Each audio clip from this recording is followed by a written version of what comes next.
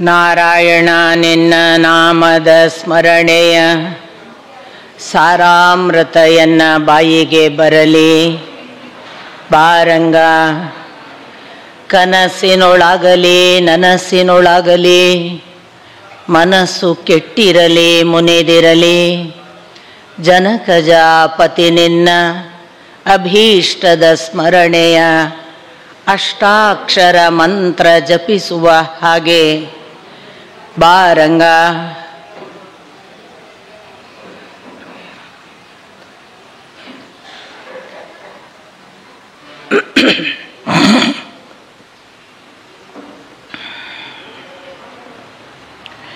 ನಾರಾಯಣಂ ನಮಸ್ಕೃತ್ಯ ನರಂ ಚೈವ ನರೋತ್ತಮಂ ದೇವೀಂ ಸರಸ್ವತೀಂ ವ್ಯಾಸಂ ತತೋ ಜಯಮುದೀರಯೇತ್.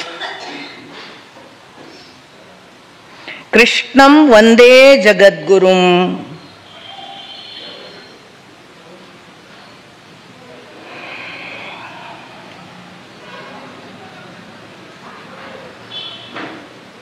ವಾಗಧಿಪತಿಯಾದ ಬ್ರಹ್ಮಣಸ್ಪತಿ ಅನಿಸಿಕೊಂಡ ಶ್ರೀಗಣಪತಿಯನ್ನು ವಂದಿಸಿ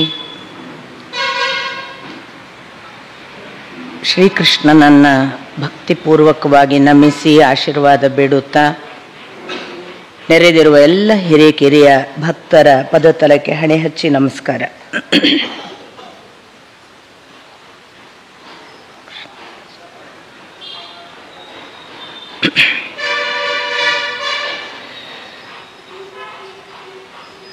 ನಿನ್ನೆಯವರೆಗೆ ನಾವು ಶ್ರೀಕೃಷ್ಣನ ಒಂದೊಂದಾಗಿ ಅಂದರೆ ಹಂತ ಹಂತವಾಗಿ ಅವನ ಗೃಹಸ್ಥ ಆಶ್ರಮ, ಅದರಲ್ಲಿ ಅವನು ತೋರಿದ ನಡೆ, ಅದರ ನಂತರದಲ್ಲಿ ಅಥವಾ ಅದಕ್ಕೆ ಪ್ಯಾರಲಲ್ ಆಗಿ ಅವನು ಹೇಗೆ ಪಾಂಡವರ ಜೊತೆಗೆ ಕೂಡ ಬೇರೆ ಬೇರೆ ಕೆಲಸ ಕಾರ್ಯಗಳನ್ನು ನಡೆಸಿಕೊಡ್ತಾ ಬಂದ. ಆವಾಗ ಖಾಂಡವನ ದಹನದವರೆಗೆ ಹೇಳಿಕೊಂಡು ನಾನು ಆ ಬಳಿಕ ಅದು ದ್ಯೂತದ ಸಂದರ್ಭ, ಅವನ ಅನುಪಸ್ಥಿತಿ, ಇತ್ತ ಆ ದ್ಯೂತಕ್ಕೆ ಪರಿಣಾಮವಾಗಿ ನಮಗೆ ಕಂಡಂತಹ ದ್ರೌಪದಿಯ ಪ್ರಕರಣ, ಹೀಗೆ ನಾನು ನಿಮಗೆ ಒಂದು ಪಾಂಕ್ತವಾಗಿ ವಿವರಿಸ್ತಾ ಬಂದೆ. ಅಲ್ಲಿ ನಡುವೆ ಒಂದು ಪ್ರಕರಣ ಇದೆ. ಖಾಂಡವನ ದಹನಕ್ಕೂ ಮೊದಲು ಅದು ಸ್ವಲ್ಪ ಇದ್ಯಾವುದಕ್ಕೂ ಅಂದರೆ ಫಿಟ್ ಮಾಡೋದು ಹೇಗೆ ಅನ್ನುವ ಹಾಗೆ ಇರುವ ಒಂದು ಬೇರೆ ಪ್ರಕರಣ. ಆದ್ದರಿಂದ ನಾನು ಇದರ ಜೊತೆಗೆ ತಂದಿರಲಿಲ್ಲ. ಬಟ್ ಅದನ್ನು ಹೇಳಿ ಮತ್ತೆ ನಾನು ಈ ನಡೆಯನ್ನು ಮುಂದುವರಿಸ್ತೇನೆ. ಈ ಖಾಂಡವನ ದಹನಕ್ಕೂ ಮೊದಲು ಅರ್ಜುನನಿಗೆ ಒಂದು ತೀರ್ಥಯಾತ್ರೆ ಮಾಡುವ ಪ್ರಸಂಗ ಬರುತ್ತೆ, ನಿಮಗೆ ಗೊತ್ತು. ಅವನು ದ್ರೌಪದಿ ಮತ್ತು ಯುಧಿಷ್ಠಿರರ ಏಕಾಂತದಲ್ಲಿ ಬ್ರಾಹ್ಮಣನಿಗಾಗಿ ಶಸ್ತ್ರ ತರೋದಕ್ಕೆ ಒಳಗೆ ಹೋದದ್ರಿಂದ ಅವನು ಮುಂದೆ 12 ವರ್ಷ ಅವನು ಹೊರಗೆ ಹೋಗಬೇಕಾಗತ್ತೆ. ಈ ಸಂದರ್ಭದಲ್ಲಿ ಅವನು ತಿರುಗಾಡುತ್ತಾ ಪ್ರಭಾಸ ಕ್ಷೇತ್ರಕ್ಕೆ ಬರ್ತಾನೆ. ಪ್ರಭಾಸ ಅಂದರೆ ದ್ವಾರಕದ ಹತ್ತಿರ. ಈ ಪ್ರಭಾಸ ಕ್ಷೇತ್ರಕ್ಕೆ ಬರುವಾಗ ಶ್ರೀಕೃಷ್ಣ ಮತ್ತು ಅರ್ಜುನ ಮುಖಾಮುಖಿ ಆಗ್ತಾರೆ. ಬಹಳ ಪ್ರೀತಿಯಿಂದ ಒಂದು ಆಲಿಂಗನ ಆಗುತ್ತೆ. ಇವನು ಜಟಾಧಾರಿ ಅಥವಾ ಒಬ್ಬ ಬ್ರಹ್ಮಚರ್ಯದ ಪಾಲನೆ ಮಾಡ್ತಾರೋ ತಪಸ್ವಿಯ ಹಾಗೆ ಇದ್ದಾನೆ. ಆಮಂತ್ರಣ ಕೊಡ್ತಾನೆ ಕೃಷ್ಣ, ನೀನು ಇಲ್ಲೇ ನಮ್ಮಲ್ಲಿ ಬಂದು ಇರು ಅಂತ.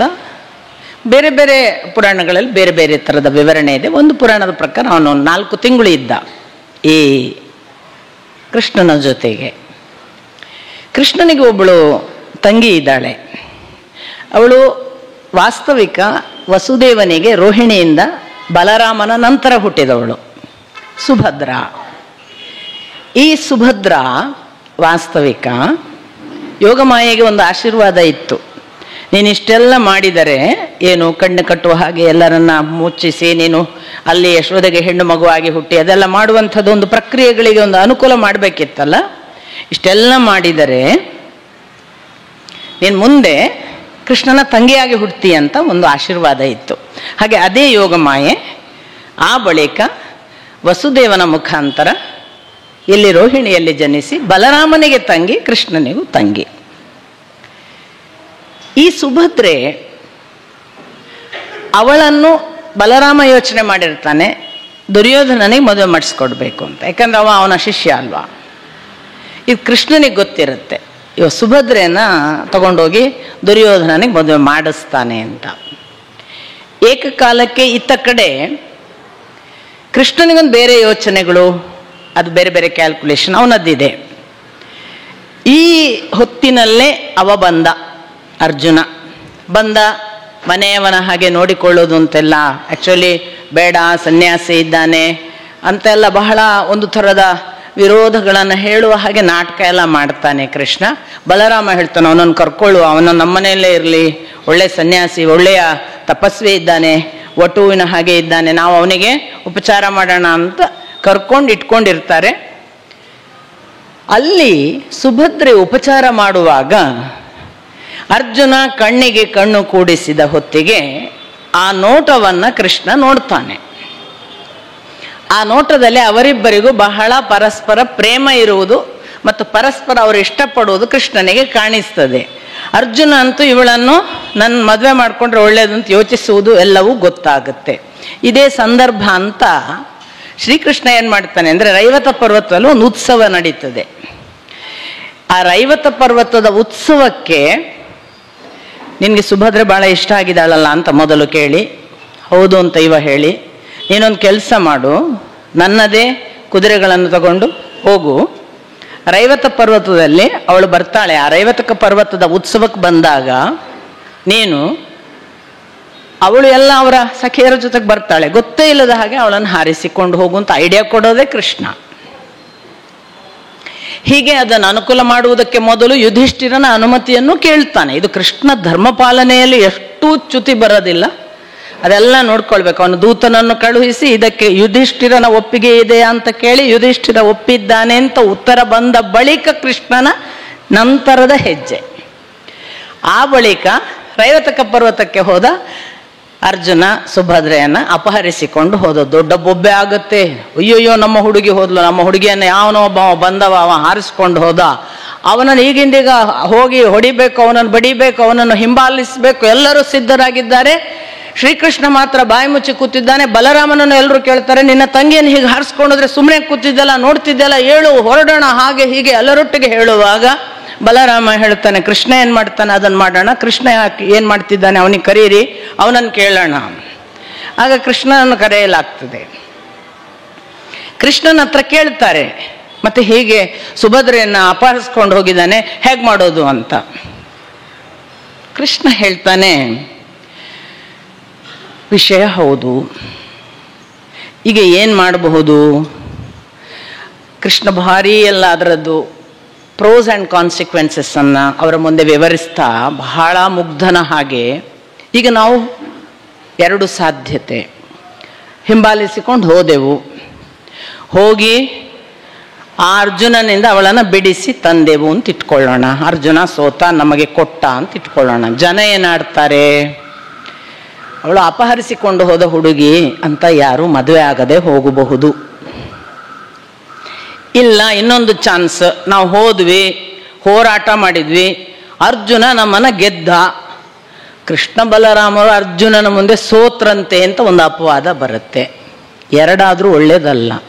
ಮತ್ತು ಪುನಃ ಇವನೇ ಹೇಳೋದು, ಮತ್ತೊಂದು ಗೊತ್ತಾ ನಿನಗೆ, ಅವನು ಸಾಮಾನ್ಯ ರಥದಲ್ಲಿ ಹೋಗಿಲ್ಲ, ನನ್ನ ಕುದುರೆನ ಅಪಹರಿಸ್ಕೊಂಡು ಹೋಗಿದ್ದ, ಇವನೇ ಕೊಟ್ಟಿರೋದು, ನನ್ನ ಕುದುರೆನ ಅಪಹರಿಸ್ಕೊಂಡು ಹೋಗಿದ್ದಾನೆ.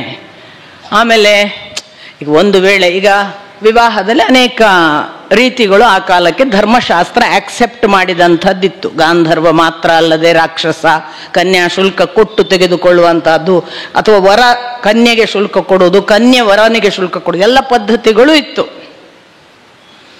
ಅವನು ಆಮೇಲೆ ಸ್ವಯಂವರ ಅಂತ ಒಂದಿತ್ತಲ್ಲ, ತಾವೇ ಹೋಗಿ ಹಾಕಿಕೊಂಡು ಹಾರ ಹಾಕೊಳ್ಳುವಂಥದ್ದು. ಇವನು ಅದನ್ನೆಲ್ಲ ವಿವೇಚನೆ ಮಾಡೋದು ಕೃಷ್ಣ ಬಲರಾಮನ ಮುಂದೆ. ಅವಳಿಗೆ ಸ್ವಯಂವರದ ಮೇಲೆ ಸ್ವಲ್ಪ ಅನುಮಾನ ಇತ್ತಾಯೇನ, ತಾನು ಹೋಗಿ ಹಾರ ಹಾಕುವಾಗ ಅರ್ಜುನ ಬಾರದೇ ಇದ್ರೆ ಅಥವಾ ಇನ್ಯಾರಿಗೋ ಹಾಕಬೇಕಾದಂತಹ ಒತ್ತಡ ಬಂದರೆ ಅದಕ್ಕೆ ಬಿಟ್ಲಾ ಏನ. ಆಮೇಲೆ ಇನ್ನೊಂದು, ಅವ ಒಂದು ವೇಳೆ ನಮ್ಮ ಕಡೆಯಿಂದ ದುಡ್ಡು ಕಾಯುವವನಾದ್ರೆ ಅರ್ಜುನ ಹಾಗೆ ಕೇಳಿ ತಗೊಂಡು ಹೋಗ್ತಿದ್ದ. ಅವನಿಗೆ ದುಡ್ಡು ಬೇಡ ಕಾಣ್ತಿದ್ದೆ ನೋಡು, ಐಶ್ವರ್ಯ ಬೇಡ ಅವನಿಗೆ, ನಮ್ಮ ಹುಡುಗಿ ಸಾಕು, ಅದಕ್ಕೆ ಬಹುಶಃ ತಗೊಂಡು ಹೋಗಿದ್ದಾನೆ. ಆಮೇಲೆ ಈಗ ಒಂದು ಹೆಣ್ಣು ನಮಗೆ ಬೇಕು ಅಂತ ಇಷ್ಟ ಆದರೆ ಧರ್ಮಶಾಸ್ತ್ರವೇ ಹೇಳ್ತದಲ್ಲ, ರಾಕ್ಷಸ ವಿವಾಹ ಅದು ಆ ಕಾಲಕ್ಕೆ ಆಕ್ಸೆಪ್ಟೆಡ್. ರುಕ್ಮಿಣಿಯನ್ನು ಅವನು ಹಾಗೆ ಅಪಹರಿಸಿದ, ಅದಕ್ಕೆ ರಾಕ್ಷಸ ವಿವಾಹ ಅಂತ ಹೆಸರು. ಅಂದ್ರೆ ಹೆಣ್ಣು ಒಪ್ಪಿದ್ರೆ ಉಳಿದವರು ವಿರೋಧ ಮಾಡುವಾಗ ಗಂಡು ಅಪಹರಿಸಿತ್ತಂದ್ರೆ ಅದು ರಾಕ್ಷಸ ವಿವಾಹ, ಅದು ಆಕ್ಸೆಪ್ಟೆಡ್ ಆಗ ಧರ್ಮಶಾಸ್ತ್ರದಲ್ಲಿ. ಅವಳು ಆ ಥರ ಹೋಗಿರೋದು. ಏನು ಮಾಡೋದು?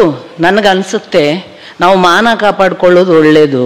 ಅವಳು ಹೋಗಿದ್ದಾಳೆ, ಅವರನ್ನು ಒಬ್ರನ್ನೊಬ್ರು ಮೆಚ್ಚಿದ್ದಾರೇನೋ, ಹೋಗ್ಲಿ ಅಂತ.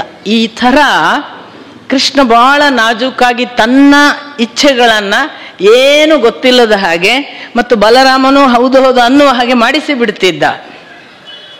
ಮಾತುಗಾರಿಕೆಯಲ್ಲಿ ಮಾತ್ರ ಅಲ್ಲ, ಕೃತಿಯಲ್ಲಿ ಆ ಕೃತಿ ಆಗುವವರೆಗೆ ಸುಮ್ಮನೆ ಇದ್ದು ಕೃತಿಯ ನಂತರಕ್ಕೆ ತನ್ನ ವಾಕ್ಯನ ಮೂಲಕ ಅದಕ್ಕೊಂದು ಒಳ್ಳೆಯ ಸಮರ್ಥನೆ ಕೊಡುವ ಅದ್ಭುತವಾದ ಒಂದು ಸಾಮರ್ಥ್ಯ ಈ ರುಕ್ಮಿಣಿಯ ವಿಷಯದಲ್ಲಿ ಮಾತ್ರ ಅಲ್ಲ. ಇನ್ನೊಂದು ಸಂದರ್ಭ ಬರುತ್ತೆ, ಅದು ಯುದ್ಧ ಸಂದರ್ಭ. ಆದ್ರೂ ನಾನು ಈಗಲೇ ಹೇಳ್ಬಿಡ್ತೀನಿ. ಏನು ಅಂತಂದ್ರೆ, ಒಂದು ಸಂದರ್ಭದಲ್ಲಿ ಭೀಮನನ್ನು ಮಾತ್ರ ರಣಾಂಗಣದಲ್ಲಿ ಬಿಟ್ಟು ಅರ್ಜುನ ಕೃಷ್ಣರು ಯುಧಿಷ್ಠಿರನ ಹತ್ರ ಶಿಬಿರಕ್ಕೆ ಬಂದ್ಬಿಡ್ತಾರೆ. ಕರ್ಣ ಇದ್ದಾನೆ, ಇದರಾಗ್ಲಿಕ್ಕೆ ಕರ್ಣ ಇದ್ದಾನೆ, ಭೀಮ ಇದರ ಬದ್ರಿ ಇದ್ದಾನೆ, ಯುಧಿಷ್ಠಿರ ಎಂಥದಕ್ಕೂ ಶಿಬಿರಕ್ಕೆ ಬಂದಿದ್ದಾನೆ, ಇವನು ಬಂದ್ಬಿಡ್ತಾನೆ, ಕೃಷ್ಣಾರ್ಜುನರು ಬಂದ್ಬಿಡ್ತಾರೆ. ಇವನಿಗೆ ಮೊದಲಿನಿಂದಲೂ ಯುಧಿಷ್ಠಿರನಿಗೆ ಫ್ರಮ್ ಡೇ ಒನ್ ಕರ್ಣನ ಮೇಲೆ ಭಯ ಇದೆ. ಕರ್ಣ ಸಾಮಾನ್ಯ ಅಲ್ಲ ಅಂತ ಇದನ್ನು ಬಹಳ ಆಶ್ಚರ್ಯಕಾರಕ ಆಗುವ ಹಾಗೆ ನಾವು ಗಮನಿಸಬಹುದು. ಕರ್ಣನಿಗೆ ಏನೇನು ಶಕ್ತಿ ಇದೆ, ಕರ್ಣ ಎಷ್ಟು ಪ್ರಭಾವಶಾಲಿ ಅನ್ನುವುದನ್ನು ಪ್ರಥಮ ದಿನ ಒಂದು ಏನು ಆ ಮತ್ಸ್ಯಭೇದನದ ಒಂದು ಕಾರಣವಾಗಿ ಬಂತಲ್ಲ, ಅಲ್ಲಿಂದ ನೋಡಿದ್ದಾನೆ. ಅವನಿಗೆ ಕರ್ಣ ಬಹಳ ಪ್ರಭಾವಶಾಲಿ ಅಂತ ಒಂದು ಮನಸ್ಸಿನಲ್ಲಿ ಯುಧಿಷ್ಠಿರನಿಗಿದೆ. ಇದು ಕೇವಲ ಅವನಿಗಲ್ಲ, ಕೃಷ್ಣನಿಗಿದೆ.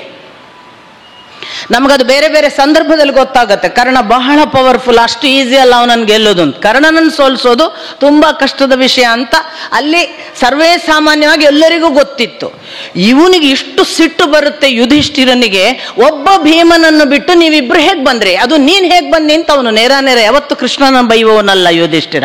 ನೀನ್ ಹೇಗ್ ಬಂದಿ, ನಿನಗೆ ಅಷ್ಟು ತಿಳಿಯೋದಿಲ್ವಾ, ನೀನ್ ಅವನನ್ನು ಬಿಟ್ಟು ಬರಬಾರ್ದಿತ್ತು. ಇಂತಹ ಹೊತ್ತಿನಲ್ಲಿ ಭೀಮ ಬರುದು ಅಂದ್ರೆ ಏನು ಉಪಯೋಗ, ನಿನ್ನ ಗಾಂಡೀವ ಧನಸ್ಸು, ಏನು ಉಪಯೋಗ ನಿನ್ನ ಪಾಶುಪತಾಸ್ತ್ರ, ನಿನ್ನದ ಶೌರ್ಯಕ್ಕೆ ಧಿಕ್ಕಾರ ಇರಲಿ, ಎಲ್ಲ ಬಾಯಿಗೆ ಬಂದ ಹಾಗೆ ಯುಧಿಷ್ಠಿರ ತುಂಬಾ ತುಂಬಾ ಬೇಸತ್ತು ಬೈತಾನೆ. ಇಷ್ಟು ಬೈದ ಕೂಡಲೇ ಅರ್ಜುನ ಒರೆಯಿಂದ ಖಡ್ಗ ತೆಗೆದು ಬಿಡ್ತಾನೆ. ತೆಗೆದ ಕೂಡಲೇ ಏನು ಕೇಳ್ತಾನೆ ಕೃಷ್ಣ. ಏನು ಅಂತ ಹೇಳಿದಾಗ ಅವ ಹೇಳ್ತಾನೆ, ನಾನು ಒಂದು ಶಪಥ ಮಾಡಿದ್ದೇನೆ, ನನ್ನ ಗಾಂಡೀವ ಧನುಸ್ಸನ್ನು ಯಾರಾದರೂ ನನ್ನ ಮುಂದೆ ಅವಮಾನ ಮಾಡಿದ್ರೆ ನಾನು ಅವರ ಶಿರಚ್ಛೇದ ಮಾಡ್ತೇನೆ ಅಂತ. ಈಗ ಅಣ್ಣನ ಶಿರಚ್ಛೇದ ಮಾಡ್ತೇನೆ ಅಂತ ಇವನಿತ್ತು ಬಿಟ್ಟ. ಕೃಷ್ಣ ಇದು ಫಜಿತಿ ಆಯ್ತಲ್ಲ, ವಿಷಯ ಹೌದು, ಗಾಂಡೀವ ಧನುಸ್ಸು ಅವಮಾನ ಮಾಡಿದ್ರೆ ಶಿರಚ್ಛೇದ ಮಾಡಿ ಮಾತಿಗೆ ಮಾತು ತಪ್ಪಬಾರದು. ಕೃಷ್ಣ ಈಗ ಹೇಗೆ ಸಾಲ್ವ್ ಮಾಡಬೇಕು? ಕೃಷ್ಣ ಹೇಳ್ತಾನೆ, ಅಷ್ಟೇ ಹೌದಲ್ವಾ, ನೀನು ಹೇಳಿದ್ದೆಂಥದ್ದು, ಒಟ್ಟು ಅವನ ಶಿರಚ್ಛೇದ ಮಾಡ್ತೇನೆ ಅಂತ. ನೀನು ಆ ಖಡ್ಗ ಒರೆಯ ಒಳಗೆ ಇಡು. ಮತ್ತೆ ಏನು ಮಾಡು ಗೊತ್ತಾ, ನಿನಗೆ ನಿನ್ನ ಅಣ್ಣನನ್ನು ಎಷ್ಟು ಬೈಬೇಕು ಅಂತುಂಟು ಅಷ್ಟು ಬೈದು ಅವಮಾನ ಮಾಡು. ಅವಮಾನಕ್ಕಿಂತ ದೊಡ್ಡ ಶಿರಚ್ಛೇದವೇ ಇಲ್ಲ, ನೀನು ಬೈ ಅಂದ. ಇವನಿಗೂ ಹೌದು, ಒಳ್ಳೆ ಸೊಲ್ಯೂಷನ್ ಅನ್ನಿಸ್ತು. ಖಡ್ಗವನ್ನು ಹೊರಗೆ ಏರಿಸಿದ, ಮತ್ತೆ ಪುನಃ ಶುರು ಮಾಡಿದ. ನೀನೆಂಥವ, ನೀನು ಮಹಾ ಒಬ್ಬ ಧರ್ಮ ಧರ್ಮ ಧರ್ಮ ಅಂತ ಹೇಳಿ ಅಲ್ವಾ ನಮಗೆ ಈ ವನವಾಸ, ನಿನ್ನಿಂದಾಗಿ ಅಲ್ವಾ ನಮಗೆ ಈ ಯುದ್ಧ, ನಿನ್ನಿಂದಾಗಿ ಅಲ್ವಾ ಈ ಕಷ್ಟ ಕಾರ್ಪಣ್ಯ. ನೀನು ಮತ್ತೆ ಬಹಳ ದೊಡ್ಡ ಬಾಯಿ ಬಡುಕ ಮಾತ್ರ, ನೀನು ಯಾವ ಯುದ್ಧ ಮಾಡ್ತೀನಿ, ನಾನಲ್ಲ ಯುದ್ಧ ಮಾಡೋದು, ಭೀಮ ಅಲ್ವಾ, ನಮ್ಮಿಬ್ಬರನ್ನು ಬಿಟ್ರೆ ನಿಮ್ಮದೇನದುಂಟು, ನೀನು ಏನು ಪರಾಕ್ರಮಿ ಅಂತ ನಮಗೆ ಹೇಳುದು, ಎಲ್ಲ ಬೈತಾನೆ ಅರ್ಜುನ. ಅಲ್ಲಿಗೆ ಒಂದು ಸಾಲ್ವ್ ಆಯಿತು ಅನ್ನುವಾಗ ಪುನಃ ಖಡ್ಗ ತೆಗಿತಾನಿವ. ಕೃಷ್ಣ ಕೇಳ್ತಾನೆ, ಆಯ್ತಲ್ಲ ನೀನು ಪುನಃ ಏನು ಖಡ್ಗ ತೆಗ್ದದ್ದು? ಅವ ಹೇಳ್ತಾನೆ, ನನ್ನದು ಧರ್ಮ ತಪ್ಪಿದೆ, ನಾನು ನನ್ನ ಅಣ್ಣ ನನ್ನ ಹಿರಿಯ ಅವನನ್ನು ನಾನು ಅವಮಾನಿಸಿದೆ, ಇದು ಧರ್ಮವಲ್ಲ ಅಧರ್ಮ, ನಾನು ನನ್ನನ್ನೇ ಕೊಂದುಕೊಳ್ತೇನೆ, ನಾನು ಇದನ್ನು ಮಾಡಬಾರ್ದಿತ್ತು ಅಂತ ಖಡ್ಗ ತೆಗಿತಾನೆ. ಕೃಷ್ಣ ಹೇಳ್ತಾನೆ, ಅದಕ್ಕೆ ಸಹ ಉಪಾಯ ಉಂಟು, ನಿನ್ನ ಖಡ್ಗ ಏನೋ ತೆಗಿಬೇಡ, ಒಳಗಿಡು. ಏನು? ಕೃಷ್ಣ ಹೇಳ್ತಾನೆ, ನಿಂಗೆ ನಿನ್ನನ್ನು ಎಷ್ಟು ಕೊಚ್ಚಿಕೊಳ್ಬೇಕು ಅಂತುಂಟು ಅಷ್ಟು ಕೊಚ್ಚಿಕೊ. ನಾನು ಅಂದ್ರೆ ಯಾರು ಅಂತ ಎಣಿಸಿದ್ರಿ? ನಾನು ಅಂದ್ರೆ ಪಾಶುಪತಾಸ್ತ್ರವನ್ನು ಪಡೆದವ, ಸಾಕ್ಷಾತ್ ಶಿವನನ್ನು ಒಲಿಸಿದವ, ಇಂದ್ರಲೋಕಕ್ಕೆ ಹೋದವ, ನನ್ನ ಪರ್ವತದ ಆ ಕೀಲು ಪರ್ವತಕ್ಕೆ ಹೋದಾಗ ಆದಂತಹ ನನ್ನ ಸಾಧನೆಗಳನ್ನು ಇವತ್ತು ಯಾರು ಮಾಡಿದ್ದಾರೆ? ನಾನೊಬ್ಬ ಮಹಾನುಭಾವ, ನಾನು ಅಂಥವ, ನಾನು ಇಂಥವ, ನಾನು ಆಹಾ ಪರಾಕ್ರಮಿ, ಆ ಮಾಡಿದ್ದೇನೆ ಈ ಮಾಡಿದ್ದೇನೆ ಎಲ್ಲ ಹೇಳಿದ. ಆಯ್ತಲ್ಲ, 2 ಸಾಲ್ವ್ ಆಯ್ತಲ್ಲ, ಇನ್ನು ಹೋಗುವ. ಕೃಷ್ಣ 2 ವಧೆಗಳನ್ನು ವಾಕ್ಯನ ಮೂಲಕ ಮುಗಿಸಿದ. ಇಲ್ಲಿ ಒಂದು ಪಾಠ ಹೇಳ್ತಾನೆ ಕೃಷ್ಣ. ಹಿರಿಯರನ್ನು ಅವಮಾನಿಸುವುದು ವಧೆಗೆ ಸಮಾನ. ನಮ್ಮನ್ನು ನಾವು ಆತ್ಮ ಪ್ರಶಂಸೆ ಮಾಡುವುದು ಆತ್ಮಹತ್ಯೆಗೆ, ವಧೆಗೆ ಸಮಾನ. 2 ಬಿಡಿ ಅಂತಲೂ ಸೂಚನೆ ಕೊಟ್ಟ ಕೃಷ್ಣ. ಏಕಕಾಲಕ್ಕೆ ಒಂದು ಶಾಸ್ತ್ರಬದ್ಧವಾದ ಯಾವ ನಿರ್ಣಯ ಇತ್ತು, ನನಗೆ ಯಾವ ಗಾಂಡೀವಕ್ಕೆ ಯಾರು ಅವಮಾನ ಮಾಡ್ತಾನೆ ಅವನನ್ನು ಕೊಲ್ತೇನೆ ಅನ್ನೋ ಪ್ರತಿಜ್ಞೆಯನ್ನು ಸಾಧಿತಗೊಳಿಸಿದ. ಆಮೇಲೆ ಹಿರಿಯನನ್ನು ಅವಮಾನ ಮಾಡಿದ ಧರ್ಮಶಾಸ್ತ್ರಕ್ಕೆ ವಿರುದ್ಧವಾದ ಮಾತಿಗೂ ಕೂಡ ಒಳ್ಳೆಯ ಒಂದು ಪರಿಹಾರ ಹೇಳಿಕೊಟ್ಟ. ನಾವು ಆತ್ಮ ಪ್ರಶಂಸೆಗೆ ಹೋದರೆ ಅವಮಾನ ಅಥವಾ ಅದು ಆತ್ಮಹತ್ಯೆ. ಇನ್ನೊಬ್ಬ ದೊಡ್ಡವನನ್ನು ನಮ್ಮ ಮುಂದೆ ನಿಲ್ಲಿಸಿ ಅವನಿಗೆ ಕಡಿಮೆ ಮಾಡಿದರೆ, ಮಾತಿನಿಂದ ಕೃತಿಯಿಂದ ಅವನನ್ನು ಅವಮಾನಿಸಿದರೆ ಅದು ಮರಣಕ್ಕೆ ಸಮಾನ. ಮಾಡಕೂಡದು. ಕೃಷ್ಣ ಇದನ್ನು ಬರೇ ಆಡಿಲ್ಲ, ಎಲ್ಲಿಯೂ ಯಾರಿಗೂ ಎದುರಿಗೆ ಅವಮಾನನೆ ಮಾಡಿಲ್ಲ. ಹಿಂದಲ್ಲ, ಎದುರಿಗೆ ಮಾಡಿಲ್ಲ, ಹಿಂದೆ ಮಾಡಿದಾನ. ಹಾಗಾದ್ರೆ ಇಲ್ಲವೇ ಇಲ್ಲ, ಎಲ್ಲೂ ಕೂಡ ಆ ಥರದ ಒಂದೇ ಒಂದು ಘಟನೆ ನಮಗೆ ಸಿಗೋದಿಲ್ಲ. ಇದು ಕೃಷ್ಣ ನಮಗೆ ಕೊಡುವ ಪಾಠ. ಥ್ರೂ ಔಟ್ ನಾವು ನಮ್ಮ ಸಣ್ಣ ಪುಟ್ಟ ಕ್ರಿಯೆಗಳಲ್ಲಿ ಎಷ್ಟು ಜನರನ್ನು ನಾವು ನೋಯಿಸ್ತಿರ್ತೀವಿ, ಎಷ್ಟು ಜನರನ್ನು ನಾವು ಕೆಟ್ಟದಾಗ ಮಾತಾಡ್ತೀವಿ. ಎಲ್ಲದಕ್ಕೂ ನಮಗೆ ಒಂದ್ಸರಿ ಆತ್ಮಾವಲೋಕನ ಮಾಡಿಕೊಳ್ಳುವ ಹಾಗೆ ಕೃಷ್ಣನ ಈ ನಡೆ. ನಾನು ಇದೆಲ್ಲವನ್ನು ಹೇಳುವಾಗ ನಿಮಗೆ ಇನ್ನೂ ಒಂದು ಘಟನೆಯನ್ನು ಹೇಳಿಬಿಡ್ತೇನೆ. ಜಮಖಂಡಿಯಲ್ಲಿ ನಾನು ರಾಘವೇಂದ್ರ ಸ್ವಾಮೀಜಿಯ ಮಠದಲ್ಲಿ ಹೀಗೆ, ಸ್ವಾಮೀಜಿ ಅವರ ರಾಯರ ಮಠದ ಆವರಣದಲ್ಲಿ ಹೀಗೆ 21 ದಿನಗಳ ಕಾಲ ಮೊನ್ನೆ ಕಳೆದ ಏಪ್ರಿಲ್ನಲ್ಲಿ ಮಹಾಭಾರತವನ್ನು ಸರಣಿ ಉಪನ್ಯಾಸ ಮಾಡಿದೆ. ಅದಕ್ಕೆ ನನ್ನ ಕಲ್ಲಹಳ್ಳಿಯ ನನ್ನ ಮಗನ ಮಗು ಅಥವಾ ನನ್ನ ಮಗು ಅಥರ್ವ ದಿನಾ ಬರ್ತಿದ್ದ. ಅವನು ಎಷ್ಟು ಅಂದರೆ ಈಗ 5ನೇ ಕ್ಲಾಸ್ ಮುಗಿಸಿದ್ದಾನೆ. ಅವನು 5ನೇ ಕ್ಲಾಸ್ ಆವಾಗಿನ್ನು ರಿಸಲ್ಟ್ ಬಂದಿರಲಿಲ್ಲ. ಅವನು ಅಷ್ಟು ದಿನ ಬಂದಿದ್ದಾನೆ, ಆಲ್ಮೋಸ್ಟ್ 21 ದಿನವೂ ಬಂದಿದ್ದಾನೆ. ಎಲ್ಲೋ ಒಂದು ದಿವಸ ಅವನು ಶಾಲೆಗಾಗಿ ಬರಲಿಲ್ಲ ಕಾಣ್ತದೆ. ಅಷ್ಟು ದಿನ ಬಂದು ಕೂತಿದ್ದಾನೆ. ಪ್ರತಿದಿನ ಬಂದು ನನ್ನೊಟ್ಟಿಗೆ ಡಿಸ್ಕಷನ್ ಎಲ್ಲ ಇರುವುದು ಊಟ ಮಾಡುವಾಗ ಟೇಬಲ್ನಲ್ಲಿ. ಇದು ಎಲ್ಲ ಆದಮೇಲೆ ಒಂದು ಆ ಹುಡುಗನ ರೀಡಿಂಗ್ ನನಗೆ ಆಶ್ಚರ್ಯ ಆದದ್ದು, ನಾನು ನಿಮ್ಮ ಜೊತೆಗೆ ಹಂಚ್ಕೊಳ್ಳೋದು. ಆ ಹುಡುಗ ಬಂದು ಒಂದು ದಿವಸ ಇದೆಲ್ಲ ಕೇಳಿದ್ದಾನೆ. ಇವನ್ ಯುದ್ಧದ ತಯಾರಿ, ಉದ್ಯೋಗ ಪರ್ವ ಎಲ್ಲ ಮುಗಿದಿದೆ. ಅವ ನನ್ನ ಹತ್ರ ಕೂತ್ಕೊಂಡು ಹೇಳ್ತಾನೆ, ದೊಡ್ಡಪ್ಪ ನನಗೆ ಕೃಷ್ಣನ ಬಗ್ಗೆ ಹೀಗನ್ಸುತ್ತೆ ಅಂದ. ಏನು ಪುಟ್ಟ, ಏನನ್ಸುತ್ತೆ? ನನಗೆ ಕೃಷ್ಣ ಹಾರ್ಡ್ ವರ್ಕರ್ ಅಲ್ಲ ಅನ್ಸುತ್ತೆ, ಆದರೆ ಅವನು ಸ್ಮಾರ್ಟ್ ವರ್ಕರ್. ನೋಡಿ ಎಂಥ ಒಳ್ಳೆ ವರ್ಡ್ ಕಾಯಿನ್ ಮಾಡ್ತು ಪುಟ್ಟ ಬಾಲಕ. ಕೃಷ್ಣ ಹಾರ್ಡ್ ವರ್ಕರ್ ಅಲ್ಲ, ಬಟ್ ಸ್ಮಾರ್ಟ್ ವರ್ಕರ್. ನಿಮಗೆಲ್ಲ ಕಡೆ ಅದು ಗೊತ್ತಾಗುತ್ತೆ. ನನಗೆ ಆ ಹುಡುಗನಿಗೆ ಇಷ್ಟು ರಿಸೆಪ್ಷನ್ ಆಯ್ತಲ್ಲ ಅಲ್ಲೊಂದು. ಇದಕ್ಕೆ ನಾವು ಯಾವಾಗಲೂ ಕೂಡ ಕೃಷ್ಣ ಯಾರ್ಯಾರಿಗೆಲ್ಲ ಸಿಗ್ತಾನೆ ಅಂತ ನಾವು ಎಷ್ಟೆಷ್ಟು ತೆರ್ಕೊಳ್ತೇವೋ ಅಷ್ಟಷ್ಟು ಕಾಣ್ತಾನೆ ಅಂತೇವೆಲ್ಲ ನನಗೆ ಆ ಮಗುವಿಗೆ ಹೀಗೆ ಕಾಣಿಸಿತಲ್ಲ ಅಂತ. ಅದನ್ನು ಯಾಕೆಂದರೆ ಈ ಮಾತುಗಳನ್ನೆಲ್ಲ ನಾನೀಗ ಹೇಳಿದ ಸುಭದ್ರೆಯ ಘಟನೆ ಅಥವಾ ಈ ನಿರ್ದಿಷ್ಟ ಘಟನೆ ಎಲ್ಲ ನೋಡಿದರೆ ಹೌದು, ಅವನು ತುಂಬ ಸ್ಮಾರ್ಟ್, ವೆರಿ ಕ್ಲೆವರ್, ಎಲ್ಲಿಯೂ ಯಾರಿಗೂ ನೋವಾಗದ ಹಾಗೆ ಸಂದರ್ಭವನ್ನು ನಿಭಾಯಿಸುವ ಒಂದು ಕ್ರಮ ಬಹಳ ಅದ್ಭುತವಾದ ಅವನ ಒಂದು ಚಾಕಚಕ್ಯತೆ. ಅಂಥ ಕೃಷ್ಣ ನಾನು ನಿಮಗೆ ಹೇಳಿದೆ, ಕೂಗಿದಾಗ ಇದ್ದಾನೆ. ಎಂಥ ಕೂಗು ಆರ್ತವಾಗ್ತದೋ, ಜಿಜ್ಞಾಸುಗಳಿಗೆ ನಾನಿದ್ದೇನೆ, ಜ್ಞಾನಿಗಳಿಗೆ ನಾನಿದ್ದೇನೆ, ಆರ್ತವಾಗಿ ಕೂಗುವವರಿಗೆ ನಾನಿದ್ದೇನೆ ಅಂತ ಏನು ಕೃಷ್ಣ ಅಲ್ಲಿ ಹೇಳಿದ್ದ, ಅದಕ್ಕೆ ಪ್ರತಿಕ್ರಿಯೆಯ ಭಾಗವಾಗಿ ನಾವು ಯಾವಾಗಲೂ ಅವನ ಆ್ಯಕ್ಷನ್ ನೋಡಬೇಕು ಅಂತ ನಾನು ನಿಮಗೆ ಹೇಳಿದೆ. ಎಲ್ಲೋ ಹೇಳಿದ್ದು ಘೋಷಣೆ ಮಾತ್ರ ಆದರೆ ನೀವು ನನ್ನನ್ನು ಯಾವಾಗ ಬೇಕೋ ಅವಾಗ ಕೂಗಿ ನಾನಿದ್ದೇನೆ ಹೇಳಿ ಒಂದು ಘಟನೆಯೂ ನಮಗೆ ಅಂಥದ್ದು ಸಿಗಲಿಲ್ಲ ಆದರೆ ಇವಾಗ ಬುರುಡೆ ಬಿಡ್ತಾನೆ ಅಂತ ಅರ್ಥ. ಇವಾಗ ಜೀವನದಲ್ಲಿ ಬುರುಡೆ ಬಿಡ್ತಾನೆ ಅಂತ. ಕೃಷ್ಣ ಹಾಗಲ್ಲ. ನನ್ನನ್ನು ಆರ್ತವಾಗಿ ಕೂಗಿದವರು, ನನ್ನನ್ನು ಜಿಜ್ಞಾಸುಗಳು ಕರೆದರೆ, ನನ್ನನ್ನು ಜ್ಞಾನಿಗಳು ಕರೆದರೆ ನಾನು ಇದ್ದೇನೆ. ನನ್ನನ್ನು ಅರ್ಥಪ್ರಾಪ್ತಿಗಾಗಿ ಕೂಗಿದವರಿಗೂ ನಾನಿದ್ದೇನೆ ಎಂದ. ಅರ್ಥಪ್ರಾಪ್ತಿಗೆ ಇವತ್ತು ಉದಾಹರಣೆ ಯಾರು ಅಂದರೆ ಧ್ರುವ ಅಂತ ಹೇಳೋದು. ಸಂಪತ್ತಿಗಾಗಿ ಅವನು ಸಿಂಹಾಸನಕ್ಕಾಗಿ ತಪಸ್ಸು ಮಾಡಿದವನಾದ್ರಿಂದ ಅರ್ಥಪ್ರಾಪ್ತಿಗೆ ಅವನು. ಜಿಜ್ಞಾಸುಗಳು ನಾವು ಯಾರೆಲ್ಲ ಇದ್ದೇವ, ಒಂದು ಹಸಿವಿಟ್ಟು ಹೊರಟವರು. ಆಮೇಲೆ ಜ್ಞಾನಿಗಳು, ಅದು ನಿಮಗೆ ಗೊತ್ತು, ಎಲ್ಲ ಬ್ರಹ್ಮಜ್ಞಾನದ ಬೆನ್ನು ಹತ್ತಿದವರು. ಅಲ್ಲದೆ ಆರ್ತರು ಯಾರು ಅಂದಾಗ ಅದಕ್ಕೆ ಒಂದೇ ಒಂದು ಉದಾಹರಣೆ ಕೊಡೋದು, ಅದು ದ್ರೌಪದಿ ಅಂತ. ಅಂಥ ಆರ್ತ ಕೂಗಿಗೆ ಯಾವ ಮಟ್ಟಕ್ಕೆ ಸ್ಪಂದಿಸಿದ ನೋಡಿ. ನನಗಂತೂ ಆ ದಿವಸ ಅದನ್ನು ಹೇಳುವಾಗಲೂ ನನಗೆ ಓದುವಾಗಲೂ ನಾನು ದುಃಖಿತಳಾಗಿ ಬಿಟ್ಟಿದ್ದೆ. ಇಡೀ ಆ ಆರ್ತ ಕೂಗಿಗೆ ಸಭಾಂಗಣದಲ್ಲಿ ಒಬ್ಬರೂ ಇಲ್ಲ, ಆದರೆ ಕೃಷ್ಣ ಬಂದ. ಕೃಷ್ಣ ಹೇಗೆ ಬಂದ ಅಂದರೆ ಕೂಗಿದವಳಿಗೆ ಮಾತ್ರ ಕಾಣಿಸಿದ. ಅದು ಎಂಥ ಒಂದು ವಿಶೇಷ ವಿಷಯ. ಕೂಗಿದವಳಿಗೆ ಮಾತ್ರ ಕಾಣಿಸಿದ, ಇಡೀ ಸಭಾಂಗಣದವರಿಗೆ ಅದೃಶ್ಯನಾಗಿ ತಾನು ರಕ್ಷಣೆ ಕೊಟ್ಟ ಅನ್ನುವ ಭಾವ ಅದು ದ್ರೌಪದಿಗೆ. ಇನ್ನೊಂದು ಸಂದರ್ಭ ಅದೇ ತರ ಅವನು ಇದೇ ವನವಾಸದ ಹೊತ್ತಿನಲ್ಲಿ ಮಾಡಿದ್ದು, ದುರ್ವಾಸರು ಒಂದು ಪರೀಕ್ಷೆ ಮಾಡುವಾಗ. ನಿಮಗೆ ಗೊತ್ತು, ಆಗ ಕೂಡ ಕೂಗಿದ್ದು ದ್ರೌಪದಿ ಗಂಡನನ್ನಲ್ಲ ಮತ್ತೊಬ್ಬರನ್ನಲ್ಲ. ಅವಳು ಎಣಿಸಿದ್ಲು, ಈಗ ಗಂಡಂದ್ರಿಗೆ ಹೆಂಗೆ ಹೇಳೋದು ಏನೂ ಇಲ್ಲ ಅಂತ. ಎಲ್ಲ ಕರೆದಾಗಿದೆ, ದುರ್ವಾಸರೆಲ್ಲ ಅವರ ಶಿಷ್ಯ ಸಮೂಹವಾಗಿ ಬಂದಿದ್ದಾರೆ, ಈಗ ಸ್ನಾನಕ್ಕೆ ಹೋಗಿದ್ದಾರೆ, ಇಂಥ ಹೊತ್ತಿನಲ್ಲಿ ಇಲ್ಲಿ ಏನೂ ಇಲ್ಲ ಅಂದರೆ ನನ್ನ ಗಂಡಂದ್ರಾದ್ರೂ ಏನು ಮಾಡೋದು ಅಂತ ಅವಳು ಇಕ್ಕಟ್ಟಿನಲ್ಲಿ ಬಿದ್ದಾಗ ಮತ್ತೆ ಕೂಗಿಕೊಂಡದ್ದು ಕೃಷ್ಣ. ಕೃಷ್ಣ ಹಾಗೆ ಕೂಗಿಕೊಂಡದ್ದಕ್ಕೆ ಬಂದು ಯಾವ ಅರ್ಥದಲ್ಲಿ ದುರ್ವಾಸರು ಹಸಿದವರು ಹೊಟ್ಟೆ ತುಂಬಿ ತಾನು ಉಂಡದ್ದರ ಪ್ರತಿಕ್ರಿಯೆಯಾಗಿ ತೇಗಿ ನನಗೆ ಸಾಕು ಹೊಟ್ಟೆ ತುಂಬಿದೆ ಅಂತ ಹೇಳಿದ್ದನ್ನ ನಮಗೆ ವೇದವ್ಯಾಸರು ದಾಖಲಿಸ್ತಾರೆ.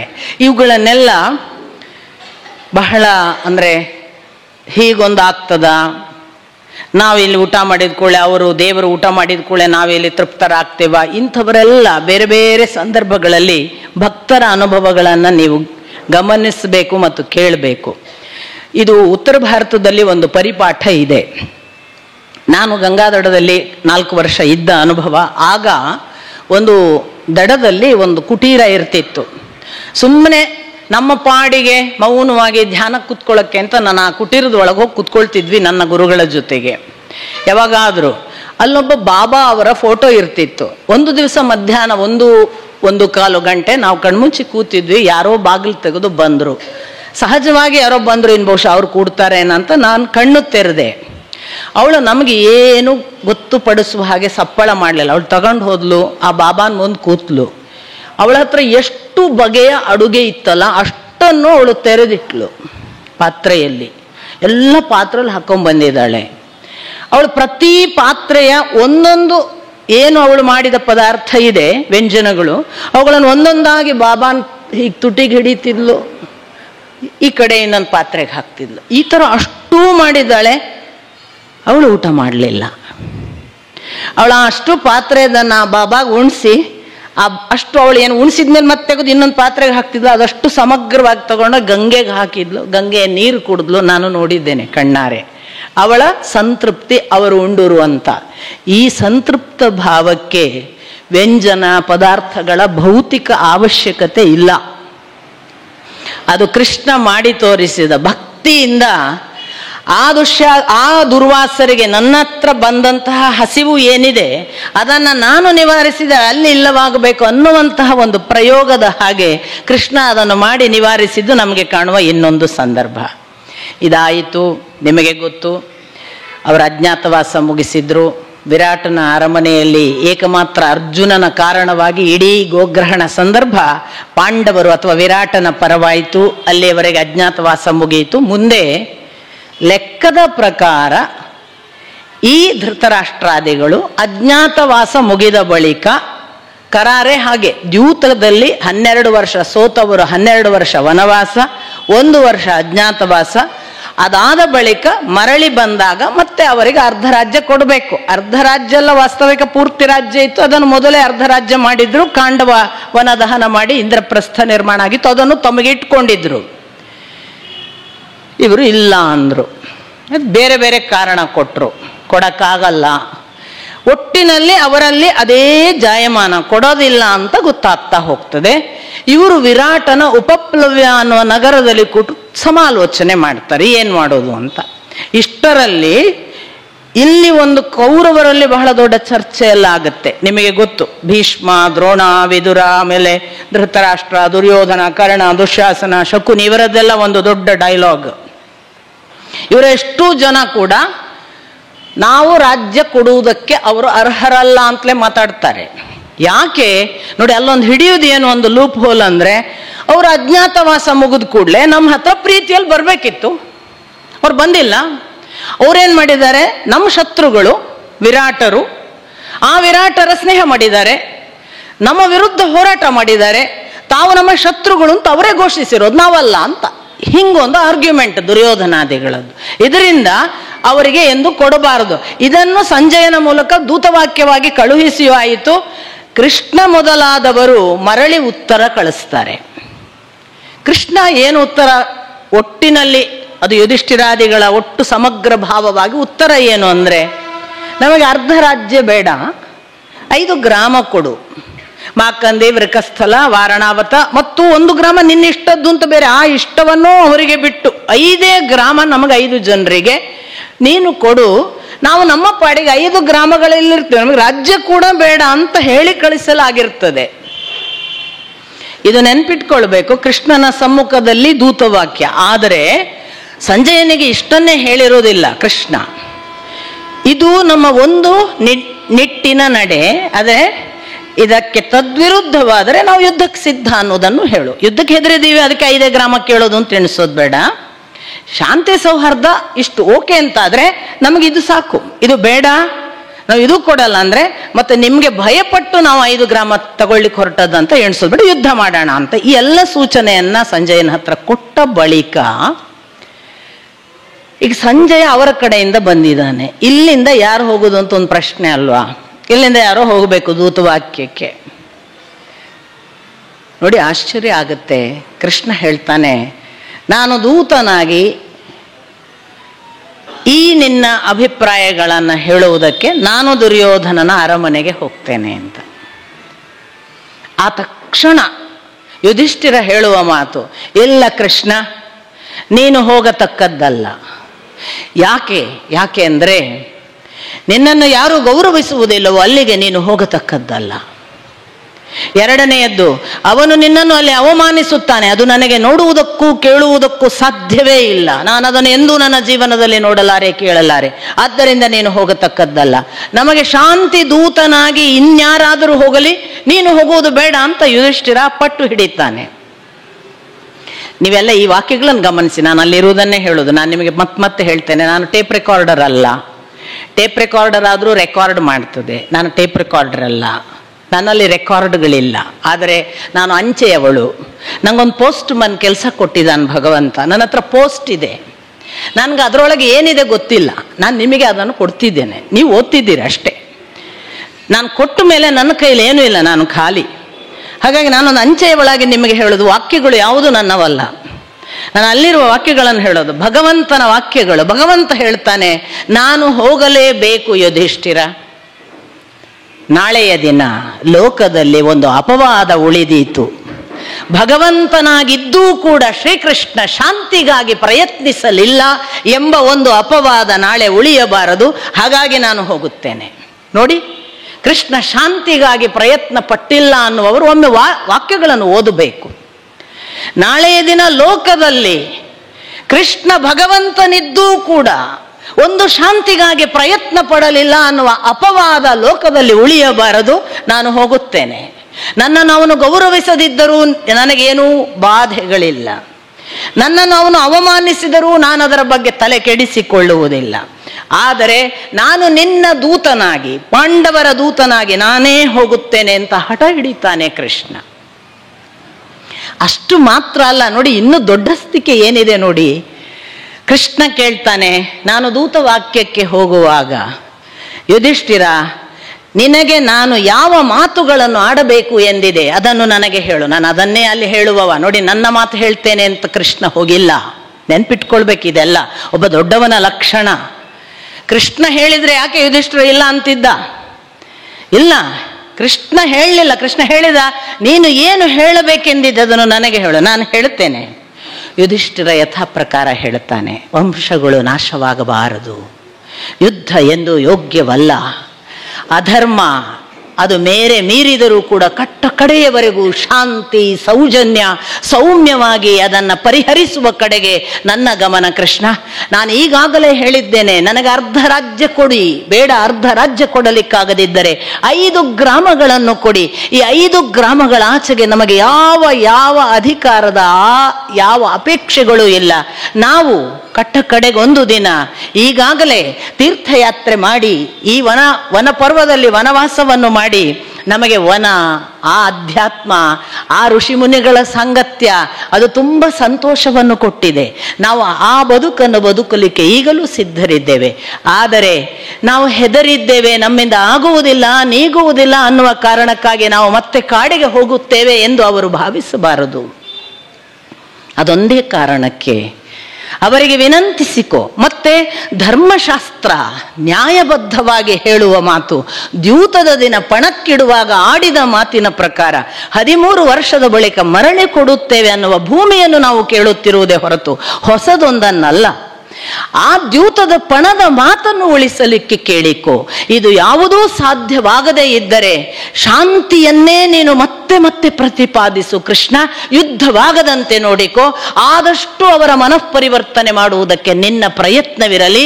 ನಾನು ಯಾವತ್ತೂ ಕೂಡ ಯುದ್ಧ ಪ್ರಿಯನಲ್ಲ. ಯುದ್ಧ ಆಗದೇ ಇರಲಿ ಕೃಷ್ಣ.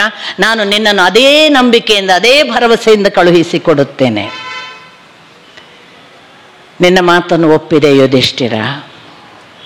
ನೀನು ನಿನ್ನ ಧರ್ಮನಿಷ್ಠೆಗೆ, ಭಕ್ತಿಗೆ, ಮನುಷ್ಯ ಸಹಜವಾದ ನಿನ್ನ ದಯೆ, ಅನುಕಂಪಕ್ಕೆ ಅನುಗುಣವಾಗಿಯೇ ಮಾತನಾಡಿದ್ದಿ. ಆದರೆ ನಾನು ನಿನ್ನ ಯಾವ ಮಾತನ್ನು ಚಾಚೂ ತಪ್ಪದೆ ಅವರಿಗೆ ಗಮನಕ್ಕೆ ತರುತ್ತೇನೆ. ನಿನಗೆ ನಾನು ಹೇಳುವ ಒಂದು ಮಾತನ್ನು ಗಮನವಿಟ್ಟು ಕೇಳು. ನೀನೊಬ್ಬ ಕ್ಷತ್ರಿಯ ಅನ್ನುವುದನ್ನು ಮರೆಯಬೇಡ. ಕ್ಷತ್ರಿಯನಿಗೆ ದಯೆ, ಸೌಜನ್ಯ ಎಲ್ಲವೂ ಒಂದು ಹಂತದವರೆಗೆ ಮಾತ್ರ. ಆ ಬಳಿಕ ಅವನು ಹೋರಾಡಲೇಬೇಕು. ನೀನು ಆ ಕ್ಷತ್ರಿಯನಾದದ್ದರಿಂದ ನಿನ್ನ ಆ ಕ್ಷಾತ್ರ ಗುಣವನ್ನು ನೆನಪಿಟ್ಟುಕೊಂಡು ನಾಳೆ ಯುದ್ಧ ಅನಿವಾರ್ಯವಾದರೆ ಇದರ ಅರ್ಥ ನಾನು ಪ್ರಯತ್ನಿಸುವುದಿಲ್ಲ ಎಂದಲ್ಲ. ಪ್ರಯತ್ನಿಸಿಯೂ ಅವರು ಒಪ್ಪದೆ ಯುದ್ಧವೇ ಅನಿವಾರ್ಯವಾದರೆ ದಯವಿಟ್ಟು ಯುದ್ಧಕ್ಕೆ ಸಿದ್ಧನಾಗು ಯುಧಿಷ್ಠಿರ. ಯುದ್ಧದಿಂದ ಹಿಮ್ಮೆಟ್ಟುವ ಹೇಡಿತನ ಕ್ಷತ್ರಿಯನಿಗೆ ಯೋಗ್ಯವಲ್ಲ. ಹೋರಾಡಿ ವೀರ ಮರಣ ಅಪ್ಪಿದರೆ ಸ್ವರ್ಗ, ಬದುಕಿ ಯುದ್ಧದಲ್ಲಿ ಜಯ ಗಳಿಸಿದರೆ ಹೇಗಿದ್ದರೂ ಭೂಮಿ ಭೋಗ. ನಿನಗೆ ಎರಡೇ ಆಯ್ಕೆ, ಒಂದು ಭೂಮಿ ಭೋಗ ಅಥವಾ ಮರಣ, ವೀರ ಮರಣ, ಸ್ವರ್ಗ. ಹಾಗಾಗಿ ಮೂರನೆಯ ನಡುವಿನ ತಟಸ್ಥ ಭಾವದ ಸನ್ಯಾಸ ಅದನ್ನು ಮಾತನಾಡಬೇಡ. ಇದು ಕ್ಷತ್ರಿಯ ಧರ್ಮಕ್ಕೆ ಉಚಿತವಲ್ಲ. ನೆನ್ಪಿಟ್ಕೊಳ್ಳಿ, ಕ್ಷತ್ರಿಯ ಧರ್ಮಕ್ಕೆ ಉಚಿತವಲ್ಲ.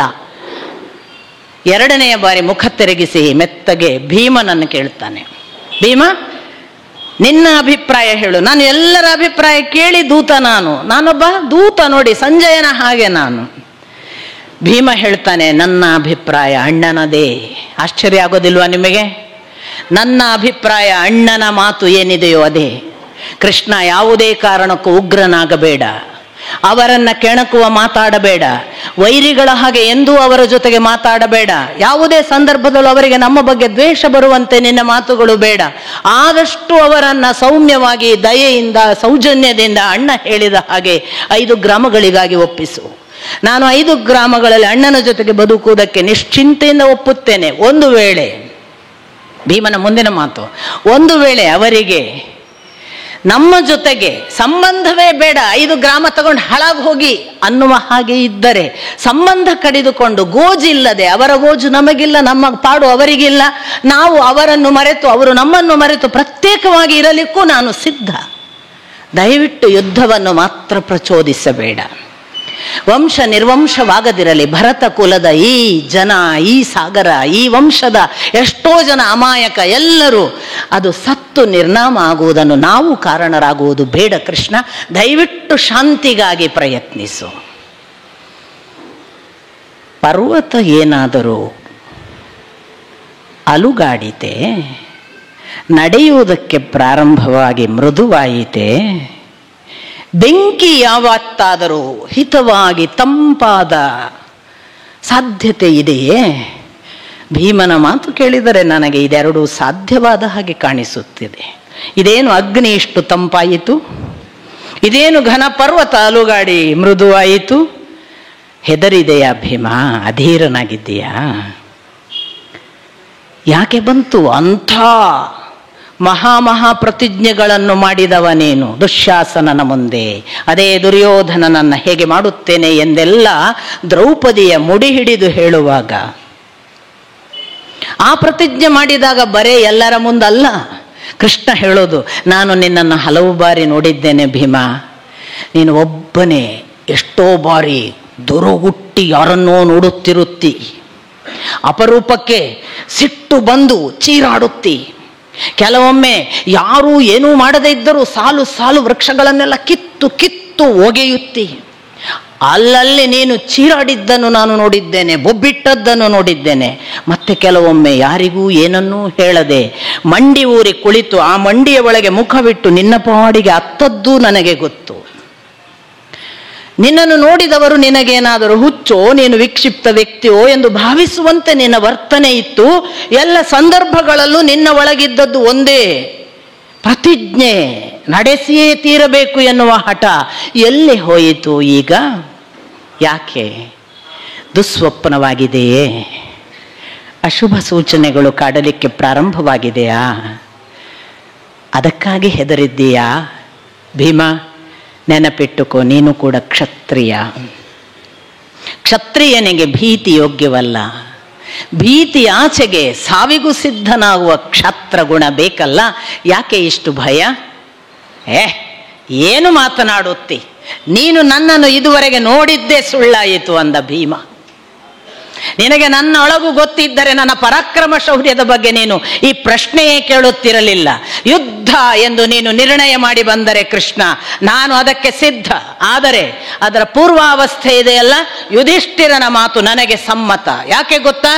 ನಮ್ಮ ಪರಾಕ್ರಮ ತೋರಿಸುವುದಕ್ಕಾಗಿ ನಾನು ಯಾರನ್ನು ಕೊಲ್ಲುವುದಕ್ಕೆ ಸಿದ್ಧನಿಲ್ಲ. ನನ್ನ ಪರಾಕ್ರಮ ಏನು ಎನ್ನುವುದನ್ನು ನಾನು ನಿಜಕ್ಕೂ ಹೇಳಬಾರದು, ಅದು ಆತ್ಮ ಪ್ರಶಂಸೆ ಒಳಿತಲ್ಲ. ಆದರೆ ನನ್ನನ್ನು ಪ್ರಚೋದಿಸಿದ್ದು ಹೇಳುತ್ತೇನೆ. ಒಂದೊಮ್ಮೆ ಈ ಲೋಕದಲ್ಲಿ ಸ್ವರ್ಗ ಮತ್ತು ಭೂಲೋಕ ಒಂದಾಯಿತು ಎಂದಿಟ್ಟುಕೋ, ಯಾವುದೋ ನಿನ್ನ ಶಕ್ತಿಯಿಂದ. ಈ ಭೀಮ ಒಬ್ಬ ಸಾಕು ಸ್ವರ್ಗ ಮತ್ತು ಭೂಮಿಯನ್ನು ಎರಡು ಮಾಡಿ ಹಾಕಲಿಕ್ಕೆ. ಈ ತೋಳುಗಳಿವೆಯಲ್ಲ ಕೃಷ್ಣ, ಇದರ ಬಂಧನದಲ್ಲಿ ಯಾರಾದರೂ ಸಿಕ್ಕಿದವನು ಈ ಭೂಮಂಡಲದಲ್ಲಿ ಇನ್ನೊಮ್ಮೆ ಹೊರಗೆ ಹೋಗಲಿಕ್ಕೆ ಸಾಧ್ಯವಿಲ್ಲ. ಹಾಗೆ ಸಿಕ್ಕಿಕೊಳ್ಳಬಹುದಾದ ಬಂಧನ ಇದು. ನನ್ನ ಬಗ್ಗೆ ನಿನಗೆ ಅನುಮಾನವ? ನನ್ನ ಪರಾಕ್ರಮದ ಬಗ್ಗೆ ಶಂಕೆಯೇ? ಯಾವತ್ತೂ ಇಲ್ಲ ಕೃಷ್ಣ. ಯುದ್ಧ ಎಂದು ನೀನು ನಿರ್ಣಯಿಸಿ ಬಂದರೆ ನಾನು ಎದೆ ಕೊಡುವುದಕ್ಕೆ ಮೊದಲಿದ್ದೇನೆ. ಆದರೆ ನಾನು ಕಡೆಯವರೆಗೂ ಈಗಲೂ ನಿನಗೆ ಹೇಳುವುದು ಒಂದೇ ಮಾತು. ಯಾವುದೇ ಕಾರಣಕ್ಕೂ ನೀನು ದರ್ಪದಿಂದ, ದುರಹಂಕಾರದಿಂದ ಅವರನ್ನ ಪ್ರಚೋದಿಸಿ ಯುದ್ಧಕ್ಕೆ ಕರೆಯಬೇಡ. ಶಾಂತಿಯಿಂದ ಮುಕ್ತಾಯಗೊಳಿಸು. ಪ್ರೀತಿ, ಸೌಜನ್ಯ, ದಯೆ ನಿನ್ನ ಜೊತೆಗೆ ಕಾಯಂ ಇರಲಿ. ನೋಡಿ ಮತ್ತೆ ಭೀಮನ ಮಾತು. ಇಷ್ಟಾಗುವಾಗ ಅರ್ಜುನನನ್ನು ಕೇಳ್ತಾನೆ ಕೃಷ್ಣ, ನಿನ್ನ ಅಭಿಪ್ರಾಯ ಹೇಳು. ಅರ್ಜುನ ಕೇಳಿದ್ಕೊಳ್ಳಿ ಹೇಳ್ತಾನೆ, ನಿನಗೆ ಗೊತ್ತು ಕೃಷ್ಣ, ನಾನು ಅಣ್ಣನ ಮಾತನ್ನು ಎಂದೂ ಮೀರುವವನಲ್ಲ. ಶಾಂತಿ, ಅಣ್ಣ ಹೇಳಿದ ಹಾಗೆ 5 ಗ್ರಾಮ ಏನು ಬೇಕೋ ಅದು, ಆ ನಿರ್ಣಯ ನಿನ್ನದು. ಇನ್ನೊಂದು, ನಿನ್ನ ಅಭಿಪ್ರಾಯ ನೀನು ಆಗದಿಂದ ಹೇಳುತ್ತೀಯಲ್ಲ, ಹೌದು, ಯುದ್ಧವಾಗಬೇಕು, ಕ್ಷಾತ್ರ ಧರ್ಮ ಬಿಟ್ಟು ಕೊಡಬಾರದು. ನಾನು ಅದಕ್ಕೂ ಸಿದ್ಧ, ನಿನಗೆ ಗೊತ್ತು. ನಾನು 2ರಲ್ಲೂ ಇದ್ದೇನೆ ನಿನ್ನ ಜೊತೆಗೆ. ನೀನು ಶಾಂತಿ ಎಂದರೆ ನಾನು ಅದರ ಜೊತೆಗಿದ್ದೇನೆ, ನೀನು ಯುದ್ಧಕ್ಕೆ ಬಾ ಎಂದರೆ ನಾನು ಅದಕ್ಕೂ ಇದ್ದೇನೆ. ನಕುಲ ಏನು ಹೇಳ್ತಾನೆ ಗೊತ್ತಾ? ಪಾಂಡವರಲ್ಲೇ ನೋಡಿ ಅಭಿಪ್ರಾಯ. ನಾವೆಲ್ಲ ಪಾಂಡವರಲ್ವಾ? ನನ್ನ ಪ್ರಕಾರ ನಾವು ಪಾಂಡವರು. ಈಗ ನಾವು ಕೌರವರ ವಿರುದ್ಧ ನಿಂತವರು. ಪಾಂಡವರ ಅಭಿಪ್ರಾಯ ಸರಿಯಾಗಿ ಕೇಳ್ಕೊಳ್ಳಿ. ನಕುಲ ಏನು ಹೇಳ್ತಾನೆ ಅಂದರೆ, ಬಹಳ ಅನುಭವಿಸಿ ಆಗಿದೆ ಕೃಷ್ಣ.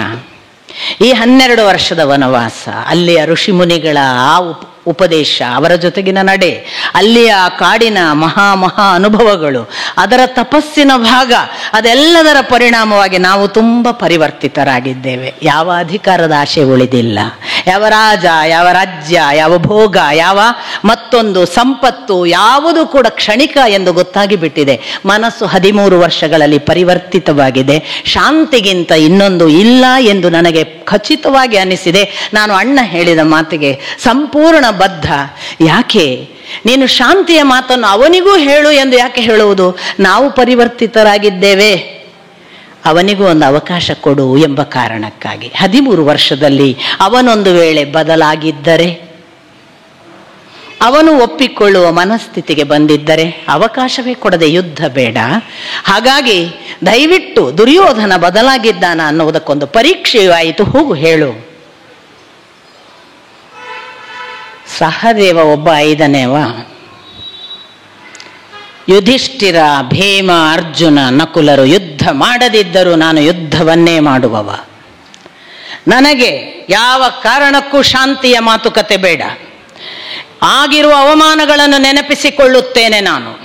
ಆ ದ್ರೌಪದಿಗೆ ಮಾಡಿದ ಅವಮಾನ, ನಮಗೆ ಕೊಟ್ಟ ಒಂದಷ್ಟು ಹಿಂಸೆ, ಕಾಡಿನ ಜೀವನ, ಅದರಲ್ಲಿ ಆದಂತಹ ನಮಗೆ ಬಂದಂತಹ ಕಷ್ಟ ನಷ್ಟಗಳು, ಇವೆಲ್ಲವನ್ನು ಸ್ಮರಿಸಿ ಹೇಳುತ್ತೇನೆ ಕೃಷ್ಣ, ಯಾವುದೇ ಕಾರಣಕ್ಕೂ ಶಾಂತಿಯ ಮಾತಾಡಬೇಡ. ನಮ್ಮಲ್ಲಿ ಇದ್ದಾರಲ್ಲ, ಯುದ್ಧ ಆಗಬೇಕು ಅನ್ನೋರು, ಯುದ್ಧ ಬೇಡ ಅನ್ನೋರು ನಾವೇ. ಹಾಗಾಗಿ ಯಾರೋ ಯುದ್ಧ ಬೇಡ ಒಳ್ಳೇದಲ್ಲ ಅಂತಂದ್ರೆ ಅವರನ್ನು ವಿರೋಧಿಗಳ ಹಾಗೆ ನೋಡಬೇಡಿ. ಪಾಂಡವರೇ ಅವರು ಕೂಡ. ಯುದ್ಧ ಆಗಬೇಕು ಅಂತ ಹೇಳುವವರು ಪಾಂಡವರೇ. ನಮ್ಮ ಒಳಗೆ ಆ ಕಾರಣಕ್ಕಾಗಿ ಜಗಳ ಬೇಡ, ಕೃಷ್ಣನನ್ನು ನಂಬೋಣ, ಕಡೆಗೆ ಅವನೇನು ಹೇಳ್ತಾನೆ ಹಾಗೆ ಮಾಡೋಣ. ನಮ್ಮಲ್ಲೇ ಗ್ರೂಪಿಸಂ ಬೆಳೀತಾ ಇದೆ ಇತ್ತೀಚಿನ ದಿನಮಾನದಲ್ಲಿ. ನನಗೆ ಆಶ್ಚರ್ಯ. ಒಂದಿಷ್ಟು ಕೂಡ ಅರೆ ನಾವೇ ಕೂಡ ನಮ್ಮ ಅಣ್ಣನೇ ಯುಧಿಷ್ಠಿರ, ನಮ್ಮ ಅಣ್ಣನೇ ಭೀಮ, ನಾವೇ ಅರ್ಜುನ, ಎಲ್ಲವೂ ಆಗಬಹುದಲ್ವಾ? ಹಾಗಾಗಿ ಕೃಷ್ಣನಿಗೆ ಒಪ್ಪಿಸಿದ ಈ ಮಾತುಗಳನ್ನು ಸಾತ್ಯಕಿ ಸಪೋರ್ಟ್ ಮಾಡ್ತಾನೆ. ಅಲ್ಲಿಗೆ ಮುಗಿಸೋದಿಲ್ಲ ಕೃಷ್ಣ. ನೋಡಿ, ಕೃಷ್ಣನ ಪರ್ಫೆಕ್ಷನ್, ಒಂದು ವಿಷಯ ತಗೊಂಡ್ರೆ ಅದು ಪರ್ಫೆಕ್ಟ್ ಫಿನಿಶಿಂಗ್. ಅದಕ್ಕೆ ಒಂದು ಲೂಪ್ ಹೋಲ್ ಉಳಿಬಾರ್ದು. ಇದೊಂದು ಆಗಲಿಲ್ಲ, ಇದೊಂದು ಆಗಬೇಕಿತ್ತು ಅಂತ ನಾಳೆ ಯಾರೋ ಹೇಳಬಾರ್ದು. ಅವರನ್ನೊಂದು ಕೇಳದೆ ಹೋದ ಅಂತ ಉಳಿಬಾರ್ದು. ಯಾರನ್ನು ಕೇಳಿದ್ದಾನೆ? ಮತ್ತೆ ಹೋಗಿ ದ್ರೌಪದಿಯನ್ನು ಕೇಳ್ತಾನೆ. ದ್ರೌಪದಿಯನ್ನು ಕೇಳಿದಾಗ ದ್ರೌಪದಿ ಹೇಳ್ತಾಳೆ, ಎಲ್ಲ ಶಾಂತಿ ಮಂತ್ರ ಹೇಳ್ತಾ ಇದ್ದಾರಲ್ಲ, ಕೇಳಿಕೊಂಡು ಬಂದಿಯಲ್ಲ, ಈಗ ನನ್ನನ್ನು ಕೇಳ್ತೀಯಲ್ವಾ? ಯಾವುದೇ ಕಾರಣಕ್ಕೂ ನೀನು ಶಾಂತಿ ಮಾಡಿಕೊಂಡು ಬರಬೇಡ, ಸಂಧಾನ ನನಗೆ ಪ್ರಿಯವಲ್ಲ. ಈ ನೋಡು, ಈ ಕೂದಲು ಕಾಯಂ ನೆನಪಿಟ್ಟುಕೋ, ನಾನು ಮರೆತರೂ ಚಿಂತೆ ಇಲ್ಲ, ಈ ಕೂದಲನ್ನು ನೆನಪು ಮಾಡಿಕೋ ಅಲ್ಲಿ ಮಾತನಾಡುವಾಗ. ಮತ್ತೆ ಕೃಷ್ಣ ಇಷ್ಟೆಲ್ಲ ಪ್ರತಿಜ್ಞೆ ಮಾಡಿದ ಭೀಮನೂ ಶಾಂತಿಯ ಮಾತನಾಡಿದನಲ್ಲ.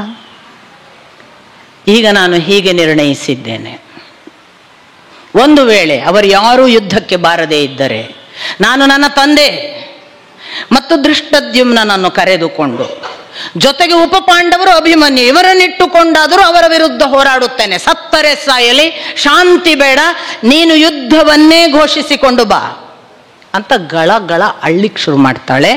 ಬಿಕ್ಕಿ ಬಿಕ್ಕಿ ಅಳ್ತಾ ಇರುವ ಆ ಕಣ್ಣೀರು ಅವಳ ಕೆನ್ನೆಯನ್ನು ಒದ್ದೆ ಮಾಡದೆ ಎದೆಯನ್ನು ಒದ್ದೆ ಮಾಡಿ ನೆಲವನ್ನು ಒದ್ದೆ ಮಾಡುವಷ್ಟು ಧಾರಾಕಾರ. ಅತ್ತಾಗ ಕೃಷ್ಣ ಅವಳ ತಲೆನೇವರೆಸಿ ಹೇಳ್ತಾನೆ, ದ್ರೌಪದಿ, ನಿನ್ನ ಕಣ್ಣೀರು ಬೆಲೆ ಇಲ್ಲದೆ ಹೋಗುವುದಿಲ್ಲ.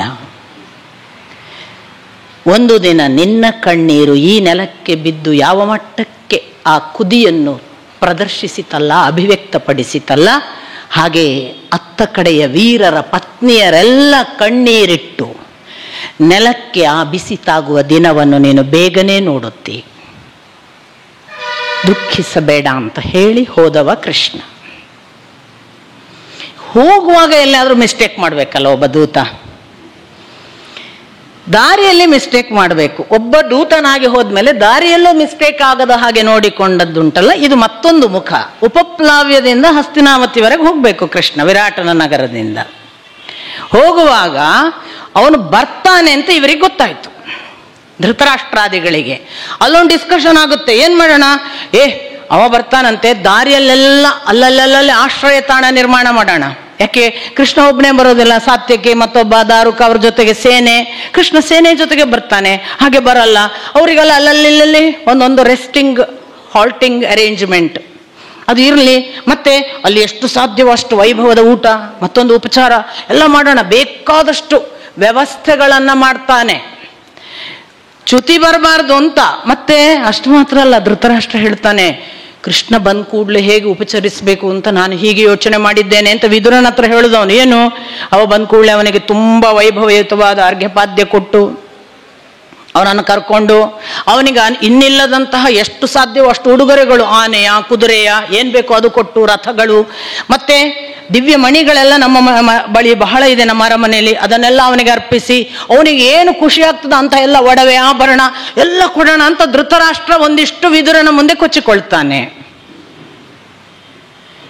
ಎಷ್ಟು ನೇರ ಮಾತಾಡ್ತಿದ್ದ ವಿದುರ ಅಂದ್ರೆ, ನೀನು ಇದು ಮಾಡೋದು ದೂತನಿಗೆ ಉಡುಗೊರೆ ಅಲ್ಲ, ನಿನ್ನದು ಯೋಚನೆ ಏನು ಗೊತ್ತಾ? ಅವನಿಗೆಲ್ಲ ಕೊಟ್ರೆ ಅವ ನಮ್ಮ ಪಾರ್ಟಿಗೆ ಬರ್ತಾನೆ ಅಂತ ಪಾಕೆಟ್ ಮಾಡೋದು, ಲಂಚ. ನೀನು ಎಣಿಸ್ಬೇಡ, ಕೃಷ್ಣ ನಿನ್ನ ವಶೀಕರಣಕ್ಕೆ ವಶೀಲಿಗೆ ಒಳಗಾಗುವವನಲ್ಲ. ನೀನು ಕೊಟ್ಟದ್ ಮುಟ್ಟಲ್ಲ, ಅವನು ಸ್ವೀಕರಿಸಲ್ಲ. ನಿಜಕ್ಕೂ ಉಡುಗೊರೆ ಕೊಡಬೇಕು ಅಂತುಂಟ ನಿನಗೆ, ಅವನಿಗೆ ಅರ್ಧ ರಾಜ್ಯ ಕೊಡು, ಅವ ಅದನ್ನು ಬಯಸಿ ಬರುವುದು. ಅದು ಅವನಿಗೆ ಕೊಡಬಹುದಾದ ಬಹಳ ದೊಡ್ಡ ಉಡುಗೊರೆ, ನೀನು ಗೌರವಾನ್ವಿತ ಉಡುಗೊರೆ. ಅದನ್ನ ಪಡೆದು ಅವನು ಸಂತೋಷದಿಂದ ಹೋಗ್ತಾನೆ. ಅಷ್ಟು ಮಾಡ್ತೀಯಾ ಅಂತ ಕೇಳ್ತಾನೆ. ಇಷ್ಟಾಗುವಾಗ ದುರ್ಯೋಧನ ಎಂಥ ಕ್ಲೆವರ್ ನೋಡಿ. ಒಂದು ದೃಷ್ಟಿಯಿಂದ ದುಷ್ಟರು ಕೂಡ ಕ್ಲೆವರ್ ಇರ್ತಾರೆ, ಬಹಳ ಕ್ಲೆವರ್, ಅವ್ರನ್ನ ಇವ್ರಕ್ಕಿನ ಕ್ಲೆವರ್ ಅನ್ಬೋದು. ಅವನೇನು ಹೇಳ್ತಾನೆ ಗೊತ್ತಾ? ಇವ ಹೇಳೋದು ಬಹಳ ಸತ್ಯವಾದ ಮಾತು. ಅವನೀಗ ಬರುವುದು ದೂತನಾಗಿ. ಅವನು ದೂತನಿರುವುದರಿಂದ ನಾವೀಗ ಏನನ್ನು ಕೊಡಬಾರದು. ಸುಮ್ಮನೆ ಲೋಕದಲ್ಲಿ ಕೆಟ್ಟ ಅಭಿಪ್ರಾಯ ಬರುತ್ತೆ ನಮ್ಮ ಬಗ್ಗೆ. ನಾವು ಅವನನ್ನು ಏನೋ ಕೊಟ್ಟು ವಶೀಲಿ ಮಾಡ್ಲಿಕ್ಕೆ ಹೊರಟಿದ್ದೇವೆ ಅಂತ ನಮಗೆ ಒಳ್ಳೆ ಭಾವ ಇದ್ರೂ ಕೊಡಬಾರ್ದು. ನಾವು ಏನು ಕೊಡೋದು ಬೇಡ ಈ ಸರಿ. ಇದ್ರ ಬಗ್ಗೆ ನನ್ನದು ಕೂಡ ವಿರೋಧ ಇದೆ. ನಾವು ಕೊಡ್ಲಿಕ್ಕಿಲ್ಲ, ಏನು ಕೊಡ್ಲಿಕ್ಕಿಲ್ಲ. ಅವನಿಗೆ ಗೌರವ ಕೊಡೋದು ಬೇರೆ ಎಲ್ಲ ಮಾಡೋ ಅರ್ಘ್ಯಪಾದ್ಯ. ಆದರೆ ಉಳಿದದೆಲ್ಲ ಕೊಡ್ಲಿಕ್ಕಿಲ್ಲ. ಇವೆಲ್ಲ ಡಿಸ್ಕಷನ್. ಈ ಪ್ರಾಣಿಗಳು ಎಲ್ಲಿ ಡಿಸ್ಕಷನ್ ಮಾಡಿದರೆ ಕೃಷ್ಣ ದಾರಿಯಲ್ಲಿ ಅವನಿಗೆ ವಿಷಯ ಗೊತ್ತಾಗುತ್ತೆ.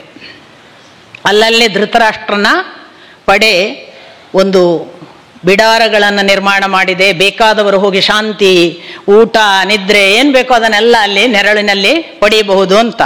ಒಂದು ಕಡೆನೂ ನಿಲ್ಲಿಸಲ್ಲ ಪುಣ್ಯವಂತ ಕೃಷ್ಣ. ಎಷ್ಟು ಅಂದರೆ ಒಂದು ಹೆಜ್ಜೆ ತಪ್ಪುದಿಲ್ಲ ಅಂತ ನಾನು ಹೇಳೋದು. ಜೀವನದಲ್ಲಿ ಒಂದು ಹೆಜ್ಜೆ ತಪ್ಪದೆ ಹೇಗೆ ನಡಿಬೇಕು ಕೃಷ್ಣನ ಕಲಿಬೇಕು.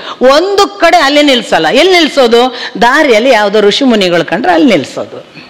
ಅವ್ರು ಕೊಟ್ಟದ್ದು ತಿನ್ನೋದು, ಅವರ ಋಷಿ ಕುಟೀರದಲ್ಲಿ ನೆರಳು, ಅಲ್ಲಿ ಆಶ್ರಯ ತಗೊಳ್ಳೋದು, ಅಲ್ಲಿ ಬಾಯಾರಿಕೆ ತಗೊಳ್ಳೋದು.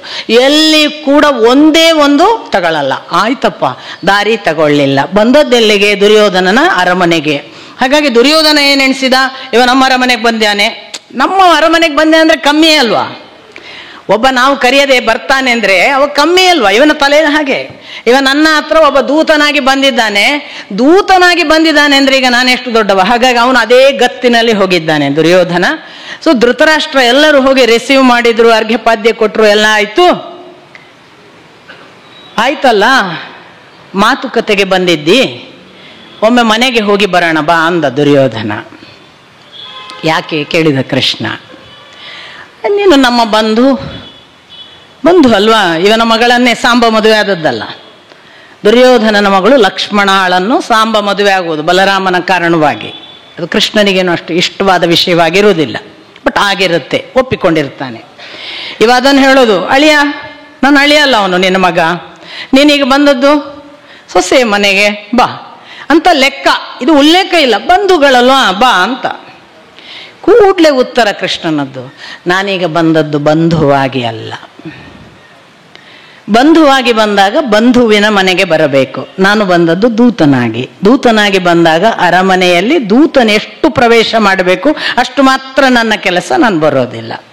ಒಂದು ಹೊಡೆದ ಹಾಗಾಯ್ತು ಇವನಿಗೆ. ಎಂಥ ನಿರಾಕರಣೆ ಅಲ್ವಾ? ಇನ್ನೊಂದು ಹಂತಕ್ಕೆ ಬಂದ. ಒಂದು ಸಣ್ಣ ಮಾತುಕತೆ, ಭೀಷ್ಮ ಎಲ್ಲರೂ, ದ್ರೋಣ, ವಿದುರಾದಿಗಳೆಲ್ಲ ಮಾತಾಡ್ಲಿಕ್ಕೆ ಸಿಕ್ಕು. ಕುಂತಿ ಹತ್ರನೂ ಹೋಗಿ ಮಾತುಕತೆ ಮಾಡಿ ಬರ್ತಾನೆ. ನೋಡಿ, ಕುಂತಿ ಹತ್ರನೂ ಅಭಿಪ್ರಾಯ ಕೇಳ್ತಾನೆ ಯುದ್ಧದ ಬಗ್ಗೆ. ಅಲ್ಲಿ ಯುಧಿಷ್ಠಿರ ಹೇಳಿ ಕಳಿಸಿರ್ತಾನೆ ಕುಂತಿಗೆ ಏನು ಹೇಳ್ಬೇಕು ಅದನ್ನೆಲ್ಲ ಹೇಳ್ತಾನೆ. ಕುಂತಿ ಏನು ಹೇಳ್ತಾಳೆ, ಅವಳು ಯುದ್ಧದ ಬಗ್ಗೆ ಮಾತಾಡಿ ಎಲ್ಲವನ್ನು ಕೇಳ್ಕೊಂಡು ಬಂದು ಮತ್ತೆ ಬರುವಾಗ ಪುನಃ ಕರೀತಾನೆ, ಈಗ ರಾತ್ರಿ ಊಟಕ್ಕೆ ಬಾ ಅಂತ. ಇಲ್ಲ, ನಾನು ಬರುವುದಿಲ್ಲ ಅಂತಾನೆ ಕೃಷ್ಣ. ಅರೆ, ನೀನು ದೂತನಾಗಿ ಬಂದಿದ್ದೆ, ನಾನು ಅರಮನೆಗೆ ಸಂಬಂಧಪಟ್ಟವ, ನಾನು ಊಟಕ್ಕೆ ಕರೀತೇನೆ ಬಾ ಅಂತ ಇವನದು ಮತ್ತು ಅಧಿಕಾರದ ದರ್ಪದ ಆಹ್ವಾನ. ಕೃಷ್ಣ ಹೇಳ್ತಾನೆ, ಯಾರದ್ದಾದರೂ ಮನೆಗೆ ಊಟಕ್ಕೆ ಹೋಗಬೇಕಾದರೆ ಒಂದು ಅವರು ಪ್ರೀತಿಯಿಂದ ಕರೆದಿರಬೇಕು,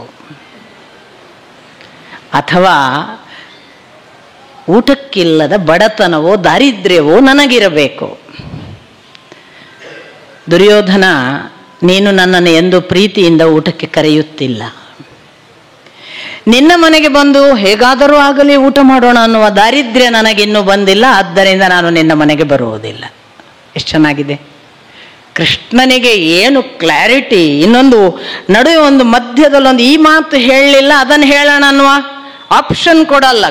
ಡೋರ್ ಕ್ಲೋಸ್. ಆ ಪರಿ ನಮ್ಮಲ್ಲಿ ರಿಕ್ಕಾಗಿ ಕುತ್ಕೊಳ್ಳೋದು ಅಂತಾರೆ ಉತ್ತರ ಕರ್ನಾಟಕ. ರಿಕ್ ಟೈಟ್, ಆಚೆ ಈಚೆ ಯಾರಿಗೆ ಎಂಟ್ರಿ ಇಲ್ಲ. ಹಂಗೆ ಮಾಡಿಬಿಟ್ಟ ಕೃಷ್ಣ. ನಾನು ವಿದುರನ ಮನೆಗೆ ಬರುತ್ತೇನೆ, ಬಾ ವಿದುರ.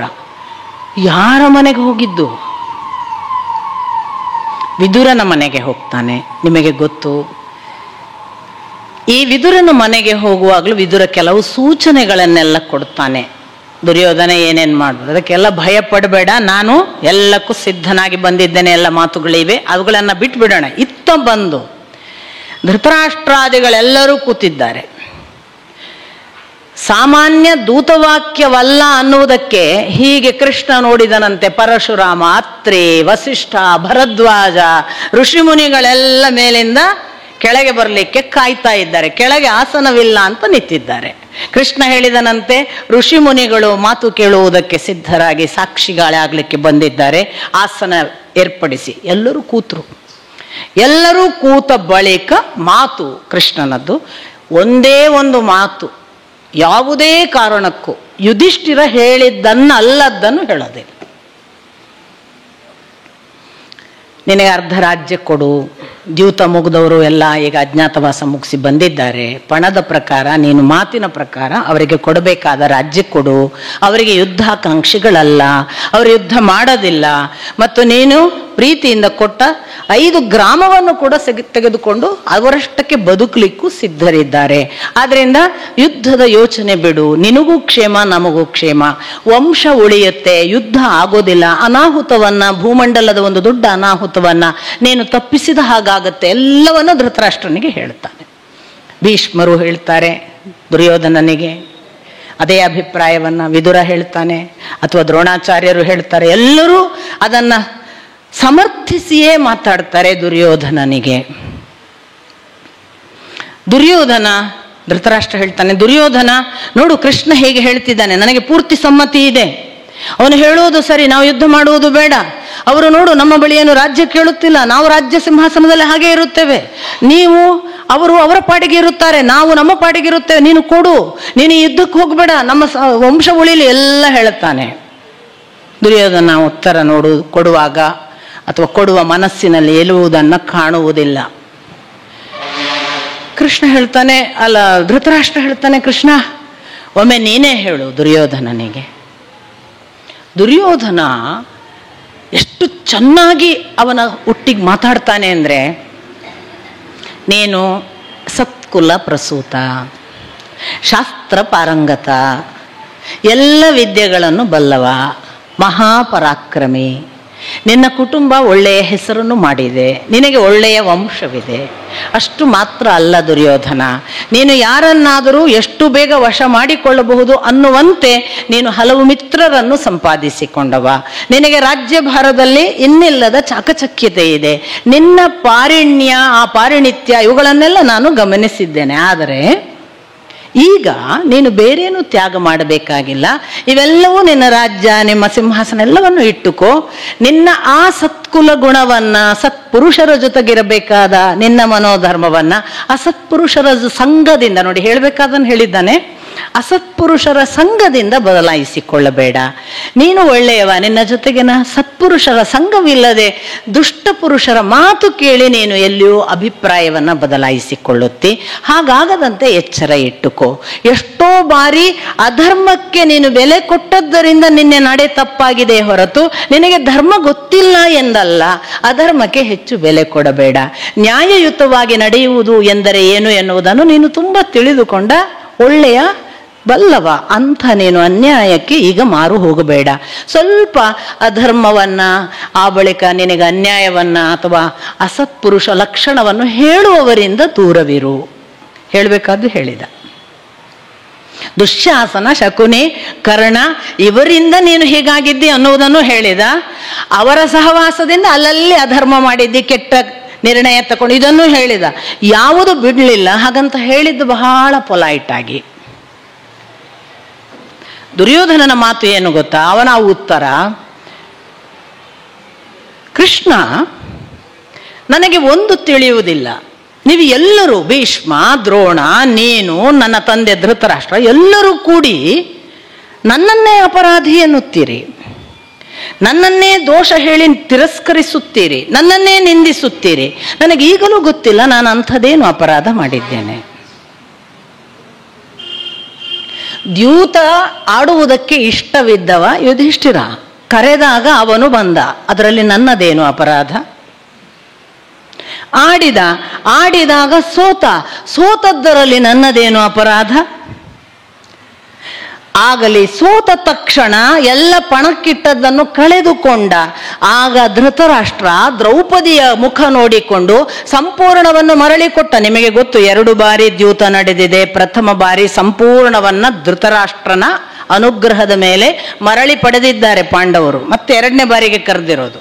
ಸೊ ಅವನು ಹೇಳ್ತಾನೆ, 1 ಬಾರಿ ದ್ಯೂತದಲ್ಲಿ ಸೋತು ಸಂಪೂರ್ಣ ಕಳಕೊಂಡಾಗ ಧೃತರಾಷ್ಟ್ರ ಅನುಗ್ರಹ ಮಾಡಿ ದ್ರೌಪದಿಯನ್ನು ಕನಿಕರದಿಂದ ಕಂಡು ನೀನು ಎಲ್ಲವನ್ನು ನಿನಗೆ ಮರಳಿ ಕೊಟ್ಟಿದ್ದೇನೆ, ಇದು ನನ್ನ ವರ ಅಂತ ವಾಪಸ್ಸು ಕೊಟ್ಟಾಗ ನಾನು ಒಂದೇ ಒಂದು ಮಾತಾಡಿಲ್ಲ. ನನ್ನದೇನಿದೆ ಅಪರಾಧ?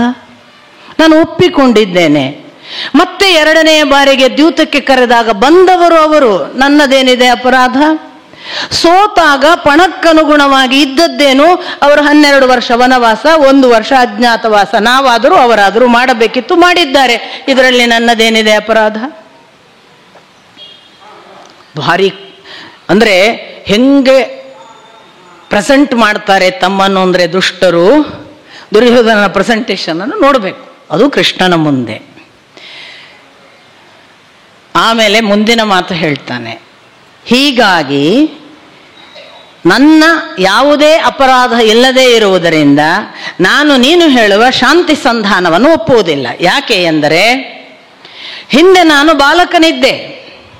ನನಗೆ ತಿಳಿಯದೇ ಇರುವ ಆ ಅಪ್ರಬುದ್ಧ ಅವಸ್ಥೆಯಲ್ಲಿ ನಮ್ಮ ತಂದೆ ಮಾಡಿದ ಅಪರಾಧ ಅದು. ಅರ್ಧ ರಾಜ್ಯ ಕೊಟ್ಟದ್ದು, ಕೊಡಬೇಕಾಗಿರಲಿಲ್ಲ. ಅವ ಹೆದರಿಯೋ ಅಜ್ಞಾನದಿಂದಲೋ ಕೊಟ್ಟಿದ್ದಾನೆ. ಅದನ್ನು ನಾನು ಯಾಕೆ ಮುಂದುವರಿಸಬೇಕು? ಅದು ಅವನು ಮಾಡಿದ ತಪ್ಪು. ನನಗೆ ಪ್ರೌಢಿಮೆ ಇದ್ದಿದ್ದರೆ ನಾನು ಆಗಲೇ ಅದನ್ನು ಕೊಡದಂತೆ ತಡೆಯುತ್ತಿದ್ದೆ. ನಾನು ಬಾಲಕನಿದ್ದಾಗ ಕೊಟ್ಟಿದ್ದಾನೆ. ಕಾಂಡವ ಆವಾಗ ಅವರಿಗೆ ಕೊಟ್ಟು ಅವರ ಇಂದ್ರಪ್ರಸ್ಥ ನಿರ್ಮಾಣ ಮಾಡಿದರು. ಅದು ಅವರದಲ್ಲ, ನಮಗೆ ಸಲ್ಲಬೇಕಾದದ್ದು. ನನ್ನ ಅನುಪಸ್ಥಿತಿ ಅಂದರೆ ನನ್ನ ಬಾಲಕ ಸ್ಥಿತಿಯಲ್ಲಿ ಅದು ನಡೆದದ್ದು. ಆದ್ದರಿಂದ ನಾನು ಅದನ್ನು ಒಪ್ಪುವುದೇ ಇಲ್ಲ. ಇನ್ನೂ ಒಂದು ಅಪರಾಧ ಅವರದ್ದೇನು ಗೊತ್ತಾ? ಶತ್ರುತ್ವದ ಹೆಸರಿನಲ್ಲಿ ಅಜ್ಞಾತವಾಸ ಮುಗಿಸಿ ವಿರಾಟನ ಜೊತೆಗೆ ನಮ್ಮ ವಿರುದ್ಧ ಯುದ್ಧ ಮಾಡಿ ನಮ್ಮನ್ನು ಸೋಲಿಸಿ ವಿರಾಟನನ್ನು ಗೆಲ್ಲಿಸಿಕೊಟ್ಟು ನಾವು ನಿಮ್ಮ ಶತ್ರುಗಳು ಅಂತ ಮೀಸೆ ತಿರುವಿ ಹೇಳಿದವರು ಅವರು, ನಾವಲ್ಲ. ಆದ್ದರಿಂದ ಶತ್ರುಗಳ ಜೊತೆಗೆ ನಾನು ಶತ್ರುಗಳ ಹಾಗೆ ಇರುವವನು. ನಾನು ಎಂದೂ ಅವರಿಗೆ ಒಪ್ಪಿಕೊಳ್ಳುವುದಿಲ್ಲ. ನನ್ನ ಸಂಧಾನ ಅವರ ಜೊತೆಗಿಲ್ಲ. ನಾನು ಶಾಂತಿಯ ಮಾತುಕತೆಗಿಲ್ಲ. ಇನ್ನೂ ಒಂದು ಮಾತು ಮುಖ್ಯವಾಗಿ ಕೇಳು. ಸೂಜಿಯ ಅಗ್ರಭಾಗದಷ್ಟೊಂದು ವೇಳೆ ಭೂಮಿಯನ್ನು ಬೇರ್ಪಡಿಸಲಿಕ್ಕೆ ಬರುವುದಾದರೆ ನಾನು ಸೂಜಿಯ ಅಗ್ರಭಾಗ ಬೇರ್ಪಡಿಸುವಷ್ಟು ಭೂಮಿಯನ್ನು ಅವರಿಗೆ ಕೊಡುವುದಿಲ್ಲ. 5 ಗ್ರಾಮವಲ್ಲ. ಹೋಗು, ಈ ಮಾತು ಹೇಳು. ಕೃಷ್ಣ ಕೋಪದಿಂದ ಕಿಡಿಕಿಡಿಯಾದ ಅಂತ ಇದೆ. ಅವನು ತನ್ನ ಸ್ಥಿತಿಯನ್ನು ಒಂದು ಕ್ಷಣ ಸಂಯಮಕ್ಕೆ ತಂದುಕೊಂಡನೋ ಏನೋ ಅನ್ನುವ ಹಾಗೆ ಮಾತನಾಡಿದ. ಅಷ್ಟು ಉಗ್ರನಾಗಿದ್ದ ಅಂತ. ಅಪರಾಧ ಏನು ಎಂದು ಕೇಳಿದೆಯಾ ದುರ್ಯೋಧನ? ಅಕ್ಷವಿದ್ಯೆ ಬಲ್ಲವರ ಜೊತೆಗೆ ಮಾತ್ರ ಅಕ್ಷವಿದ್ಯೆ ಆಡಬೇಕು. ಅಕ್ಷವಿದ್ಯೆ ಬಾರದವನ ಜೊತೆಗೆ ಅಕ್ಷವಿದ್ಯೆ ಆಡಬಾರದು. ಯುಧಿಷ್ಠಿರನನ್ನು ದ್ಯೂತಕ್ಕೆ ಕರೆದು ಅಕ್ಷವಿದ್ಯೆ ಬಲ್ಲ ಶಕುನಿಯ ಜೊತೆಗೆ ಕೂಡಿಸಿದ್ದು ಅಪರಾಧ ಅಲ್ಲವೇ? 12 ವರ್ಷ ವನವಾಸಕ್ಕೆ ಹೋಗಬೇಕು ಎನ್ನುವುದೇನೋ ನಿಜ. ದ್ರೌಪದಿಯನ್ನು ಸಭೆಯಲ್ಲಿ ಕರೆದು ಅವಮಾನ ಮಾಡಿದ್ದು ಅಪರಾಧ ಅಲ್ಲವೇ? ಆಗ ಇರಲಿಲ್ಲವೇ ನಿನಗೆ ಈ ಅಪರಾಧ ಪ್ರಜ್ಞೆ? ಮತ್ತೆ ಅವರನ್ನು ಕಳುಹಿಸುವ ಹೊತ್ತಿಗೆ ಅವರಿಗಾದ ಅವಮಾನವನ್ನೆಲ್ಲ ಸಹಿಸಿಕೊಂಡು ಅವರು ಕಳುಹಿಸುವಾಗ ನೀನು ಕೊಟ್ಟ ಮಾತೇನು? ಅದನ್ನು ಮುಗಿಸಿ ಬಂದ ತಕ್ಷಣ ಅರ್ಧ ರಾಜ್ಯ ಕೊಡುತ್ತೇವೆ ಅಂತ ಪಣ ಇಟ್ಟಾಗ ಆಡಿದ ಮಾತು. ಈಗ ಅದನ್ನು ತಪ್ಪುವುದು ಅಪರಾಧ ಅಲ್ಲವೇ? ನಿನಗೆ ನೀನು ಮಾಡಿದ ಯಾವ ಅಪರಾಧವೂ ಕಾಣಿಸುವುದಿಲ್ಲ ಎಂದು ಕಾಣಿಸುತ್ತದೆ. ಈಗಲೂ ನಿನಗೆ ಒಂದು ಆಯ್ಕೆ ಕೊಡುತ್ತೇನೆ. ನೀನೊಂದು ವೇಳೆ ದುಶ್ಯಾಸನ, ಶಕುನಿ ಮತ್ತು ಕರ್ಣರ ಸಹವಾಸ ಬಿಟ್ಟರೆ, ಸತ್ಪುರುಷರ ಸಹವಾಸಕ್ಕನುಗುಣವಾಗಿ ಭೀಷ್ಮ, ದ್ರೋಣ, ಧೃತರಾಷ್ಟ್ರಾದಿಗಳು, ವಿದುರನ ಮಾತು ಕೇಳಿದರೆ ನಿನಗೆ ಈಗಲೂ ಒಂದು ಆಯ್ಕೆ ಇದೆ, ನೀನು ಬದಲಾಗಬಹುದು, ಯೋಚಿಸುವಂತ ಒಂದು ಆಪ್ಷನ್ ಕೊಟ್ಟು ಹೇಳಿದ್ರೆ, ಮತ್ತೆ ಪುನಃ ಹೇಳ್ತಾನೆ, ನಿನ್ನನ್ನು ಈ 4 ಬದಲಾಯಿಸಬೇಕು ಅಥವಾ ಬೇರ್ಪಡಿಸಬೇಕು ಎಂದು ನಾನೇನಾದರೂ ಬಯಸಿದರೆ ನೀನು ಖಂಡಿತಕ್ಕೂ ಅದನ್ನು ಒಪ್ಪಿ ಇವರ ಜೊತೆಗೆ ಸೇರಿದರೆ ನಿನ್ನ ಅನುಜರು ಉಳಿಯುತ್ತಾರೆ, ನಿನ್ನ ಸಂಬಂಧಿಗಳು ಉಳಿಯುತ್ತಾರೆ, ಇಡೀ ವಂಶ ಉಳಿಯುತ್ತದೆ. ಯೋಚನೆ ಮಾಡು. ದುಶ್ಯಾಸನ ಇಮಿಡಿಯೇಟ್ ರೆಡಿ ಆಗ್ತಾನೆ. ಇವರು ಈಗ ಕೃಷ್ಣನ ಸಮ್ಮುಖದಲ್ಲಿ, ಅಣ್ಣ ನನ್ನನ್ನು, ನಿನ್ನನ್ನು, ಕರ್ಣನನ್ನು, ಶಕುನಿಯನ್ನು ಎಲ್ಲರನ್ನು ಬಂಧಿಸುವ ಹಾಗೆ ಕಾಣಿಸುತ್ತದೆ, ಇವರದೇನೋ ಕುತಂತ್ರವಿದೆ ಅಂತ ಹೇಳಿಬಿಡ್ತಾನೆ. ಅದನ್ನೇ ನೆಪ ಮಾಡಿ ಇವ ವಾಕೌಟ್ ಮಾಡಿಬಿಡ್ತಾನೆ. ಇರಲ್ಲ. ಯಥಾ ಪ್ರಕಾರ ಧೃತರಾಷ್ಟ್ರ, ವಿದುರ, ಭೀಷ್ಮ, ದ್ರೋಣರೆಲ್ಲ ಇದು ಸರಿಯಲ್ಲ, ನಾವೇನಾದರೂ ಮಾಡಿ ಇದನ್ನು ಸಂಧಾನಕ್ಕೆ ಒಪ್ಸೋಣ ಅಂತೇಳಿ ಕಡೆ ಗಾಂಧಾರಿಯನ್ನು ಕರೆಸ್ತಾರೆ. ಗಾಂಧಾರಿಯ ಮುಖಾಂತರ ಹೇಳಿಸ್ಬೇಕು ಅಂತ. ನಿಮಗೆ ಗೊತ್ತು, ಗಾಂಧಾರಿ ಮೊದಲು ಧೃತರಾಷ್ಟ್ರನನ್ನೇ ಬೈತಾಳೆ. ಆವತ್ತೇ ಗೊತ್ತಿತ್ತಲ್ಲ, ಆವಾಗಲೇ ನೀನು ಅವನನ್ನು ತೆಗೆದು ಹೊರಗೆ ಅಟ್ಟಿದ್ದರೆ ನಮ್ಮ ಸಂಸಾರ ಉಳಿಯುತ್ತಿತ್ತು.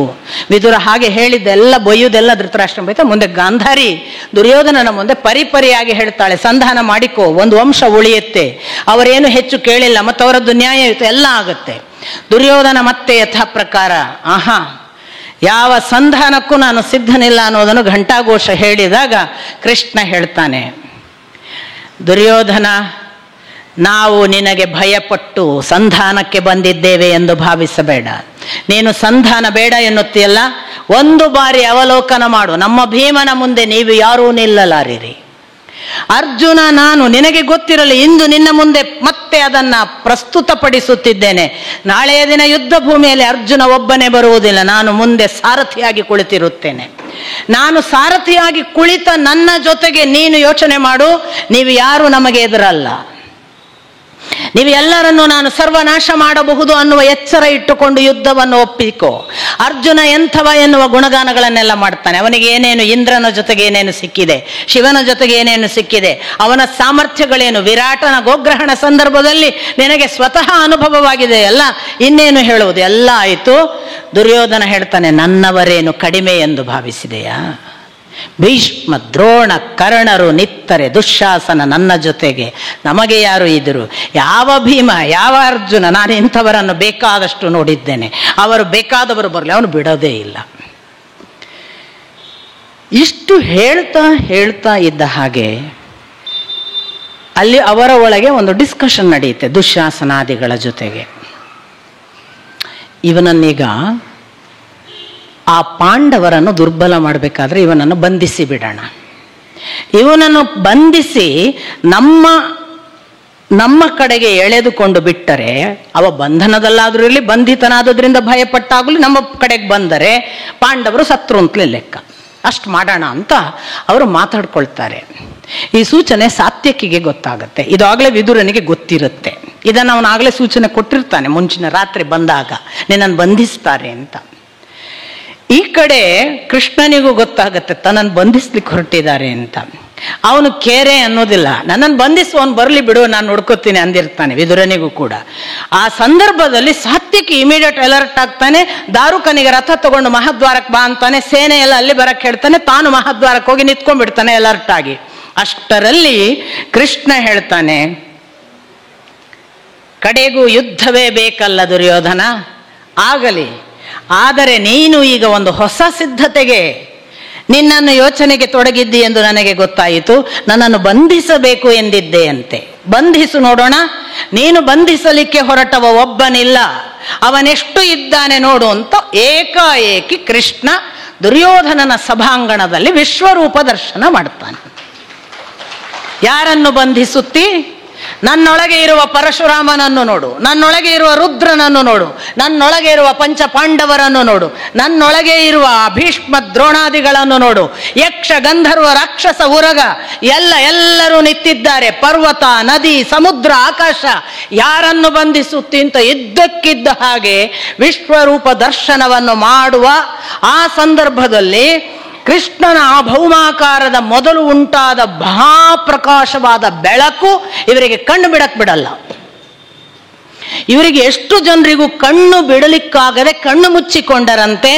ಭೀಷ್ಮ, ದ್ರೋಣ, ವಿದುರ, ಸಂಜಯ ಮತ್ತು ನಿಮಗೆ ಅದೇ ಮುಂದಿನ ಮಾತು ಧೃತರಾಷ್ಟ್ರ. ನಾನು ಹೇಳ್ತೀನಿ, ಭೀಷ್ಮ, ದ್ರೋಣ, ಸಂಜಯ, ವಿದುರನಿಗೆ ಅವರು ಬೇಡಿಕೊಂಡದ್ದಕ್ಕೆ ಮೊದಲೇ ಕೃಷ್ಣ ಹಾಗೆ ಹೇಳ್ತಾ ಅವರಿಗೆ ದಿವ್ಯ ಚಕ್ಷುಗಳನ್ನು ಕೊಟ್ಟಂತೆ. ನನ್ನನ್ನು ಸಾಮಾನ್ಯ ಕಣ್ಣಿನಿಂದ ಕಾಣಲಾರಿರಿ, ತೆಗೆದುಕೊಳ್ಳಿ ಅಂತ ದಿವ್ಯ ಚಕ್ಷುವನ್ನು ಅನುಗ್ರಹಿಸಿ ಅವರು ದಿವ್ಯ ಚಕ್ಷುಗಳಿಂದ ಧನ್ಯತೆಯಿಂದ ಅದನ್ನು ನೋಡುತ್ತಿದ್ದರೆ, ಅಷ್ಟೂ ಜನ ಸಭಾಸದರಲ್ಲಿ ಆಗಲೇ ಬಂದು ಉಪಸ್ಥಿತರಿದ್ದ ಪರಶುರಾಮ, ಭರದ್ವಾಜ, ವಸಿಷ್ಠ, ಅತ್ರಿ ಮೊದಲಾದ ಋಷಿಮನಿಗಳಿಗೆಲ್ಲವೂ ಆ ದಿವ್ಯ ದರ್ಶನವಾಗುತ್ತಿದೆ. ಒಂದೇ ಸಮನೆ ಧೃತರಾಷ್ಟ್ರ ಕುರುಡ, ಅವನಿಗೆ ಇಲ್ಲಿ ಏನೋ ಒಂದು ಅದ್ಭುತ ನಡೀತಿದೆ ಅಂತ ಗೊತ್ತಾಗುತ್ತೆ. ನೋಡಿ, ಕಣ್ಣಿಲ್ಲದವರಿಗೆ ಸೂಕ್ಷ್ಮಜ್ಞತೆ ಹೆಚ್ಚು. ಕಣ್ಣು ಕಾಣುವವರಿಗೆ ಕಣ್ಣು ಮಾತ್ರ ಕಾಣುವುದು, ದೃಷ್ಟಿ ಇಲ್ಲ. ಕಣ್ಣಿಲ್ಲದವರಿಗೆ ದೃಷ್ಟಿದೋಷವಿರುವುದಿಲ್ಲ, ಕಣ್ಣು ಕಾಣೋದಿಲ್ಲ ಅಷ್ಟೇ. ಅವನಿಗೇನೋ ಅನ್ನಿಸ್ತಂತೆ, ಇಲ್ಲೇನೋ ವಿಸ್ಮಯ ನಡೀತಿದೆ ಅಂತ. ತಕ್ಷಣ ಅವನು ಹೇಳಿದನಂತೆ, ಕೃಷ್ಣ, ನೀನು ಏನೋ ಒಂದು ವಿಸ್ಮಯವನ್ನು ಜಗತ್ತಿಗೆ ತೋರುತ್ತಿದ್ದಿ ಎಂದು ನನಗೆ ಭಾಸವಾಗುತ್ತಿದೆ. ದಯವಿಟ್ಟು ನನ್ನ ಜೀವನದಲ್ಲಿ ನಾನು ಏನನ್ನೂ ನೋಡಲು ಅಪೇಕ್ಷೆ ಪಟ್ಟವನಲ್ಲ. ಆದರೆ ನನಗೆ ಒಂದೇ ಒಂದು ಬಾರಿ ನಿನ್ನ ಪರಮದರ್ಶನವನ್ನು ಅನುಗ್ರಹಿಸು. ಒಂದು ಬಾರಿ ನಿನ್ನ ಅನುಗ್ರಹವನ್ನು ಪಡೆದ ಬಳಿಕವೂ ಕೂಡ ನಾನು ಮತ್ತೇನನ್ನೂ ನೋಡಲು ಅಪೇಕ್ಷೆ ಪಡುವುದಿಲ್ಲ. ಆ ದರ್ಶನವಾದ ಬಳಿಕ ಮತ್ತೆ ಇದೇ ಅಂಧತ್ವ ನನಗೆ ಬರಲಿ. ನನ್ನ ಕಣ್ಣುಗಳನ್ನು ನೀನು ಮರಳಿ ತೆಗೆದುಕೋ, ಆದರೆ ನನಗೆ ಒಮ್ಮೆ ನಿನ್ನ ದರ್ಶನವನ್ನು ಅನುಗ್ರಹಿಸು. ಕೃಷ್ಣ ಕರುಣಾಮಯಿ ಧೃತರಾಷ್ಟ್ರನಿಗೆ ಕಣ್ಣುಗಳನ್ನು ಕೊಟ್ಟ. ಆ ಇಡೀ ವಿಶ್ವರೂಪ ದರ್ಶನವನ್ನು ಮಾಡಿದ ಧೃತರಾಷ್ಟ್ರ ಕಣ್ಣುಗಳಲ್ಲಿ ಧಾರಾಕಾರ ನೀರು ತುಂಬಿ ಭಕ್ತಿಯಿಂದ ಕೃಷ್ಣ ದರ್ಶನ ಮಾಡಿದ ವಿಶ್ವರೂಪದಲ್ಲಿ. ಅಲ್ಲಿಗೆ ಅದು ಸಮಾಪ್ತಿಯಾಯಿತು. ಧೃತರಾಷ್ಟ್ರ ಮೊದಲಿನಂತೆ ಆದ. ಮುಂದೆ ಒಂದು ಸಂದರ್ಭ ಬರುತ್ತೆ, ಇಷ್ಟೆಲ್ಲ ಮಾಡಿದ ಮೇಲೆ ಅದೇನೂ ಪರಿಣಾಮ ಆಗಲಿಲ್ಲ ದುರ್ಯೋಧನಾದಿಗಳಿಗೆ. ಯಾಕೆ? ಕಣ್ಣು ಕುಕ್ಕುವ ಬೆಳಕಿನಲ್ಲಿ ಮೊದಲನೇದು ನೋಡೋಕ್ಕಾಗಿಲ್ಲ, ನೋಡೇ ಇಲ್ಲ. ಎರಡನೇದ್ದು ಭಕ್ತಿಯಿಂದ ದ್ರೋಣ ಭೀಷ್ಮರ ಹಾಗೆ ವಿನಂತಿಸಿಕೊಂಡಿದ್ರೆ ದಿವ್ಯ ಚಕ್ಷುಗಳನ್ನು ಕೊಡ್ತಿದ್ದ. ಭಕ್ತಿಯಿಂದ ಪ್ರಾರ್ಥಿಸುವುದು ಬಿಟ್ಟು ಮೋಸ ಇವನದ್ದು ಅಂತ ಏನೋ ಮಾಡಿದ್ದಾರೆ ಅವರು. ಯೋಚನೆ ಮಾಡಿದ್ದಾರೋ, ಮಾತಾಡ್ಕೊಂಡಿದ್ದಾರೋ, ಅಥವಾ ವಾಕೌಟ್ ಮಾಡಿದ್ದಾರೋ, ಒಟ್ಟು ಇಲ್ಲ. ಇಷ್ಟಾಯಿತು. ಕೃಷ್ಣ ಅದನ್ನು ಮುಗಿಸಿದ ಒಂದರೆ ಕ್ಷಣ ಸಭೆಯಲ್ಲಿ ಟಾಕ್ ಟಾಕ್ ಟಾಕ್ ಟಾಕ್ ಹೊರಟೋಗ್ತಾನೆ. ನನ್ನ ಕೆಲಸ ಆಯ್ತು ಅಂತ ಎಲ್ಲರೂ ಬೆನ್ನತ್ತಿ ಹೋಗ್ತಾ ಇದ್ದಾನೆ. ಅವನನ್ನು ಕಳಿಸಿಕೊಡ್ಬೇಕು, ಯಾರಿಗೂ ಮಾತಿಗೆ ಸಿಗಲ್ಲ. ಹೋಗಿ ಆಯ್ತು, ದಾರುಕ ಇಟ್ಟಂತಹ ರಥ ಏರಿ ಆಯ್ತು, ಅವನ ಜೊತೆಗೆ ಯಾರ್ಯಾರು ಬರ್ಬೇಕಲ್ಲ ಹತ್ತಿ ಆಯ್ತು. ಇಷ್ಟಾಗುವಾಗ ಧೃತರಾಷ್ಟ್ರ ಹೇಳ್ತಾನೆ, ಪುನಃ ಅಲ್ಲಿ ಬಂದು ನೋಡಿದೆಯಲ್ಲ ಕೃಷ್ಣ, ಅವನು ನನ್ನ ಮಾತು ಕೇಳುವುದಿಲ್ಲ. ನನಗೆ ಸಂಧಾನ ಶಾಂತಿ ಬಹಳ ಮುಖ್ಯ, ಆದರೆ ನನ್ನ ಮಗನನ್ನು ನಾನು ಹಾಗೆಂದು ಒಪ್ಪಿಸಲಾರೆ, ನನ್ನನ್ನು ಕ್ಷಮಿಸು. ಕೃಷ್ಣ ಘೋಷಣೆ ಮಾಡ್ತಾನೆ ಬಹಳ ದೊಡ್ಡದಾಗಿ, ಕೇಳಿದಿರಲ್ಲ ಈ ರಾಜನ ಮಾತು, ಆಧಿಪತ್ಯ ವಹಿಸಿ ಸಿಂಹಾಸನದಲ್ಲಿರುವ ಒಬ್ಬ ಪ್ರಭುವಿನ ಮಾತು ಕೇಳಿದಿರಲ್ಲ. ಒಬ್ಬ ರಾಜನಿಗೆ ಒಬ್ಬ ಪ್ರಜೆಯನ್ನು ಹಿಡಿತಕ್ಕೆ ತರಲಾಗುವುದಿಲ್ಲ ಎಂದು ಕೂಗಿಕೊಳ್ಳುತ್ತಿದ್ದಾನೆ. ಒಬ್ಬ ರಾಜ ತನ್ನ ಸ್ವಂತ ಮಗನನ್ನು ನನ್ನ ಮಾತು ನಡೆಸು ಎನ್ನಲಾರೆ ಎನ್ನುತ್ತಾನೆ. ಇಂಥವರ ಜೊತೆ ನನಗೇನು ಕೆಲಸ, ಯುದ್ಧ ಮಾಡುವುದಕ್ಕೆ ಸಿದ್ಧರಾಗಿ ಅಂತ ಹೊರಟೋಗ್ಬಿಡ್ತಾನೆ. ಕೃಷ್ಣ ಪ್ರಯತ್ನ ಎಷ್ಟು ಪಟ್ಟಿದ್ದಾನೆ ಯೋಚನೆ ಮಾಡಿ. ಈ ನಡುವೆ ಯುಧಿಷ್ಠಿರನಿಗೆ ಒಂದು ಮಾತು ಹೇಳ್ತಾನೆ, ಭೀಮನಿಗೊಂದು ಮಾತು ಹೇಳ್ತಾನೆ, ನಾನು ಯುದ್ಧ ಪ್ರಿಯ. ಯಾಕೆಂದರೆ ನಾನು ಬಂದಿರುವುದೇ ಭೂಭಾರ ಹರಣಕ್ಕೆ. ನನಗೆ ಗೊತ್ತು ಇದರ ಅಂತ್ಯ ಯುದ್ಧವೇ, ಆದರೂ ನಾನು ಶಾಂತಿಗೆ ಪ್ರಥಮ ಸ್ಥಾನ ಕೊಡುತ್ತೇನೆ. ಎಲ್ಲ ಮಾತುಗಳು ಇವೆ ಕೃಷ್ಣನಲ್ಲಿ. ಅಂತೂ ಹೊರಟ. ಧೃತರಾಷ್ಟ್ರನಿಗೆ ವಿಶ್ವರೂಪ ದರ್ಶನವಾದದ್ದು ಒಂದು ವಿಸ್ಮಯ ಅಲ್ವಾ, ನಮಗೊಂದು ಆಶ್ಚರ್ಯ. ಸಾಕ್ಷಾತ್ ವೇದವ್ಯಾಸರ ಮಗ ಅಲ್ವಾ. ನೀವು ಗಮನಿಸಿದರೆ ಧೃತರಾಷ್ಟ್ರ ಬಹಳ ಒಳ್ಳೆಯ ಜೀವ. ನಿಮಗೆ ಅವನ ಒಂದೊಂದು ಮಾತುಗಳನ್ನು ನೀವು ಕೇಳಿದರೆ ಪಾಪ ಎಲ್ಲೋ ಒಂದು, ಅಂದರೆ ನಮ್ಮಲ್ಲಿ ಕೆಲವು ತಂದೆ ಅಂದ್ರೆ ಇರ್ತಾರೆ ತುಂಬ ಒಳ್ಳೆಯವರು, ಮಗ ಬಂದ ಕೂಡಲೇ ಬೆಕ್ಕಿನ ಹಂಗೆ ಆಗ್ಬಿಡುತ್ತಾರೆ. ಅಂಥದ್ದೇ ಕ್ಯಾರೆಕ್ಟರ್ ಧೃತರಾಷ್ಟ್ರ. ಮಗನ ಮುಂದೆ ಬಾಲ ಮುದುಡಿದ ನಾಯಿ. ಎಷ್ಟೋ ಸಂದರ್ಭಗಳಲ್ಲಿ ನೀವು ನೋಡಿ, ಅಪ್ಪ ಏನು ಹೇಳಲ್ಲ ಮಗ ತಪ್ಪು ಮಾಡುವಾಗ, ಅಮ್ಮ ಸೆರಗ ಕಟ್ಟಿಬಿಡ್ತಾಳೆ, ಹೆದರದೇ ಇಲ್ಲ. ಎಕ್ಸಾಕ್ಟ್ ಗಾಂಧಾರಿ. ಅವಳು ಹೇಳಿಕ್ಕೂ ಹೇಳ್ತಾಳೆ, ನಾನು ಅವನು ಮಾಡಿದ ತಪ್ಪುಗಳನ್ನು ಆ ಕ್ಷಣ ಶಿಕ್ಷಿಸುವಾಗ ನೀನು ಒಂದರೆ ಕ್ಷಣ ಸಪೋರ್ಟ್ ಮಾಡಲಿಲ್ಲ, ಒಂದರೆ ಕ್ಷಣ ನನ್ನ ಜೊತೆಗೆ ನಿಂತು ಅವನನ್ನು ಹೌದು ಅಂತ ಕಳಿಸ್ಲಿಲ್ಲ. ಇವತ್ತು ಅನುಭವಿಸ್ತಿ, ಇವತ್ತು ನನ್ನನ್ನು ಕರಿತಿ, ಬುದ್ಧಿವಾದ ಹೇಳುವಂತಿ. ಯಾಕೆ ಹೇಳಬೇಕು ನಾನು? ಪ್ರತಿ ತಾಯಿಗೆ ಈ ಸಮಸ್ಯೆ ಬರುತ್ತೆ ಮನೆಗಳಲ್ಲಿ. ಆದರೆ ಇವ್ರು ಮಹಾ ಕಳ್ಳರು, ಇವ್ರು ಒಳ್ಳೆಯವರಾಗ್ಲಿಕ್ಕೆ ನೋಡೋದು ಈ ಅಪ್ಪಗಳು. ಇವ್ರಿಗೆ ನಿಜವಾಗಿ ಇವರು ಒಳ್ಳೆಯವರಾಗಿ, ಯಾಕೆಂದ್ರೆ ಲಾಸ್ಟ್ ಎಲ್ಲ ಬಗೆಹರಿಸಿದ್ಮೇಲೆ ನನ್ನ ಹತ್ರ ಬರುವಾಗ ಆಯ್ತಲ್ಲ ಮುಗೀತಲ್ಲ ಅಂದ್ಬಿಡುದು, ಹೋಗುದೇ ಇಲ್ಲ ಎದುರಿಗೆ. ಎಲ್ಲ ಅಮ್ಮಗಳು ಪಾಪ ಸಫರರ್ಸ್. ಅವರು ಮಹಾ ರುದ್ರಾವತಾರ ತಾಳಿ ಸಂಸಾರಕ್ಕಾಗಿ ತಾನೇ ಏನೋ ಮಹಾ ಅಪರಾಧ ಮಾಡಿದ ಹಾಗೆ ಮಕ್ಕಳಿಂದ ಅನ್ನಿಸಿಕೊಂಡೆಲ್ಲ ಸಾಯ್ಬೇಕು. ಧೃತರಾಷ್ಟ್ರನಲ್ಲಿ ಅದೊಂದೇ ದುಷ್ಟ ಕ್ವಾಲಿಟಿ. ಅವನು ಎಂದೂ ಕೂಡ ಕೆಡುಕನ್ನು ಕೆಡುಕು ಅಂತ ಹೇಳುವ ಧೈರ್ಯವೇ ಮಾಡಲಿಲ್ಲ. ಹೆದರಿ ಸತ್ತದು. ಮತ್ತೆ ಉಳಿದವರಿಗೆಲ್ಲ ಹೇಳ್ತಾನೆ, ಮತ್ತೆ ನೀನು ಅದು ಸರಿ ಇಲ್ಲ, ನಿಂದು ಅದು ಸರಿ ಇಲ್ಲ ಅಂತ ಸಂಜಯನಿಗೆ ಬೈತಾನೆ, ವಿದುರನಿಗೆ ಹೇಳ್ತಾನೆ ನೀನು ಹೇಳೋದು ಸರಿ ಇಲ್ಲ ಅಂತ, ಮತ್ತಾರೋ ಗಾಂಧಾರಿಗೆ ಹೇಳ್ತಾನೆ. ದುರ್ಯೋಧನ ಬಂದ್ಕೊಳ್ಳಿ ಏನಿಲ್ಲ, ಆಯ್ತಪ್ಪ ಆಯ್ತಾಯ್ತು ನೀನು ಹೇಳಿದಾಗೆ ಮಾಡುವ. ಮಹಾಮೌಢ್ಯದ ಒಬ್ಬ ಅಪ್ಪ, ಅಲ್ಲಿಯವರೆಗೆ ಮೋಹ. ಅದರಿಂದ ಉಳಿದ ಅಷ್ಟು ಒಳ್ಳೆಯ ಕ್ವಾಲಿಟೀಸ್ ಇತ್ತು ನೋಡಿ, ಆ ಒಳ್ಳೆಯ ಕ್ವಾಲಿಟೀಸಿಗಾಗಿ ಕೃಷ್ಣ ದರ್ಶನ, ಅಂಥ ವಿಶ್ವರೂಪ ದರ್ಶನವನ್ನು ಇಷ್ಟು ಜನ ಮಾಡಿಸಿಕೊಂಡ್ರು. ಸಂಜಯನಿಗೂ ಅದೇ ಭಾಗ್ಯ. ಸಂಜಯನಿಗೆ ಯಾಕೆ ಆ ಭಾಗ್ಯ ಅಂತ ನಾನು ಭಗವದ್ಗೀತೆ ಹೇಳುವಾಗ ನಿಮಗೆ ಹೇಳಿದ್ದೇನೆ. ಸಂಜಯ ಎಂಥ ಒಳ್ಳೆಯ ಭಕ್ತ ಅಂತ. ನಾನು ನಿಮ್ಮಂತೆ ಸಂಸಾರ ಮೋಹ ಬಂಧನವನ್ನು ಕಟ್ಟಿಕೊಂಡವನಲ್ಲ, ಸದಾ ಅವನ ಭಕ್ತಿ ಇದ್ದರೆ ಏನಾದರೂ ನಡೆದೀತು ಎಂದು ನಂಬಿದವ. ಹಾಗಾಗಿ ನನಗೆ ಕೃಷ್ಣನೆಂದರೆ ಪರಮ ಪ್ರೀತಿ ಅಂತ ಒಂದು ಮಾತು ಹೇಳಿದ್ದಾನೆ. ಹಾಗಾಗಿ ಸಂಜಯನಿಗೆ ದರ್ಶನ ಆಗುತ್ತೆ. ಇದು ಎಲ್ಲದರ ಜೊತೆಗೆ ನನಗೆ ಇನ್ನೊಂದು ಬಹಳ ಆಶ್ಚರ್ಯ ಆಗೋದು, ಯುದ್ಧ ಸಂದರ್ಭದಲ್ಲಿ ಒಂದು ದಿವಸ ಕೃಷ್ಣನ ಮುಂದೆ ಹೇಳ್ತಾನೆ ದುರ್ಯೋಧನ, ನೀನು ಮಾಡಿದ ಇಂದ್ರಜಾಲ ಎಲ್ಲ ವಿದ್ಯೆ ಒಪ್ಪಲಿಕ್ಕೆ ನಾನೇನು ಮಂಗ ಅಲ್ಲ ಅಂತ. ಇವ ಹೇಳುದು ಇದು ಇಂದ್ರಜಾಲ ವಿದ್ಯೆ ಅಂತ ಇವ ತೋರಿಸಿದ್ದು ವಿಶ್ವರೂಪ ದರ್ಶನವನ್ನು.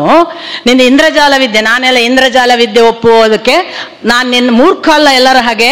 ಆ ಮೂರ್ಖರೆಲ್ಲ ನಂಬ್ತಿರಬಹುದು, ಗಿಮಿಕ್ಸ್ ಮಾಡಿದ್ದು ಅಂತಲೇ ಅವ ಎಣಿಸಿದ್ದಾನೆ ಹೊರತು ಅದೊಂದು ಸಾಧ್ಯತೆ, ಭಗವಂತನ ಸಾಧ್ಯತೆ. ಅವನು ಭಗವಂತ, ಅವನಿಗೆ ಏನೂ ಮಾಡೋದಕ್ಕೆ ಬರುತ್ತೆ ಅನ್ನುವ ಒಂದು ಸಣ್ಣ ಓಪನಿಂಗೇ ಇಲ್ಲ ನೋಡಿ. ಅದಕ್ಕೆ ಅವನನ್ನು ನಿತ್ಯ ನಾರಕಿಗಳಲ್ಲಿ ಇಟ್ಟುಬಿಡ್ತಾರೆ ಮಧ್ವಾಚಾರ್ಯರು. ನಿತ್ಯ ನಾರಕಿಗಳು ಅಂದರೆ ಎಂದೂ ಬದಲಾಗುವುದಿಲ್ಲ ಅಂತ, ಅವ್ರಿಗೆ ನರಕವೇ ಗತಿ ಅಂತ. ಅವನು ಸಾಯುವ ಕ್ಷಣದವರೆಗೂ ಬದಲಾಗಲಿಲ್ಲ ನೋಡಿ. ಸೊಂಟ ಮುರಿದು ನೆಲದಲ್ಲಿ ಬಿದ್ದಾಗಲೂ ಅಶ್ವತ್ಥಾಮ ಉಪಪಾಂಡವರನ್ನು ಕೊಂದು ಬರ್ತೇನೆ ಅಂದರೆ ಹಾ ಅಂದವ, ಕೊಂದು ಬಂದ್ಕೊಳ್ಳೆ ಸಂತೋಷದಿಂದ ಪ್ರಾಣ ಬಿಟ್ಟವ.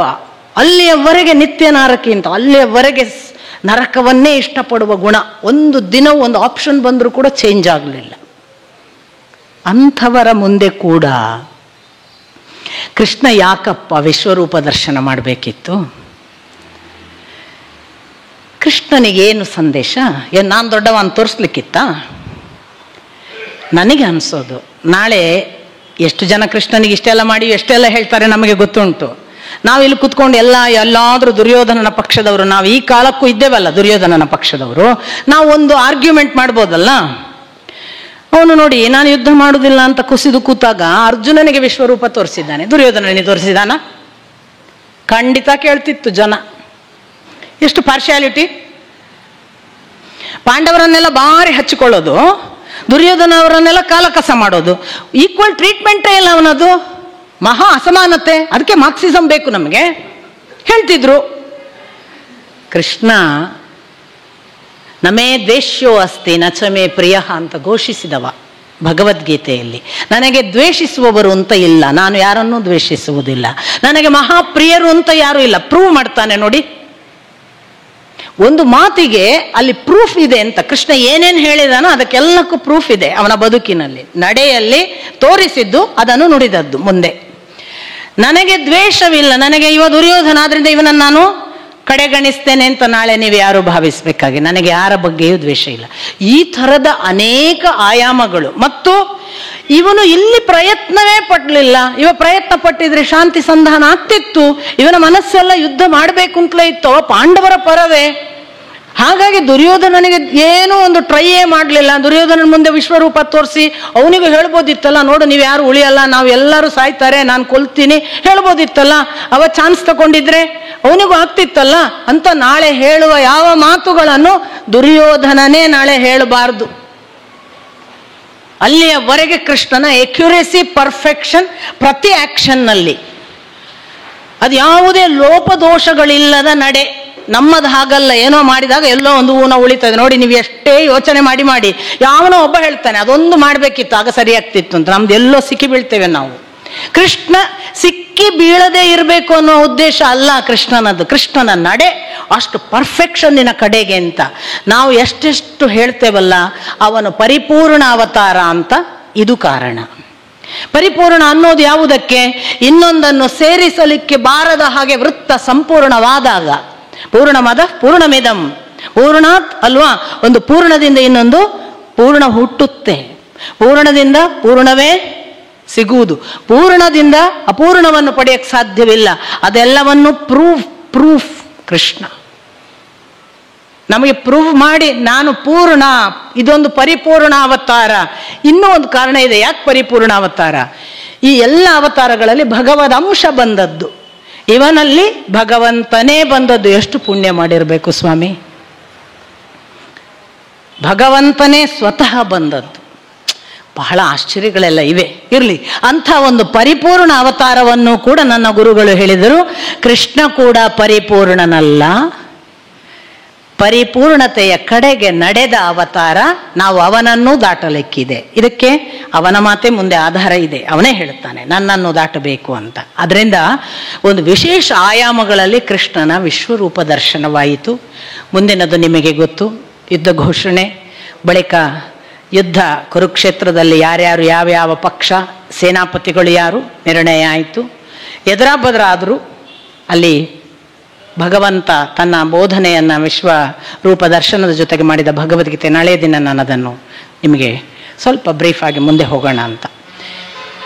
ಮುಖ್ಯ ಅಂಶಗಳನ್ನು ಮಾತ್ರ ಹೇಳ್ತೀನಿ ನಾನು. ಯುದ್ಧದ ಕೆಲವು ಮುಖ್ಯ ಅಂಶಗಳು, ಕೃಷ್ಣ ಹೇಗೆ ಪಾರ್ಟಿಸಿಪೇಟ್ ಮಾಡಿದ್ದಾನೆ, ಕೆಲವು ಯುದ್ಧದ ಕೆಲವರ ಜೊತೆಗೆ ಮಾತ್ರ, ಥ್ರೂಔಟ್ ಇದ್ದಾನೆ ಅನ್ನೋದು ಬೇರೆ ಮಾತು.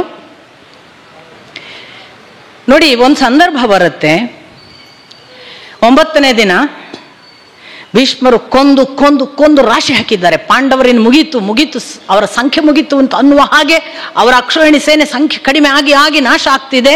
ಭೀಷ್ಮರು ಯುದ್ಧ ನಿಲ್ಲಿಸದಿದ್ರೆ ಇನ್ನೇನು ಕತೆ ಅನ್ನುವ ಸ್ಥಿತಿ, ಭಯ ಎಲ್ಲರಿಗೂ ಬಂದಿದೆ. ಪಾಂಡವಾದಿಗಳು ನಡುಗುವ ಸ್ಥಿತಿಯಲ್ಲಿದ್ದಾರೆ. ಭೀಷ್ಮರೇನು ಯಾವ ಕಿಂಚಿತ್ ಕರುಣೆ ಇಲ್ಲ. ಅವ್ರು ಹೇಳಿಯೇ ಬಿಟ್ಟಿದ್ದಾರೆ, ನಾನು ಇಷ್ಟು 1000 ಜನರನ್ನು ಕೊಲ್ತೇನೆ ಮತ್ತು ಕೃಷ್ಣ ಒಂದಲ್ಲ ಒಂದು ಕ್ಷಣ ಆಯುಧ ಎತ್ತುವ ಹಾಗೆ ಮಾಡ್ತೇನೆ ಅಂತ ಅವರ 2 ಪ್ರತಿಜ್ಞೆ. ಇಂಥ ಭೀಷ್ಮರು ಇನ್ನಿಲ್ಲದ ಹಾಗೆ ಯುದ್ಧ ಮಾಡುವಾಗ 9ನೇ ದಿನ ನೀವು ಹೊಡಿ ಹೊಡಿ ಹೊಡಿ ಅಂತ ಎಷ್ಟು ಸಾರಿ ಉನ್ಮತ್ತಗೊಳಿಸುವಷ್ಟು ಪ್ರಚೋದಿಸ್ತಾನೆ ಕೃಷ್ಣ. ಅರ್ಜುನ ಮತ್ತೆ ಮತ್ತೆ ಎದುರು ಬದ್ರು ತಂದು ನಿಲ್ಲಿಸಿದ್ದಾನೆ, ಹೊಡಿ ಭೀಷ್ಮರಿಗೆ ಅಂತ. ಇವ ಗುರುಗಳಲ್ವಾ, ನನಗೆ ಪಾಠ ಮಾಡಿದವರು, ನನ್ನ ಸಾಕ್ಷಾತ್ ಅಜ್ಜ ಮುತ್ತಜ್ಜ, ನಾನು ಹೇಗೆ ಈ ಎಡಬಿಡಂಗಿತನದಲ್ಲಿ ಓದಾಡ್ತಿದ್ದಾನೆ ಕೃಷ್ಣನ ಮುಂದೆನೆ ಅರ್ಜುನ. ಕೃಷ್ಣನಿಗೆ ಗೊತ್ತಾಗ್ತಿದೆ ಇದೀಗ ಅಳತೆ ಮೀರಿತು, ಇದಿನ್ನು ಹೀಗೆ ಬಿಟ್ರೆ ಆಗಲ್ಲ ಅಂತ. ಆ ಪ್ರಥಮ ಸಂದರ್ಭ ನೋಡಿ, ಕೃಷ್ಣ ನಾನು ಸಾರಥಿ ಮಾತ್ರ ಅಂತ ಹೇಳಿದ್ದಾನೆ. ಎಲ್ಲಿ? ಯುದ್ಧ ಪೂರ್ವದಲ್ಲಿ ಯಾರ್ಯಾರು ಯಾವ್ಯಾವ ಪಕ್ಷ ಅಂತ ಒಂದು ಪ್ರಯತ್ನ ಉಂಟಲ್ಲ, ಎಲ್ಲರನ್ನು ಕರ್ಕೊಂಡು ನಮ್ಮ ಪಕ್ಷ ಸೇರು, ನನ್ನ ಪಕ್ಷ ಸೇರು. ಆಗಲೇ ಶಲ್ಯನನ್ನು ಬೇಗನೆ ವಶ ಮಾಡಿಕೊಂಡದ್ದು ಮಾವನನ್ನು, ಯುಧಿಷ್ಠಿರಾದಿಗಳ ಮಾವ ಅವನನ್ನು ಹೋಗಿ ಯಾರು ಮೊದಲು ಭೇಟಿ ಆಗ್ತಾರ ಅವರ ಪಾರ್ಟಿ ಹೋಗ್ಬೇಕು, ಅದು ಧರ್ಮ. ಆಗ ದುರ್ಯೋಧನ ಮೊದಲು ಬಂದ್ರೆ ದುರ್ಯೋಧನೊಟ್ಟಿಗೆ ಹೋಗ್ಬೇಕು, ಇವರು ಪಾಂಡವರು ಮೊದಲು ಬಂದ್ರೆ ಪಾಂಡವರೊಟ್ಟಿಗೆ ಹೋಗ್ಬೇಕು. ಹಾಗಾಗಿ ಯಾರು ಮೊದಲು ಬಂದ್ರೆ ಅವರವರ ಆಯಾ ಪಕ್ಷ ಆಗಿ ಬಿಟ್ಟಿದ್ದಾರೆ. ಇಮಿಡಿಯೇಟ್ ಉಳಿದವರನ್ನು ಯಾರ್ಯಾರನ್ನು ಎಲ್ಲೆಲ್ಲಿಗೋ ಕಳಿಸಿದ್ದಾರೆ. ಅರ್ಜುನ ತಾನು ಸ್ವತಃ ಹೋಗ್ತಾನೆ, ಕೃಷ್ಣನನ್ನು ನಮ್ಮ ಪಕ್ಷಕ್ಕೆ ಕರಿಬೇಕು ಅಂತ. ಈ ಅರ್ಜುನ ಹೋಗ್ತಿದ್ದಾನೆ ಅಂತ ಗೊತ್ತಾದಾಗ ಜಗತ್ತಿನಲ್ಲಿ ಇನ್ನಿಲ್ಲದ ವೇಗದ ಕುದುರೆಯಲ್ಲಿ ಕೂತು ದುರ್ಯೋಧನ ಹೋಗ್ತಾನೆ ಕೃಷ್ಣನ ಹತ್ರ. ಕೃಷ್ಣ ತನ್ನ ಶಯಾಗಾರದಲ್ಲಿ ಮಲಗಿದ್ದಾನೆ. ಮಲಗಿದಾಗ ಪ್ರಥಮ ಪ್ರವೇಶ ಮಾಡಿದವ ದುರ್ಯೋಧನ. ಅವನೋಗಿ ಹಿಂದೆ ತಲೆಗೆ ಹತ್ರ ಇರುವ ಕುರ್ಚಿಯಲ್ಲಿ ಕೂತ. ನಂತರ ಬಂದವ ಅರ್ಜುನ, ಅವ ಅಲ್ಲೇ ಕಾಲ್ ಹತ್ರ ಕೈ ಮುಗಿದು ನಿಂತ ಕೃಷ್ಣನ ಮುಂದೆ. ಕಣ್ಣು ಬಿಟ್ಟಾಗ ಫಸ್ಟ್ ಕೃಷ್ಣನಿಗೆ ಕಾಣಿಸಿದ್ದು ಅರ್ಜುನ, ಆ ಬಳಿಕ ಇವನನ್ನು ನೋಡಿದ. ಇಬ್ಬರನ್ನು ನೋಡಿದ್ದಾಯ್ತು. ಏನು ಬಂದಿರಿ ಏನು? ಈಗ ನಾನು ಮೊದಲು ಬಂದದ್ದು, ಹಾಗಾಗಿ ನಾನು ಹೀಗೆ ನಾನು ನಿನ್ನನ್ನು ನಮ್ಮ ಪಕ್ಷಕ್ಕೆ ಕರೆಯಲಿಕ್ಕೆ ಬಂದಿದ್ದೇನೆ. ಕೃಷ್ಣ ಹೇಳಿದ, ನೀನು ಮೊದಲು ಬಂದದ್ದು ಹೌದು, ನಾನು ನೋಡಿದ್ದು ಇವನನ್ನು ಮೊದಲು. ಆದ್ರಿಂದ ಈಗ ನಾನು ನೋಡಿದವನಿಗೂ ಒಂದು ಪ್ರತಿಫಲ ಕೊಡಬೇಕು, ನೀನು ಬಂದದ್ರಿಂದ ನಿನಗೂ ಒಂದು ಪ್ರತಿಫಲ ಕೊಡಬೇಕು, ಇಬ್ಬರಿಗೂ ಒಂದು ಆಯ್ಕೆ ಕೊಡ್ತೇನೆ. ಏನು? ಕೋಟಿ ಸಂಖ್ಯೆಯಲ್ಲಿರುವ ನನ್ನ ಸೇನೆ ಇದೆ, ಗೋಪಾಲಕರ ಸೇನೆ ಇದೆ ನನ್ನ ಹತ್ರ, ಕೋಟಿ ಸಂಖ್ಯೆಯದ್ದು. ಮತ್ತೆ ನಾನು ಒಬ್ಬನೇ ಇದ್ದೇನೆ, ಯುದ್ಧ ಮಾಡುವುದಿಲ್ಲ, ಅಂದ್ರೆ ಶಸ್ತ್ರ ಹಿಡಿಯುವುದಿಲ್ಲ. ನಾನು ಒಬ್ಬನೇ ಬರ್ತೇನೆ ಮತ್ತು ಕೋಟಿ ಸಂಖ್ಯೆಯ ಸೇನೆ ಇದೆ. ಇವು ಎರಡರಲ್ಲಿ ಯಾವುದು ಆಗ್ಬೋದು ಅನ್ನೋದನ್ನ ಪ್ರಥಮ ಆಯ್ಕೆ ಇವನಿಗೆ, ಅರ್ಜುನನಿಗೆ. ಯಾಕೆ? ಚಿಕ್ಕವರಿಗೆ ಪ್ರಥಮ ಆಯ್ಕೆ ಕೊಡಬೇಕು.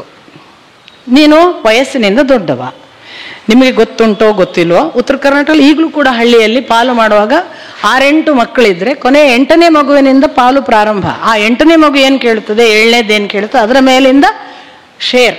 ಕೊನೆಯವನಿಗೆ ಏನು ಸಿಗ್ತದೋ ದೊಡ್ಡವನಿಗೆ ಅದು ಪ್ರಸಾದ. ಇದು ಇವತ್ತಿಗೂ ಚಾಲ್ತಿಯಲ್ಲಿದೆ ನಮ್ಮ ಹಳ್ಳಿಯಲ್ಲಿ. ಇವನು ಅದನ್ನೇ ಹೇಳ್ತಾನೆ, ನೀನು ಚಿಕ್ಕವ ಅವನು, ಅದರಿಂದ ಅವನಿಗೆ ಮೊದಲಿನ ಆಯ್ಕೆ, ನಂತರ ನಿನಗೆ ಅಂತ ಧರ್ಮಶಾಸ್ತ್ರ. ಇವನು ಬಾಯಿ ಕಟ್ಟಿತು, ಆಯ್ತು. ಕೃಷ್ಣ ಹೇಳ್ತಾನೆ, ನಿನಗೆ 2ರಲ್ಲಿ ಯಾವುದು ಆಯ್ಕೆ? ಆಗ ಆಯ್ಕೆ ಮಾಡಿಕೊಂಡದ್ದು ಪಾರ್ಥ, ನನಗೆ ಶಸ್ತ್ರ ಹಿಡಿಯದ ನೀನೊಬ್ಬನೇ ಸಾಕು. ಅಥವಾ ಅವನು ಹೇಳಿದ್ದಾನಲ್ಲ, ನಾನು ಶಸ್ತ್ರ ಹಿಡಿಯೋದಿಲ್ಲ, ಒಬ್ಬನೇ ಬರ್ತೀನಿ, ಆಯ್ತು ಸಾಕು. ದುರ್ಯೋಧನ ಭಯಂಕರ ಖುಷಿ ಆಯ್ತು, ಕೋಟಿ ಕೋಟಿ ಸಂಖ್ಯೆ ಸೇನೆ ಬಂತಲ್ಲ ಅಂತ. ಪಾರ್ಥ ಈಚೆ ಬಂದ್ಮೇಲೆ ಕೃಷ್ಣ ಕೇಳ್ತಾನೆ, ನೀನ್ ಯಾಕಪ್ಪ ಅಷ್ಟು ಕೋಟಿ ಸಂಖ್ಯೆಯ ಸೇನೆ ಬಿಟ್ಟು ನನ್ನನ್ನು ಕೇಳಿದೆ ಅಂತ. ಆಗ ಪಾರ್ಥ ಹೇಳ್ತಾನೆ, ನೀನಿದ್ದರೆ ಯಾವ ಸಂಖ್ಯೆ ಯಾವ ಕೋಟಿ ಯಾರನ್ನೂ ಗೆಲ್ಲಬಹುದು, ಅದಕ್ಕೆ ನಾನು ನಿನ್ನನ್ನೇ ಆಯ್ಕೆ ಮಾಡಿದ್ದೇನೆ. ಸೊ ಕೃಷ್ಣನ ಆಯ್ಕೆ ಆಗ ಹಾಗೆ ಆಗಿದೆ. ಇಲ್ಲಿ ಭೀಷ್ಮರ ಮುಂದೆ ಸಾರಥಿಯಾಗಿ ಕೂತಾಗ ಎದುರಿಗೆ ಭೀಷ್ಮರಿದ್ದಾರೆ. ಇವ ಹೊಡೆಯಲ್ಲ, ಇವನಿಗೆ ಗೊತ್ತಾಗ್ತಿದೆ ಭೀಷ್ಮರಿಗೆ ಬೇಗ ಮುಕ್ತಿ ಕೊಡದಿದ್ರೆ ನಮ್ಮ ಗತಿ ಗೋಚರ ಇಲ್ಲದ ಹಾಗೆ ನಾವು ಹಾಳಾಗಿ ಹೋಗ್ತೀವಿ. ಪ್ರಚೋದಿಸ್ತಾನೆ, ಹೋರಾಟನೇ ಮಾಡಲ್ಲ, ತಡೀಲಿಕ್ಕಾಗುವುದಿಲ್ಲ. ಪ್ರಥಮ ಬಾರಿ ಕೃಷ್ಣನಿಗೆ ಕೋಪ ಬಂತು ಅಂತಾರೆ. ಮಹಾಕೋಪದಿಂದ ರಥದಿಂದ ಇಳಿದು ಬಿಡ್ತಾನೆ. ಇವ್ ರಥದಿಂದ ಧುಮುಕಿದ್ದು ನೋಡಿ ಇವನಿಗೂ ಬೆನ್ನು ಹತ್ತುತ್ತಾನೆ ಅರ್ಜುನ. ಕ್ಷಮಿಸು ಕೃಷ್ಣ, ನಾನು ನೋಡು, ನಿಲ್ಲು ನಿಲ್ಲು, ಯಾವುದಕ್ಕೂ ನಿಲ್ಲಲ್ಲ. ಹೇಗೆ ಅಂದ್ರೆ ಕೃಷ್ಣ ಅರ್ಜುನನನ್ನು ದರನೆ ಎಳ್ಕೊಂಡೇ ಹೋದ ಅಂತ. ಎಷ್ಟೋ ಹೆಜ್ಜೆ. ಬಾ ಪುಂಡರೀಕಾಕ್ಷ, ಬಾ ದೇವದೇವ, ನಿನ್ನ ಕೈಯಿಂದಲೇ ಮರಣ ಸಂಭವಿಸಲಿ ಎಂದು ಎಷ್ಟೋ ದಿನದಿಂದ ಕಾಯುತ್ತಿದ್ದೇನೆ. ಒಮ್ಮೆ ನಿನ್ನ ಆಯುಧದಿಂದ ನನ್ನ ಮೇಲೆ ಪ್ರಯೋಗ ಮಾಡು. ಈ ಭೀಷ್ಮನಿಗೆ ಇದಕ್ಕಿಂತ ದೊಡ್ಡ ಕೃತಾರ್ಥತೆ ಇನ್ನೇನಿದೆ?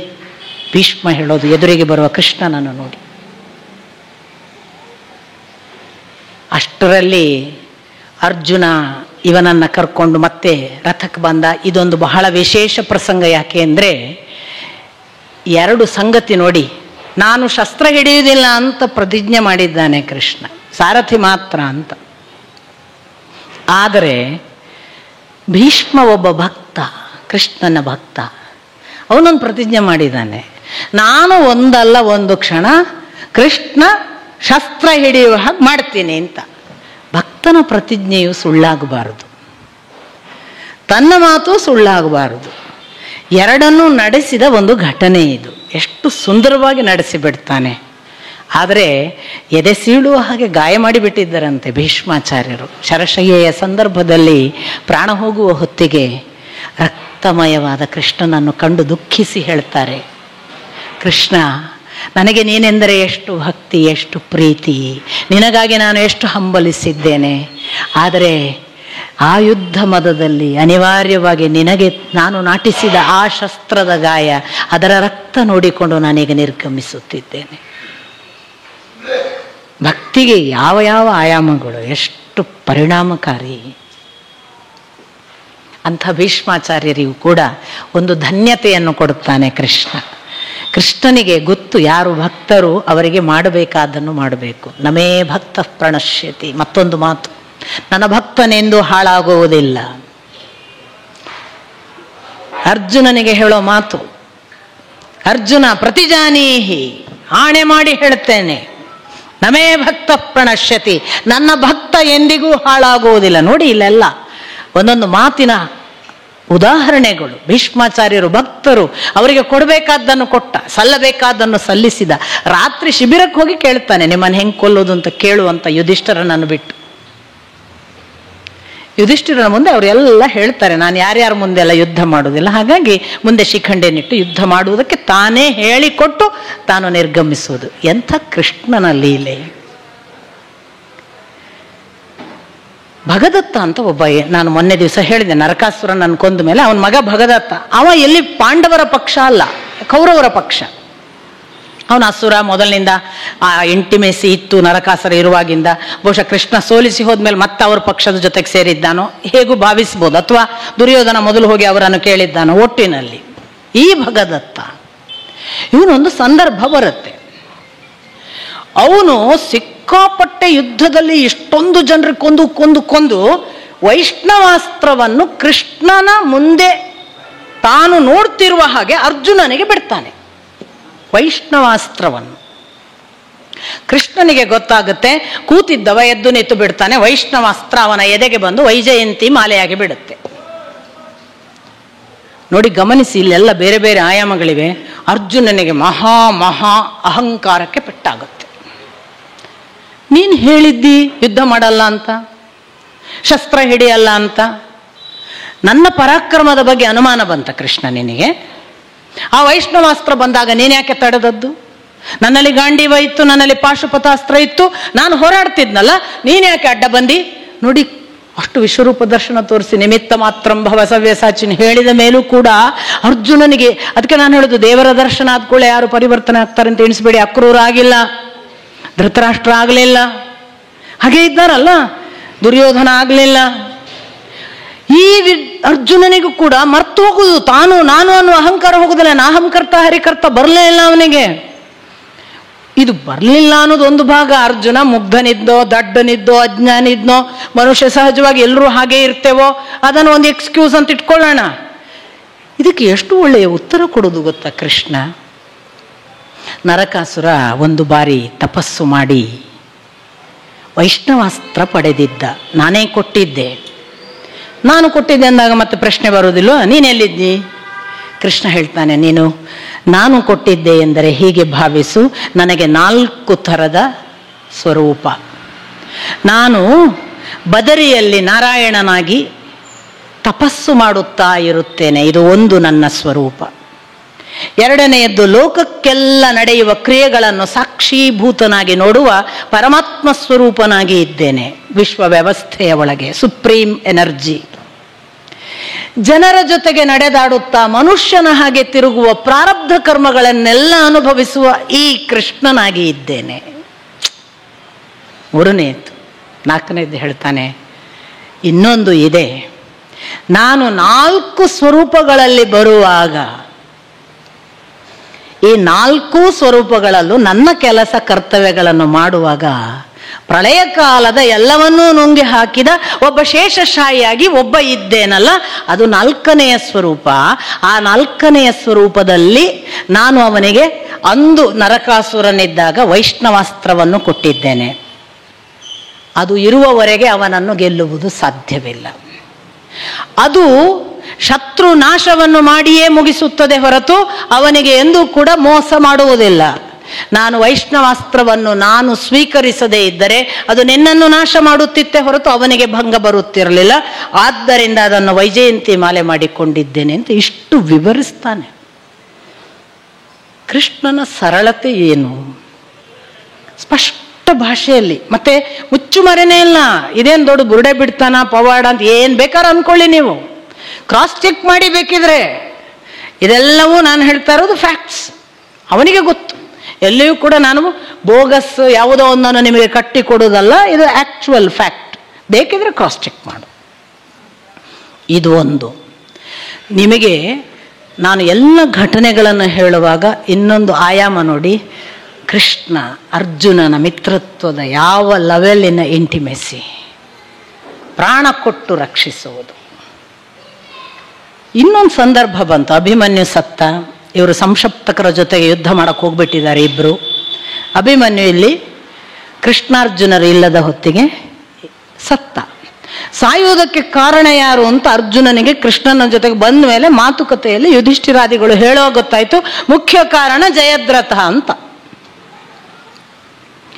ಜಯದ್ರಥ ಸಾಯಿಸ್ಲಿಕ್ಕೆ ಕಾರಣ ಅನ್ನುವ ಮಾತು ಕೇಳಿದ ಮೇಲೆ ಸಹಜವಾಗಿ ಅಪ್ಪನ ಆಕ್ರೋಶ, ಅಪ್ಪನ ಕ್ರೋಧ, ಅಪ್ಪನಿಗಾದ ಅಸಹನೆ, ಅಪ್ಪನಿಗಾದ ಒಳಗಿನ ವೇದನೆ, ಬೇನೆ, ನೋವು, ದುಃಖ ಎಲ್ಲದರ ಪರಿಣಾಮ ಇದ್ದಕ್ಕಿದ್ದ ಹಾಗೆ ಅವನು ಘೋಷಣೆ ಮಾಡಿದ, ನಾಳೆ ಅಸ್ತಂಗತ ಸೂರ್ಯ ಆಗುವುದರೊಳಗೆ ಜಯದ್ರಥ ಇರುವುದಿಲ್ಲ ಅಂತ ಶಪಥ ಮಾಡಿದ.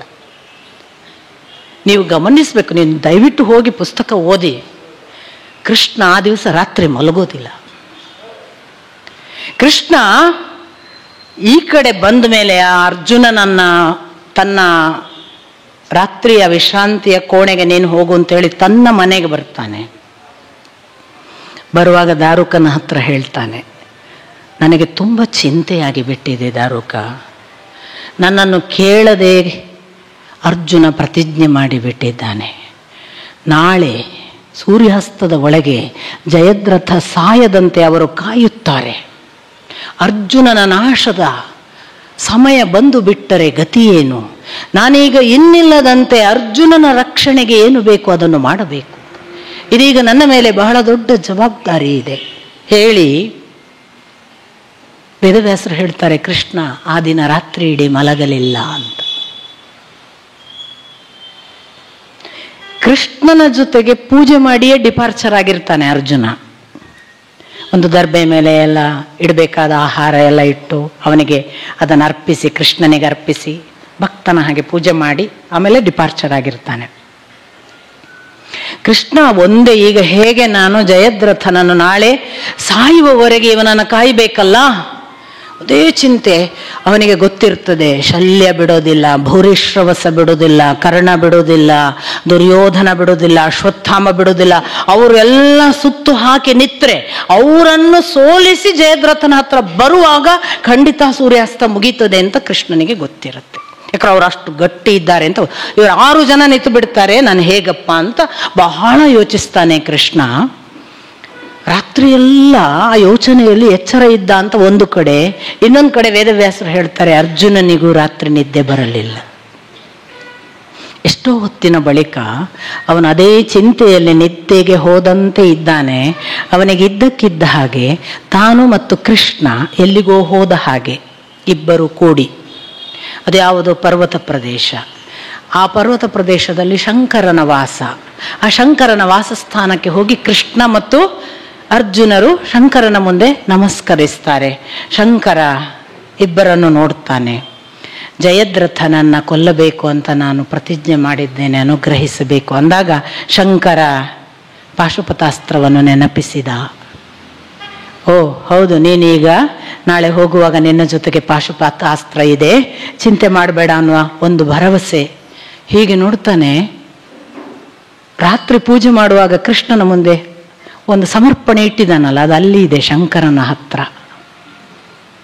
ಅವನಿಗೆ ಗಾಬರಿ ಆಗುತ್ತೆ. ಅದನ್ನು ನೋಡ್ತಾನೆ ಆ ಕನಸಿನಲ್ಲಿ.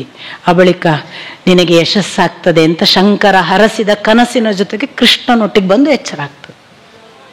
ಎಷ್ಟು ಪುಣ್ಯ ಮಾಡಬೇಕು ಸ್ವಾಮಿ ಒಂದು ಅಂಥ ಕನಸು ಬೀಳಬೇಕಾದ್ರೆ. ನನಸಾಗುವುದು ಹೋಗಲಿ, ಒಂದು ಕನಸು ಕೂಡ ಅಂಥದ್ದು ಬೀಳಬೇಕಾದ್ರೆ ನಾವು ಯಾವ ಜನ್ಮದ ಪುಣ್ಯ ಮಾಡಿರಬೇಕು ಏನೋ. ಅರ್ಜುನ ಸಾಮಾನ್ಯ ಪುಣ್ಯಾತ್ಮ ಅಲ್ಲ. ಅರ್ಜುನನಿಗೆ ಕೃಷ್ಣ ಮಾಡಿದ ಕೃಪೆ ಅಂತಿಂಥದ್ದಲ್ಲ. ಅದು ಯಾವ ಜನ್ಮದ ಸುಕೃತವೋ ಏನೋ ಅನ್ನುವ ಹಾಗೆ ಕೃಷ್ಣಾರ್ಜುನರ ಬಾಂಧವ್ಯ ನಮಗೆ ಮತ್ತೆ ಮತ್ತೆ ಕೃಷ್ಣ ಹೇಳ್ತಾನೆ. ನಾನು ಮನುಷ್ಯನ ಹಾಗೆ ಇಲ್ಲಿ ನಡೀತೇನೆ, 4 ಸ್ವರೂಪದಲ್ಲಿ ಒಂದು ಅಂತ ಹೇಳ್ತಾನಲ್ಲ, ನಮ್ಮ ಜೊತೆಗೆ ಇದ್ದಾನೆ ಅಂತ ನೆನಪಿಸಿಕೊಳ್ಳುವ ಅರ್ಜುನರಾಗಬೇಕು ನಾವು ಅಷ್ಟೇ. ಅವ ನಮ್ಮ ಜೊತೆಗಿದ್ದಾನೆ, ನಾವು ಕರೆದ್ರೆ ಬರ್ತಾನೆ, ನಮ್ಮ ಪ್ರೀತಿ ಮಾಡ್ತಾನೆ, ನಮ್ಮನ್ನು ಕರ್ಕೋತಾನೆ, ನಮ್ಮನ್ನು ಬಿಡಲ್ಲ ಅಂತ ನಾವು ನಿತ್ಯ ಹಂಬಲಿಸಬೇಕು ಅಂತ ನಂಗೆ ಅನಿಸೋದು. ನಾವು ನಿತ್ಯ ಅರ್ಜುನರಾಗಬೇಕು ಅನ್ನುವ ಸೂಚನೆಗಳೆಲ್ಲ ನಮಗೆ ಮಹಾಭಾರತ ಕೊಡುತ್ತೆ. ಅಂಥದ್ದೊಂದು ಅನುಗ್ರಹ ಮಾಡಿ ಮಾತು ನಡೆಸ್ಬೇಕಲ್ಲ. ಯುದ್ಧ ಏನು ಘನಘೋರ. ನಾನು ನಿಮಗೆ 5 ಸೆಂಟೆನ್ಸಲ್ಲಿ ಹೇಳೋದು, 50 ಪುಟ ಆದರೂ ಮುಗಿಯಲ್ಲ, 100 ಪುಟ. ಯಾಕಂದ್ರೆ ಬೆಳಗಿನ ರಾತ್ರಿವರೆಗೆ ಯಾವ ಲೆವೆಲ್ ಆಫ್ ಫೈಟ್ ಅದು, ಏನೇನು ಮಾಡಿದ್ದಾರೆ. ಅವರ ಘನಘೋರ ಯುದ್ಧವನ್ನು ನೀವು ನೋಡಿದರೆ ಅರ್ಜುನನಿಗಲ್ಲ, ನಮಗೆ ಓದುವವರೆಗೆ ಅನ್ಸುತ್ತೆ ಇವತ್ತೇನು ಸೂರ್ಯಾಸ್ತದ ಒಳಗೆ ಏನಾಗುವುದಿಲ್ಲ ಇದು ಅಂತ, ಇವತ್ತು ಸೋಲ್ತಾನೆ ಅಂತ ಯಾರಿಗಾದ್ರೂ ಅನ್ಸುತ್ತೆ. ಆ ಪರಿ ಅವರು ಒಂದು ನಿಮಿಷ ಕೂಡ ಜಯದ್ರಥ ಸಿಗದ ಹಾಗೆ ಫುಲ್ ಸುತ್ತು. ಯಾಕೆ ಅವರಿಗೊಂದು ಈಸಿಯಾದ ಎಂಡ್ ಪಾಯಿಂಟ್ ಸಿಕ್ತು ಕೌರವರಿಗೆ. ಅರ್ಜುನ ಈಗ ತಾನಾಗಿ ಪ್ರಾಯೋಪವೇಶ ಮಾಡಿ ಅಗ್ನಿ ಪ್ರವೇಶ ಮಾಡ್ತೇನೆ ಅಂತ ಶಪಥ ಮಾಡಿದ್ದಾನೆ. ನಾವು ಕೊಲ್ಲುವುದು ಅಂದ್ರೆ ಎಷ್ಟು, ಅದು ಎಂಥ ಕಷ್ಟದ ಕೆಲಸ. ತಾನಾಗಿ ಸಾಯುವುದಕ್ಕೆ ಈಗ ಏನೇನು ಬೇಕೋ ಅದನ್ನು ಮಾಡೋಣ ಅಂದ್ರೆ ನಾವು ಫಸ್ಟ್ ಕ್ಲಾಸ್ ಆಗಿ ಅವನ ಶಪಥ ಹಾಳಾಗುವ ಹಾಗೆ ಮಾಡಬೇಕು. ಅಷ್ಟಕ್ಕೆ ಬೇಕಾದ ಫುಲ್ ಡೆಡಿಕೇಶನ್. ಎಷ್ಟು ಕೃಷ್ಣನ ತನ್ನ ಅಂದರೆ ಬುದ್ಧಿಮತ್ತೆಯನ್ನೆಲ್ಲ ಉಪಯೋಗಿಸಿ ಅವನ ಸಾರಥ್ಯದ ಅನೇಕ ಟೆಕ್ನಿಕ್ಗಳನ್ನು ಯೂಸ್ ಮಾಡಿ ಹೆಂಗೆಲ್ಲ ತಿರುಗಿಸ್ತಾನಂತೆ. ಅಂದ್ರೆ ಅವರು ಆ ವೃತ್ತ ಚಲನೆ ಆಗಬೇಕು ಅಂತ. ಇವರು ಏನು ಮಾಡಿದ್ರೆ ವೃತ್ತ ಚಲನೆ ಆಗಲ್ಲ. ಕೃಷ್ಣನಿಗೆ ಗೊತ್ತಾಗುತ್ತೆ ಇವರನ್ನು ಹೇಗೆ ಮಾಡಿದ್ರೆ ಈಗ ಛೇದಿಸ್ಲಿಕ್ಕೆ ಬರಲ್ಲ ಅಂತ. ಇವನೇನು ಮಾಡ್ತಾನೆ ಅಂದರೆ ಅವರೆಲ್ಲರಿಗೂ ಗೊತ್ತಿತ್ತಲ್ಲ, ಸೂರ್ಯಾಸ್ತ ಆದರೆ ಮತ್ತೆ ಯುದ್ಧ ಮಾಡೋಂಗಿಲ್ಲ, ಅಗ್ನಿ ಪ್ರವೇಶ ಅಂತ. ಇವನಾಗ ಏನು ಮಾಡ್ತಾನೆ ಅಂದರೆ ಕೃಷ್ಣ ಒಂದು ಮಾತನ್ನ ಸೂಚನೆ ಕೊಟ್ಟು ಅರ್ಜುನನಿಗೆ, ನೋಡು ಈಗ ನಾನು ಒಂದರೆ ಕ್ಷಣ, ಆಗಲೇ ಸೂರ್ಯಾಸ್ತಕ್ಕೆ ಹತ್ರ ಆಗಿರುತ್ತೆ, ಒಂದರೆ ಕ್ಷಣ ಸೂರ್ಯಾಸ್ತಕ್ಕೆ ಹತ್ರ ಆಗಿರೋದ್ರಿಂದ ಈಗಲೇ ಆಯಿತು ಅನ್ನುವಂತೆ ಒಂದು ಕತ್ತಲಿನ ಆವರಣ ನಿರ್ಮಾಣ ಮಾಡ್ತೇನೆ.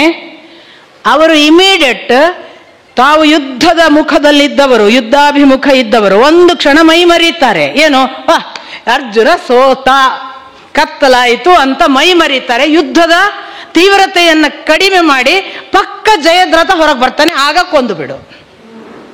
ಇಷ್ಟೇ ಕೂದಲೆಳೆ ಅವಕಾಶ. ಆಮೇಲೆ ಇಷ್ಟೇ ಹೇಳಲಿಲ್ಲ ನೋಡಿ, ಎಂಥ ಕಾಳಜಿ ಕೃಷ್ಣನಿಗೆ ಅಂತ ನಾನು ಎಣಿಸೋದು ಅರ್ಜುನನ ಬಗ್ಗೆ. ಇನ್ನೊಂದು ವಿಷಯ ಗೊತ್ತಿರಲಿ ನಿನಗೆ, ಈ ಜಯದ್ರಥನ ತಲೆ ಯಾರು ಭೂಮಿಗೆ ಹಾಕ್ತಾರಲ್ಲ ಅವರ ತಲೆ 100 ಹೋಳಾಗಿ ಹೋಗಲಿ ಅಂತ ವೃದ್ಧಕ್ಷತ್ರನ ಒಂದು ಶಾಪ ಇದೆ, ಜಯದ್ರಥನ ತಂದೆಯದ್ದು. ಆದ್ದರಿಂದ ನೀನೇನಾದರೂ ಅವನ ತಲೆಯನ್ನ ಕೆಡವಿ ಬಿಟ್ಟಿ ಅಂತಾದ್ರೆ ಭೂಮಿಗೆ ನಿನ್ನ ತಲೆ ಹೋಳಾಗ್ತದೆ 100. ಆದ್ದರಿಂದ ಅವನ ತಲೆ ಹೋಳಾಗದ ಹಾಗೆ ವೃದ್ಧಕ್ಷತ್ರ ಇಂಥ ಜಾಗದಲ್ಲಿ ಇದ್ದಾನೆ, ಅದನ್ನು ಹೇಳ್ತಾನೆ ಕೃಷ್ಣ. ಇಂಥ ಜಾಗದಲ್ಲಿ ತಪಸ್ಸಿಗೆ ಕೂತಿದ್ದಾನೆ, ಅವನ ತೊಡೆಯ ಮೇಲೆ ಬೀಳುವಂತೆ ನಿನ್ನ ಬಾಣ ಪ್ರಯೋಗ ಮಾಡು. ಎಷ್ಟು ಗೈಡ್ಲೈನ್ಸ್ ಒಬ್ಬ ಸಾರಥಿ. Arjuna ಬಾಣದಲ್ಲಿ expert, time, speed, accuracy ಎಲ್ಲದರಲ್ಲೂ ಎಕ್ಸ್ಪರ್ಟ್. ಇವನು ಕತ್ತಲು ನಿರ್ಮಾಣ ಮಾಡಿದ್ದಾನೆ. ಇವರ ಒಳಗಿನ ವೃತ್ತ ಒಂದು ಕ್ಷಣ ಕದಲಿದೆ. ಜಯದ್ರಥ ಖುಷಿಯಲ್ಲಿ ನಾನು ಗೆದ್ದೆ ಅನ್ನುವ ಹಾಗೆ ಬಂದಾಗ ಅರ್ಜುನ ರುಂಡ ಹಾರಿಸಿ, ಆ ಹಾರಿಸುವ ಒಂದು ಹಾರಿಸಿದ ತಕ್ಷಣ ಬೀಳುತ್ತಲ್ಲ, ಬೀಳದ ಹಾಗೆ ಬೆನ್ನಿಗೆ ಬಾಣ ಅಂತೆ, ಟಕ ಟಕ ಟಕ ಟಕ ಎತ್ಕೊಂಡು ಹೋಗಕ್ಕೆ ಓದಬೇಕು. ಅದು ಏನು ಆ ಕಾಲಕ್ಕೆ ಅವರ ಬಾಣದ ಪ್ರಯೋಗಗಳ ಒಂದು ಪಾಂಡಿತ್ಯ ಯಾವ ಮಟ್ಟಕ್ಕಿರಬೇಕು, ಯಾವ ಎಕ್ಸ್ಪರ್ಟೈಸೇಷನ್, ಏನು ಎಕ್ಯುರೇಸಿ, ಅದು ಹೀಗೆ ಹೀಗೆ ಹೀಗೆ ಹೋಗಿ ವೃದ್ಧಕ್ಷತ್ರನ ತೊಡೆಗೆ ಬಿತ್ತು. ಕಣ್ಮುಚ್ಚಿ ಕೂತಿದ್ದಾನೆ ಧ್ಯಾನಸ್ಥ. ಆ ತಪೋಸ್ಥಿತಿಯಲ್ಲಿ ಲಕ್ಷ್ಯ ಇಲ್ಲ ಏನೋ ಬಿತ್ತು ಅಂತ. ಏನೋ ಆಗಿ ತಪಸ್ಸಿನ ಭಂಗವಾದ ಹಾಗಾಗಿ ಎದ್ದು ಬಿಟ್ಟ. ತಲೆ ನೆಲಕ್ಕೆ ಬಿತ್ತು ಮಗನದ್ದು. ವೃದ್ಧಕ್ಷತ್ರನ ತಲೆ ಹೊಳಾಯಿತು.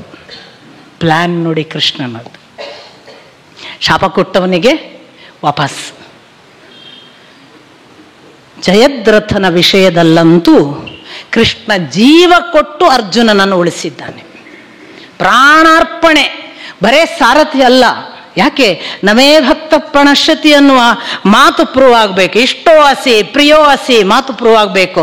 ನನ್ನನ್ನು ನಂಬಿದವರು ಕೆಡುವುದಿಲ್ಲ ಮತ್ತು ನನ್ನನ್ನು ನಂಬಿದವರು ಎಂದೂ ಹಾಳಾಗುವುದಿಲ್ಲ ಮಾತ್ರ ಅಲ್ಲ, ನಾನು ಯಾರನ್ನು ನಂಬುತ್ತೇನೆ ಅವರನ್ನು ಎಂದೂ ನಾನು ಕೈ ಬಿಡುವುದಿಲ್ಲ. ಯಾರು ನನ್ನನ್ನು ನಂಬುತ್ತಾರೆ ಅವರಿಗೆ ನಾನು ಯಾವತ್ತೂ ಅವರ ಜೊತೆಗಿರ್ತೇನೆ. ಎಲ್ಲ ಮಾತುಗಳಿವೆ ನೋಡಿ ಭಗವದ್ಗೀತೆಯಲ್ಲಿ. ಇಲ್ಲಿ ಅದನ್ನು ಮಾಡಿ ತೋರಿಸ್ತಾನೆ. ಇದು ಜಯದ್ರಥನ ವಿಷಯದಲ್ಲಿ ಮಾಡಿದ ಅಂಥ ಪ್ರಬಲವಾದ ತನ್ನ ಪಾರ್ಟಿಸಿಪೇಷನ್.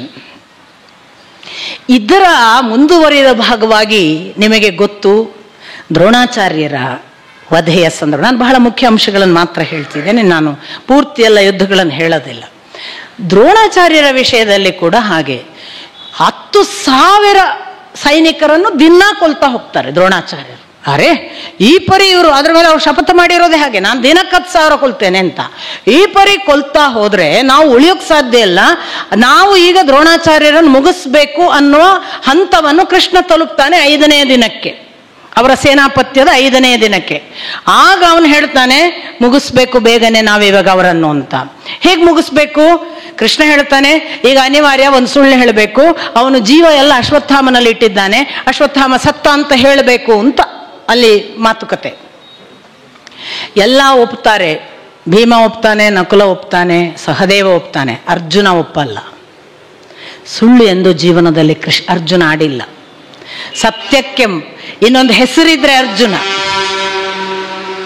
ಯುಧಿಷ್ಠಿರ ಅಂತೂ ಧರ್ಮನಿಷ್ಠ, ಅವನು ಸತ್ಯ ಬಿಟ್ಟು ಏನು ಆಡಿದವನಲ್ಲ, ಅವನು ಒಪ್ಪಲ್ಲ. ಇದು ಹೇಳಿ ಇವ್ರದ್ದು ಜಗಳ ಮಾಡಿಕೊಂಡು ಇವ್ರ ಹತ್ರ ಒಪ್ಪಿಸಿಕೊಂಡು ಹೇಳುವಷ್ಟು ಪುರ್ಸೋತಿಲ್ಲ. ದ್ರೋಣರ ನಿರಂತರ ವಧೆ ಮಾಡೋದು ನಡೆದಿದೆ, ತಡ ಮಾಡೋ ಹಂಗಿಲ್ಲ, ನೀನು ಮಾಡು ಬೇಗನೆ, ಅದನ್ನೇನಾದ್ರೂ ಮುಗಿಸ್ಬೇಕು ಈಗ ಅಂತ ಹೇಳ್ತಾ ಇದ್ದಾನೆ ಕೃಷ್ಣ. ಇದನ್ನು ಭೀಮ ಇಮಿಡಿಯೇಟ್ ಆಕ್ಷನ್ಗೆ ತರ್ತಾನೆ, ಹೇಳೇ ಬಿಡೋಣ ಅಂತ. ಭೀಮ ಏನ್ ಮಾಡ್ತಾನೆ, ಹೋಗಿ ಒಂದು ಅಶ್ವತ್ಥಾಮ ಅನ್ನೋ ಆನೆಯನ್ನು ಕೊಲ್ತಾನೆ. ಕೊಂದು ಏನು ಇನ್ನು ಎಷ್ಟು ದಿವಸ ಹೀಗೆ ಕೊಲ್ತಾ ಕೂತ್ಕೊಳ್ಳೋರು, ನಿಮ್ಮ ಮಗ ಸತ್ತ ಅಲ್ಲಿ ಅಶ್ವತ್ಥಾಮ, ನೀವು ಸಾಯಿಸ್ಬೇಕು ಅಂತಲೇ ಇದ್ದೀರಾ? ಸ್ವಲ್ಪ ಯೋಚನೆ ಮಾಡಿ, ನಿಮ್ಮ ವಂಶ ಏನು, ನೀವು ಎಂಥವರು, ನೀವು ಬ್ರಾಹ್ಮಣ, ನೀವು ತಪಸ್ವಿಗಳು, ನೀವು ಮಾಡಬೇಕಾದದ್ದಲ್ಲ ಈ ಪರಿ ಕೊಲೆ. ಯೋಚನೆ ಮಾಡಿ, ನಿಲ್ಲಿಸಿ. ಅದು ಎಲ್ಲಕ್ಕೂ ಮಿಗಿಲಾಗಿ ನಿಮ್ಮ ಮಗ ಸತ್ತಿದ್ದಾನೆ, ಯೋಚನೆ ಮಾಡಿ. ದ್ರೋಣಾಚಾರ್ಯರು ಒಂದು ಕ್ಷಣ ಯೋಚನೆ ಮಾಡ್ತಾರೆ. ಅಶ್ವತ್ಥಾಮ ಸಾಯಬಲ್ಲನಾ? ಇಲ್ಲ, ಅವನು ಮಹಾಪರಾಕ್ರಮಿ. ಭೀಮ ಸುಳ್ಳು ಹೇಳ್ತಿರ್ಬೇಕು. ಗೊತ್ತಾಯ್ತು. ಅವ್ರು ಪರೀಕ್ಷೆ ಮಾಡ್ತಾರೆ. ಅವ್ರಿಗೆಲ್ಲರೂ ಗೊತ್ತಲ್ಲ ಪಂಚಪಾಂಡವರು ಹೇಗೆ ಅಂತ ಗೊತ್ತು. ಅವರು ತಕ್ಷಣ ತೀರ್ಮಾನ ಮಾಡ್ತಾರೆ, ಸತ್ಯ ಹೇಳುವ ಒಬ್ಬ ಇದ್ದಾನೆ, ಅವನನ್ನೇ ಕೇಳೋಣ, ಅವನು ಹೇಳಿದರೆ ನಂಬಬೇಕು. ಅದಕ್ಕೆ ಯುಧಿಷ್ಠಿರನನ್ನೇ ಕೇಳಿಬಿಡ್ತಾರೆ. ಈ ಮಾತನ್ನು ಕೃಷ್ಣ ಹೇಳಿದ್ದಾನೆ, ಯುಧಿಷ್ಠಿರ ಹೇಳು ಅಂತ. ಆಗ ಇಲ್ಲ, ಅವ ಬೇಡ ಬೇಡ ಅಂತ, ಅದು ಸತ್ಯದ ಮಾತಲ್ಲ ಅಂತ ಒಪ್ಪಲಿಲ್ಲ, ಅರ್ಜುನ ಒಪ್ಪಲಿಲ್ಲ. ಈಗ ನೇರ ಫೈಟ್. ದ್ರೋಣರು ಕೇಳುತ್ತಿದ್ದಾರೆ, ಏನು? ಅಶ್ವತ್ಥಾಮ ಸತ್ತಿದ್ದಾನೆ ಎಂದು ಭೀಮ ಹೇಳುತ್ತಿದ್ದಾನೆ, ಇದು ನಿಜವೇ? ಯುಧಿಷ್ಠಿರ, ನೀನು ಸತ್ಯವನ್ನಲ್ಲದೆ ಇನ್ನೇನನ್ನು ಹೇಳಿದವನಲ್ಲ, ನನಗೆ ನೀನು ಹೇಳು. ಯುಧಿಷ್ಠಿರನಿಗೆ ಭಾರಿ ಇಕ್ಕಟ್ಟು, ಜೀವ ಸಿಕ್ಕಿಕೊಂಡಿದೆ, ಗುರುಗಳು ಬೇರೆ, ಸತ್ಯ ಬಿಟ್ಟು ಇನ್ನೇನು ಆಡದವ. ಅಶ್ವತ್ಥಾಮ ಹತ ಕುಂಜರಹ ಅಂತ ಮೆಲ್ಲಕ್ಕೆ, ಆನೆ ಸತ್ತದ್ದು ಅಂತಲೂ ಹೇಳಿದ, ಹತಃ ಅನ್ನುವವರೆಗೆ ಗಟ್ಟಿ ಹೇಳಿದ ಕುಂಜರಹ. ಅಥವಾ ಹಾಗೇನು ಇಲ್ಲ, ಅಶ್ವತ್ಥಾಮ ಹತ ಕುಂಜರಹ ಅಂತ ಇವ್ರಿಗೆ ಕೇಳಲಿಲ್ಲ ಅಂತ ಅವನಂತೂ ಹೇಳಿದ್ದಾನೆ. ಬಹಳ ಆಶ್ಚರ್ಯವಾದ ಒಂದು ವಿವರಣೆ ಕೊಡ್ತಾರೆ ವೇದವ್ಯಾಸರು.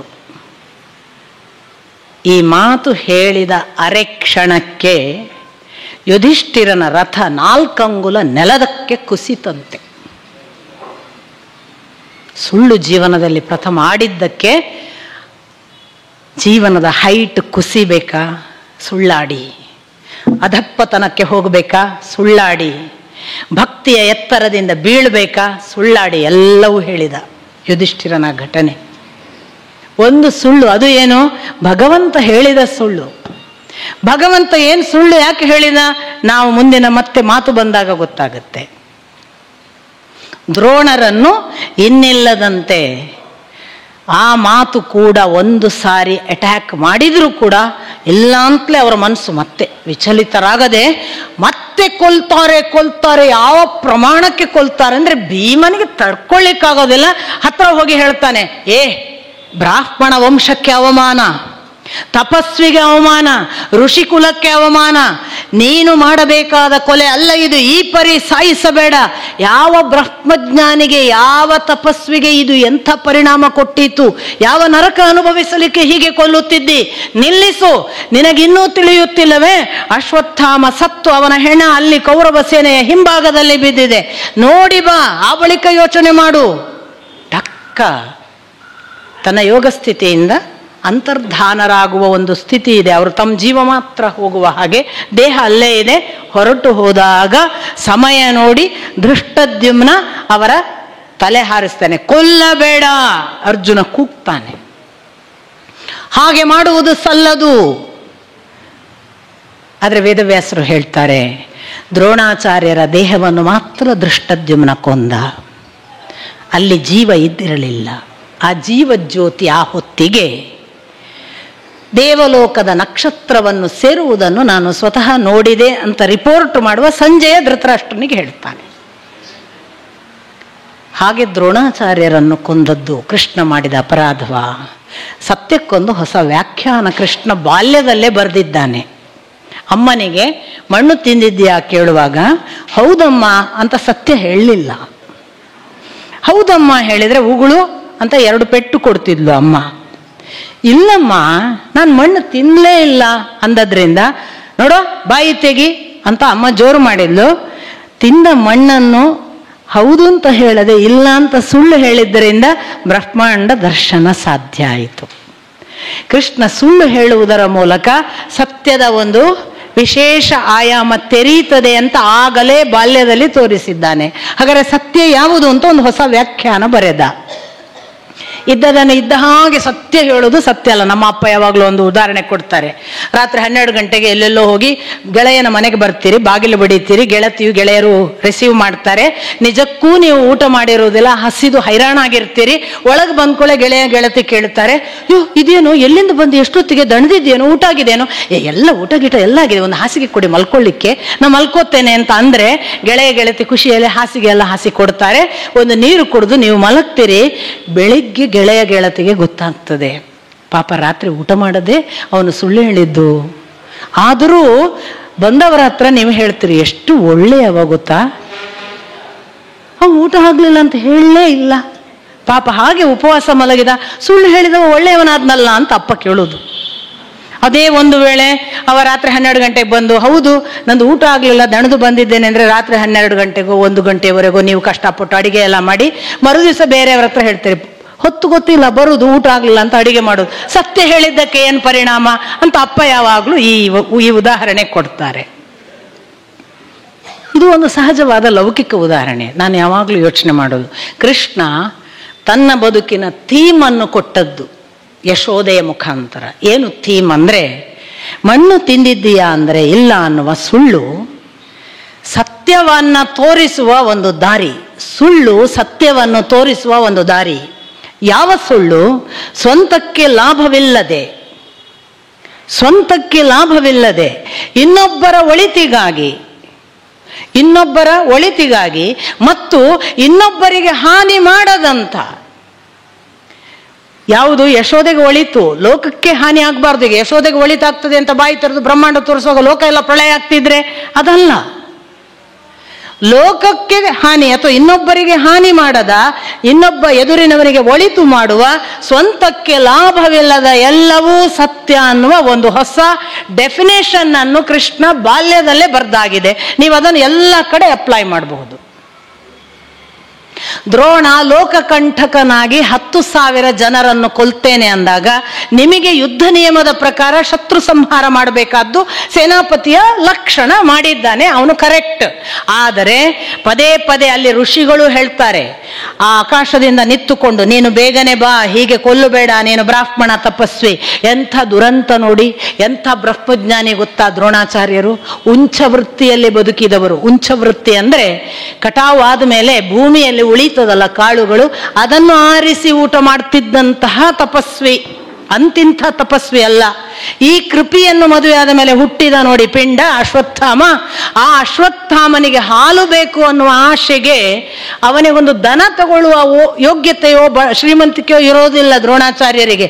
ತಾನು ಅದನ್ನು ಪಡಿಬೇಕು ಅನ್ನೋ ಕಾರಣಕ್ಕಾಗಿ ಹೋದದ್ದು ಮೊದಲು ಪರಶುರಾಮರ ಹತ್ರ, ಯಾರ ಹತ್ರ? ಬೇರೆ ರಾಜರ ಹತ್ರ ಹೋಗಲಿಲ್ಲ. ಆದ್ರೆ ಪರಶುರಾಮರು ಏನು ಹೇಳಿದ್ರು? ನಾನು ಹೇಳಿ ಕೇಳಿ ತಪಸ್ವಿ, ನನ್ನ ಹತ್ರ ಎಲ್ಲಿ ಬರಬೇಕು ದನಾಗಿನ? ನನ್ನ ಹತ್ರ ಒಂದು ಇದೆ, ನನಗೆ ಬೇಕಾದಷ್ಟು ಅಸ್ತ್ರವಿದ್ಯೆ ಶಸ್ತ್ರವಿದ್ಯೆಗಳೆಲ್ಲ ಬರ್ತವೆ, ಅವುಗಳನ್ನು ಬೇಕಾದ್ರೆ ಕೊಡ್ತೇನೆ. ಕಲ್ತುಕೊಂಡ್ರು. ಮುಂದಿನದ್ದು ಗೊತ್ತಿತ್ತು ಕಾಣ್ತದೆ. ಒಂದೊಂದು ದಿವಸ ನನಗೆ ಇಂಥ ಸಂದರ್ಭ ಬರ್ತದೆ. ಒಂದು ಮಗನ ಆಶೆಗೆ ಆಯಿತು ಎಲ್ಲ ವಿದ್ಯೆ ಯುದ್ಧಗಳನ್ನು ಕಲಿತು ಮುಂದೆ ಹೋದದ್ದು ಮಿತ್ರ ನೆನಪಾದ ದೃಪದ, ಒಂದು ಕಾಲಕ್ಕೆ ಕ್ಲಾಸ್ಮೇಟ್. ಅವನ ಹತ್ರ ಹೋಗಿ ದನ ಕೇಳಿದ. ದೃಪದ ಹೇಳಿದ, ನಾವು ಸರೀಕರಲ್ಲ, ಸಮಾನರು ಮಾತ್ರ ಮಿತ್ರರು. ನೀನು ಯಾವ ಕಾಲದ ಮಿತ್ರತ್ವ ಹೇಳೋದು? ನನಗೂ ನಿನಗೂ ಎಲ್ಲಿಯ ಸಮಾನತೆ? ನೀನು ಯಾವ ಕಾಲಕ್ಕೂ ಮಿತ್ರನಾಗಲ್ಲ. ಅವಮಾನ ಆಯಿತು. ಅವತ್ತು ಪ್ರತಿಜ್ಞೆ ಮಾಡಿದ್ರು. ಅದರ ಪರಿಣಾಮ ದುರ್ಯೋಧನನ ಮನೆಯ ಅನ್ನಕ್ಕೆ ಬಿದ್ರು. ಎಂಥ ತಪಸ್ವಿ! ಇಲ್ಲಿ ಮತ್ತೆ ನಿಮಗೆ ಸೂಚನೆ ಆಗುತ್ತೆ, ಯುದ್ಧವನ್ನು ಬ್ರಾಹ್ಮಣರು ಇತರರು ಮಾಡಬಾರದು, ಮಾಡಬೇಕು ಕ್ಷತ್ರಿಯ ಮಾತ್ರ. ನಾನು ಅದನ್ನೇ ಪದೇ ಪದೇ ಹೇಳೋದು. ಎಲ್ಲರೂ ಶಸ್ತ್ರ ಹಿಡೀರಿ ಅನ್ನಬಾರ್ದು. ನಾವು ಪ್ರಾರ್ಥನೆ ಮಾಡೋರು, ತಪಸ್ವಿಗಳು, ಜ್ಞಾನಿಗಳು, ಯೋಧರಲ್ಲದವರು, ನಾವು ಪ್ರಾರ್ಥನೆಯನ್ನೇ ಮಾಡಬೇಕು. ಆ ಪ್ರಾರ್ಥನೆ ಅಲ್ಲದ್ದೊಂದು ಮಾಡಿದ್ದಕ್ಕೆ ಎಂಥ ನೋಡಿ, ಒಂದು ಮೋಹಕ್ಕೆ ಬಿದ್ದದ್ದಕ್ಕೆ ಒಬ್ಬ ದ್ರೋಣಾಚಾರ್ಯರಂಥವರಿಗೆ ಸಾರ್ವಜನಿಕವಾಗಿ ಎಂಥ ದೈಹಿಕ ವಧೆ ನೋಡಿ. ಒಳ್ಳೆಯ ಮರಣ ಅಲ್ವಲ್ಲ, ಕಣ್ಣು ಮುಂದೆ ನೋಡುವುದಕ್ಕಾದ್ರು. ಅವರ ಜೀವಜ್ಯೋತಿ ಹೋಗಿತ್ತು, ಅದೊಂದು ದೇವಲೋಕವನ್ನು ಸೇರಿತು, ನಾನು ನೋಡಿದ್ದೇನೆ, ಎಲ್ಲ ಇರಲಿ. ಅರ್ಜುನ ದುಃಖಿಸ್ತಾನೆ, ನನ್ನ ಗುರುಗಳನ್ನು ಹಾಗೆ ಕೊಲ್ಲಬಾರದಿತ್ತು. ನಾವು ಮಾಡಿದ ಕರ್ತವ್ಯಗಳು, ತಪ್ಪುಗಳು, ದೋಷಗಳು ಏನು ಕೂಡ ದ್ರೋಣಾಚಾರ್ಯರ ಮುಖಾಂತರ ಗೊತ್ತುಪಡಿಸ್ತಾನೆ ಕೃಷ್ಣ. ಹೀಗೆ ಇನ್ನೊಂದು ಕೆಲವು ಪ್ರಮುಖ ಅಂಶಗಳಿವೆ. ಕರ್ಣನ ವಧೆ, ಭೀಮನ ವಧೆ, ಆ ಬಳಿಕ ಕೃಷ್ಣ ಮಾಡಿದಂತಹ ಜ್ಞಾನ ಮಾರ್ಗದ 3 ಸಂಗತಿಗಳು, ಅವನ ಭಗವದ್ಗೀತೆ, ಅವನು ಹೇಳಿದ ಅನುಗೀತೆ, ಅವನು ಹೇಳಿದ ಉದ್ಧವ ಗೀತೆ, ಕೊನೆಯಲ್ಲಿ ಯದುವಂಶನಾಶ ಮತ್ತು ಕೃಷ್ಣ ನಿರ್ಯಾಣ. ನಾಳೆ ನೋಡೋಣ. ನಮಸ್ಕಾರ.